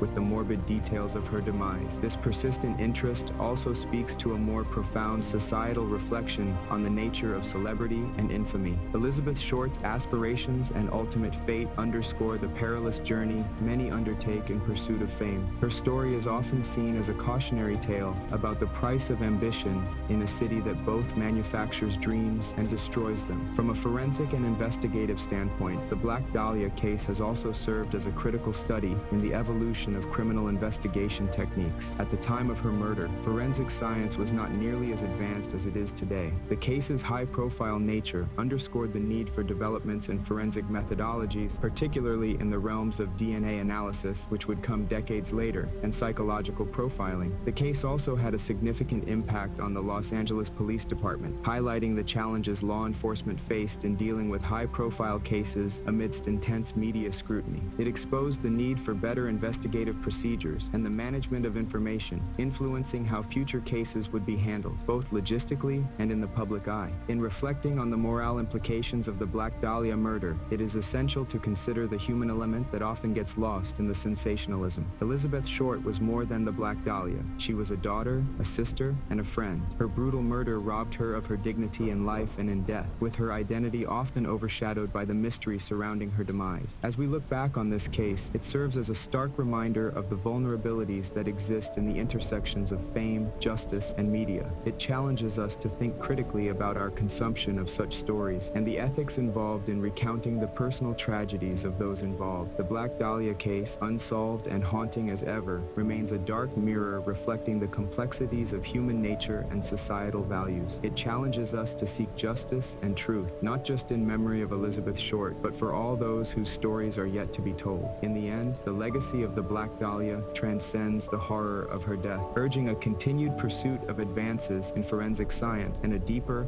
more compassionate engagement with the stories we tell. Thank you for joining me on this chilling journey through the dark streets of 1947 Los Angeles as we explored the enigmatic case of the Black Dahlia. As we conclude today's episode, the mystery of who murdered Elizabeth Short remains unsolved, leaving us with more questions than answers. We've delved deep into the investigation, examined the suspect, and considered various theories that attempt to explain this heinous crime. Yet, the truth remains just out of reach, shrouded in the mists of time and obscured by decades of speculation and sensationalism. This case reminds us of the profound mysteries that still haunt the world of true crime. It challenges us to look closer, think deeper, and never forget the human stories at the heart of these tragedies. Elizabeth Short's life and untimely death continue to resonate, urging us to seek justice and truth in all cases, solved and unsolved. If today's episode intrigued you, stirred your curiosity, or gave you chills, please like, subscribe, and click the bell icon to stay updated with our latest investigations here at Whispers of the Guilty. Share your thoughts and theories in the comments below. Do you think this mystery will ever be solved? Join us next time as we unravel another true crime story from the shadows of the past. Until then, keep seeking the truth, and remember, in the world of true crime, silence is not an option. Goodbye, and take care. Welcome to Whispers of the Guilty, where the shadows of the past loom in the stories we dare to tell. I'm your host, Silence, and today we delve deep into the heart of darkness that once gripped the small town of Plainfield, Wisconsin. Our tale is not for the faint of heart. It's a journey into the mind of one of America's most notorious figures, a man whose name is synonymous with horror and madness, Ed Gein. Ed Gein's life story is a chilling reminder of the thin line between sanity and madness, and the eerie quiet that often precedes the storm. His actions shocked a nation and transformed a quiet farming town into the backdrop for some of the most macabre scenes ever uncovered by law enforcement.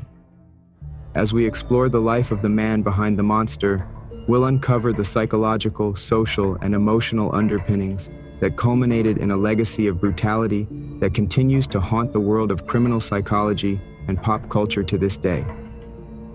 Join me as we piece together the life of Ed Gein, from his troubled upbringing under the domineering influence of his mother to his descent into criminal infamy.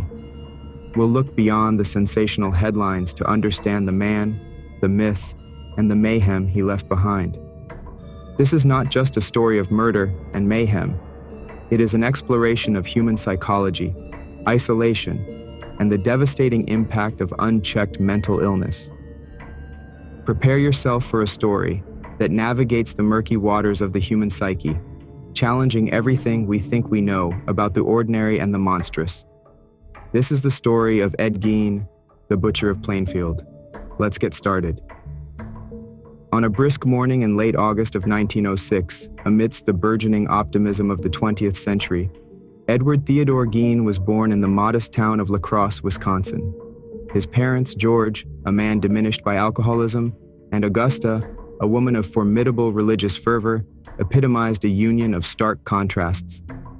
Augusta harbored a deep-seated disdain for her husband, whose meager earnings from his dual trades as a tanner and insurance salesman were squandered in the taverns she deemed cesspools of vice. Determined to shield her sons from what she perceived as the moral decay of society, especially the corrupting influence of women, Augusta relocated the family to an isolated farm in Plainfield, Wisconsin. This farm was to become Ed Gein's lifelong residence, the setting of his grim future acts. Here, amidst the desolate fields and under his mother's oppressive zealotry, Ed's childhood and adolescence unfolded. Augusta Gein was a towering presence, both physically and psychologically. She devoted her afternoons to indoctrinating Ed and his older brother Henry with scripture, often selecting the most violent passages from the Old Testament to illustrate her sermons on death, divine wrath, and the evils of temptation. Her discourses painted the world beyond their farm as a sinful abyss, particularly vilifying women as temptresses orchestrated by the devil. Within these lessons lay Augusta's stern expectation for her sons, that they remain untouched by romantic or carnal desires, living as celibates, untainted by the worldly sins she so vividly demonized. For Ed, the consequences of this upbringing were profound and isolating. At school, he was an outsider, perceived by his peers as effeminate and timid, making him a frequent target for bullies. Yet despite these social struggles, Ed showed an acute interest in reading, gravitating towards materials about cannibalism, Nazi horrors, and human anatomy, subjects that fed his burgeoning morbid curiosities. His school days were often punctuated by bursts of inexplicable laughter, an unsettling habit Ed explained as reactions to jokes his mother had shared the night before, further underscoring the deep and disturbing bond he maintained with her. While Ed navigated his difficult school days, his father, George, remained a peripheral figure, typically lost in the fields or drowned in alcohol, his presence in Ed's life both minimal and neglectful. The death of George Gein in 1940, due to heart failure brought on by chronic alcoholism, did not alter the family's dynamics as drastically as one might expect. Instead, it cemented Augusta's hold over her sons.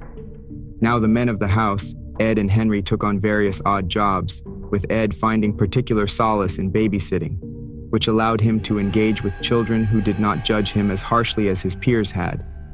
Henry, unlike Ed, started to critically assess Augusta's doctrines and grew increasingly concerned about Ed's psychological dependence on their mother. He occasionally dared to speak against her, causing tensions that subtly frayed the fraternal bonds. This internal family conflict reached a pivotal moment in May 1944 during a brush fire near their farm.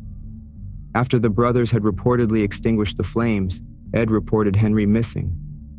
Strangely precise in his directions, Ed led the authorities directly to where Henry lay dead. Notably, Henry's body bore no signs of burn injuries. He had died from asphyxiation. This incident aroused suspicions that perhaps Ed had eliminated his brother to remove any threat to his unyielding attachment to Augusta, or to prevent Henry from severing the twisted familial ties that bound him to their mother's destructive ideologies. With Henry's mysterious death, Ed Gein and his mother, Augusta, were left to tread the grim path of their lives in isolation. This arrangement appeared to fulfill both Ed's need for his mother's uncompromising guidance and Augusta's desire to dominate her more submissive son. Their codependency deepened significantly when Augusta suffered a paralyzing stroke in 1944, which shifted their dynamic drastically. Ed now found himself in the role of caregiver. Ed attended to Augusta with an unsettling zeal, bathing her, feeding her, and tending to her every need and whim with a dutiful obsessiveness that bordered on reverence. This period intensified the already profound attachment Ed felt towards his mother, binding him even more tightly to her puritanical worldview and mercurial temperaments. However, their insular world was shattered when Augusta succumbed to a second stroke in December of 1945. Her death plunged Ed into an abyss of despair. The anchor to his already precarious reality had been severed. In the wake of his mother's death, Ed's life and mental state began a catastrophic decline. He preserved Augusta's room as a pristine shrine, sealing it off from the rest of the world and maintaining it as a temple to her memory, untouched and unchanged. Meanwhile, the rest of the farmhouse fell into ruin, a stark reflection of Ed's own deteriorating psyche. Isolated more than ever, Ed retreated into a world where the boundaries between the real and the surreal began to dissolve. He filled his growing solitude with activities that mirrored the dark interests that had begun to take root in his mind. Ed's nights were spent poring over pulp magazines and anatomy books, feeding his burgeoning obsession with the human body and death. These morbid curiosities evolved into a chilling hobby that would soon escalate into notorious criminal acts. Under the cloak of night, Ed began to exhume bodies from local cemeteries. Driven by a twisted compulsion, he unearthed the recently interred remains of women who bore some semblance to his mother, perhaps in a macabre attempt to resurrect the domineering presence he sorely missed. He studied these corpses with a deranged fascination, taking parts back to his farm where he crafted them into horrific artifacts. Human skin was transformed into masks, belts, and upholstery, while skulls were hollowed out to serve as bowls and decorative elements. Each grotesque creation was a testament to Ed's inability to cope with his loneliness and the loss of his mother. These artifacts were not merely morbid trophies, but were imbued with a symbolic significance. They were his way of maintaining a connection with the dead, an attempt to fill the void left by Augusta's death. The scope of Ed's activities remained hidden from the community of Plainfield until the disappearance of a local woman prompted a police investigation that would unveil the horrors lurking within the Gein farmhouse. The revelations would not only shock the local community, but also capture the attention of the entire nation, drawing back the curtain on the ghastly reality of Ed Gein's existence, previously obscured by the quiet facade of his life on the farm. As investigators uncovered the chilling evidence of his crimes, the image of Ed as a simple, albeit eccentric loner was irrevocably altered. The depths of his depravity exposed a tale of psychological unraveling, morbid obsession, and a life irrevocably marred by a perverse relationship with his past and his mother.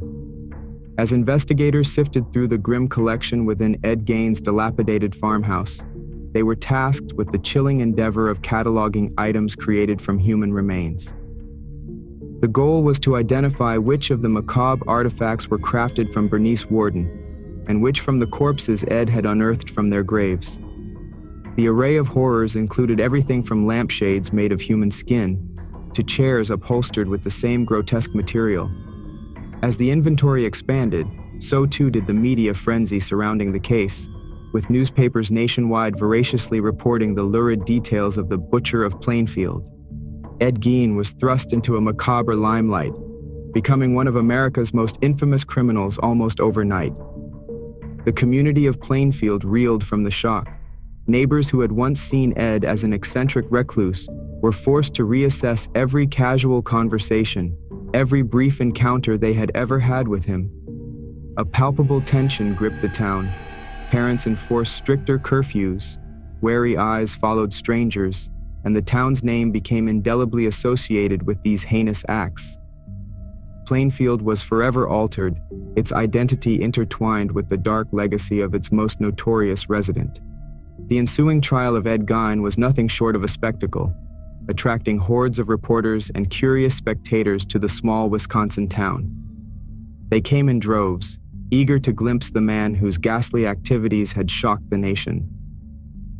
Inside the courtroom, the atmosphere was charged with a mixture of anticipation and horror as the prosecution presented its case. The evidence displayed was profoundly disturbing, featuring the various objects Gein had fashioned from human body parts, each artifact more horrifying than the last. Psychiatric experts provided testimony, painting a portrait of Gein as a deeply troubled individual shaped by an oppressive upbringing and an unnaturally close attachment to his deceased mother. They argued that his grave robbing and subsequent macabre activities were misguided attempts to keep his mother's presence alive, to fill the void her death had left. This depiction of Gein's mental state was pivotal, influencing both the proceedings and the trial's outcome. The defense leaned heavily on the insanity plea. Throughout the trial, Gein appeared detached, almost an observer of his own life, showing little reaction to the gruesome details of his own crimes being laid bare. His impassive demeanor made it difficult for onlookers to discern whether he was a calculated monster or a man lost to profound mental illness. After extensive delays and psychiatric evaluations, the court in 1968 declared Ed Gein legally insane at the time of his actions. He was found guilty of the murder of Bernice Worden, but was judged not responsible by reason of insanity. Instead of prison, he was committed to the Central State Hospital for the Criminally Insane, a resolution that left many feeling justice had not been fully served. The trial's aftermath did little to quench the public's fascination with Gein. His life and the gruesome nature of his crimes became the subject of intense scrutiny by authors, filmmakers, and academics. His farm, meanwhile, turned into a grotesque point of interest until it was destroyed in a suspicious fire, erasing the physical remnants of his acts, but not the psychological scars they had caused. As Plainfield struggled to move beyond the shadows cast by Gein's deeds, it found itself grappling with the dual burden of its darkened reputation and the intrusive curiosity of the outside world. For those who had known Gein, the revelations necessitated a painful reevaluation of their memories and interactions with him. The community was left to ponder how such profound evil could have masqueraded as harmless eccentricity. Over time, Ed Gein's story has continued to resonate widely, serving as a grim reminder of how isolation and untreated mental illness can culminate in horrific violence. His life has been dissected in psychological studies, documentaries, and horror films, each exploring the depths of his disturbed psyche and the environmental factors that may have fostered his descent into madness. Through these continuous reinterpretations, Ed Gein has become more than a man. He has morphed into a symbol of the darkest potentials of the human spirit, a stark emblem of the depths of depravity that can lurk beneath a veneer of normalcy. Thank you for joining us on this dark journey through the life and crimes of Ed Gein. This story serves as a stark reminder of the complexities of human psychology and the deep scars that isolation and mental illness can inflict on individuals and communities.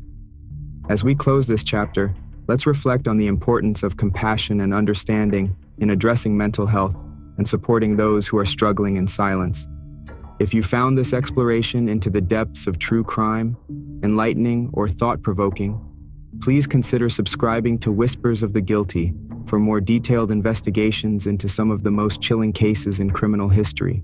Don't forget to like, comment, and share to help us bring these important stories to light. Join us next time as we uncover more truths hidden in the shadows of the human psyche. Stay curious, stay vigilant, and above all, stay safe.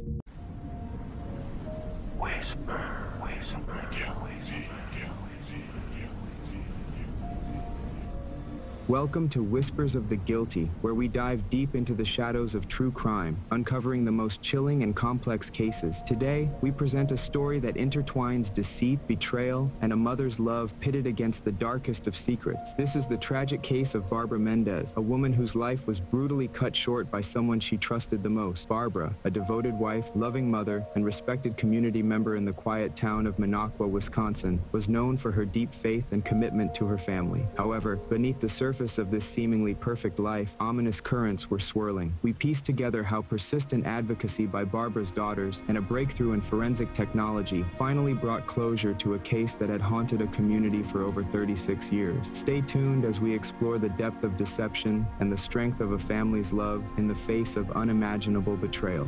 At 33, Barbara Mendez stared at the blank paper before her. She idly spun a pen between her fingers at the kitchen table, wishing that writing her feelings down was as easy for her as cooking a delicious meal or sewing intricate patterns into fabric. With Valentine's Day 1982 just around the corner, Barbara wanted to give her daughters more than the usual cards and chocolate. She wanted to gift them a heartfelt letter expressing her profound love. Dawn, now a teenager at 13, and Christy, close behind at 11, were gradually becoming more independent.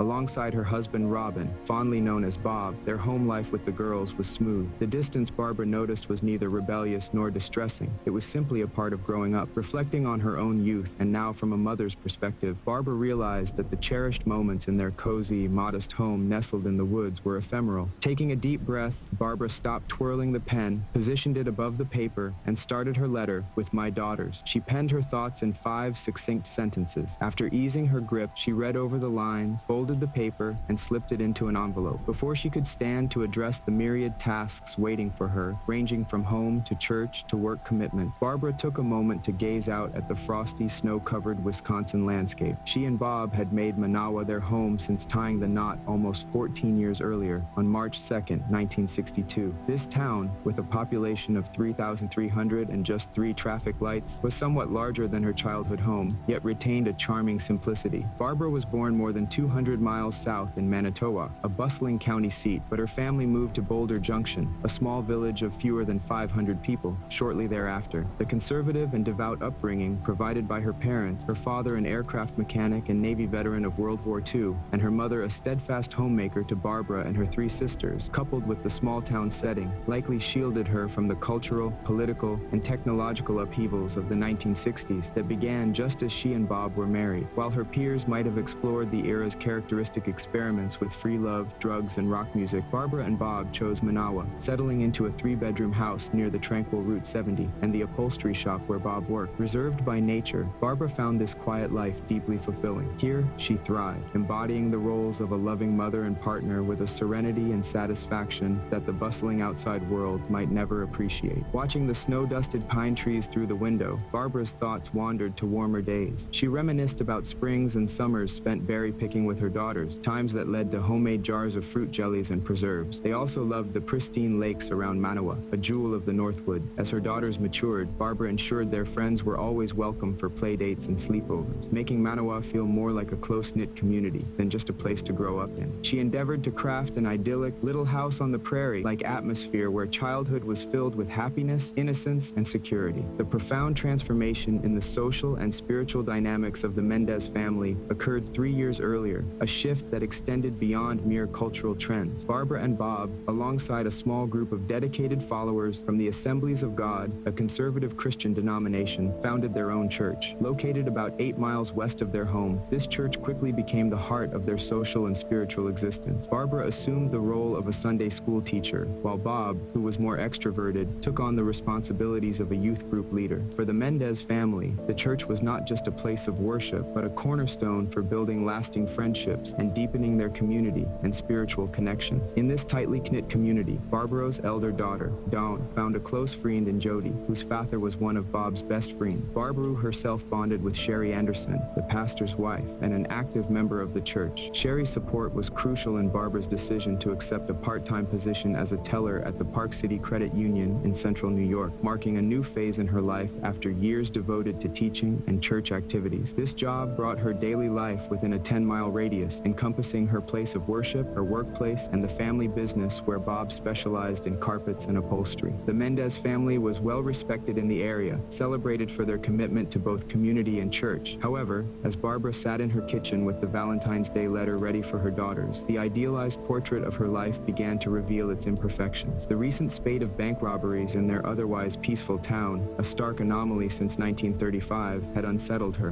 But her deepest worries stemmed from troubling shifts within her cherished church, which had always been her refuge. Overwhelmed by emotions she found difficult to articulate, Barbara increasingly sought solitude, distancing herself from the community that had once been her sanctuary. On the bright, chilly morning of April 28, 1982, Barbara prepared for her day at the credit union, eager for the spring warmth after a harsh winter. Yet, maintaining her usual cheerful demeanor was challenging due to recent strains, including a tense incident during a Bible study and a pivotal conversation with Sherry. Despite these difficulties, Barbara persevered in her responsibilities, clinging to the hope of finding resolution and peace. By early afternoon, the bank manager, Helen, fell ill. By 1 p.m., her condition had deteriorated enough that she and Barbara agreed it was best for Helen to go home, leaving Barbara to handle the day's remaining tasks and close the bank solo. 4 hours after Helen's departure, Barbara was finalizing the day's transactions with a member of the credit union's board who needed to exchange $55 in coins for dollar bills. Even without the additional burden of covering for Helen, the day had already been taxing. Barbara had endured a stressful encounter with a non-member named Thomas Bowes, who grew upset when she explained that she couldn't cash his check because he wasn't a member. Upon his return, after filling out a membership card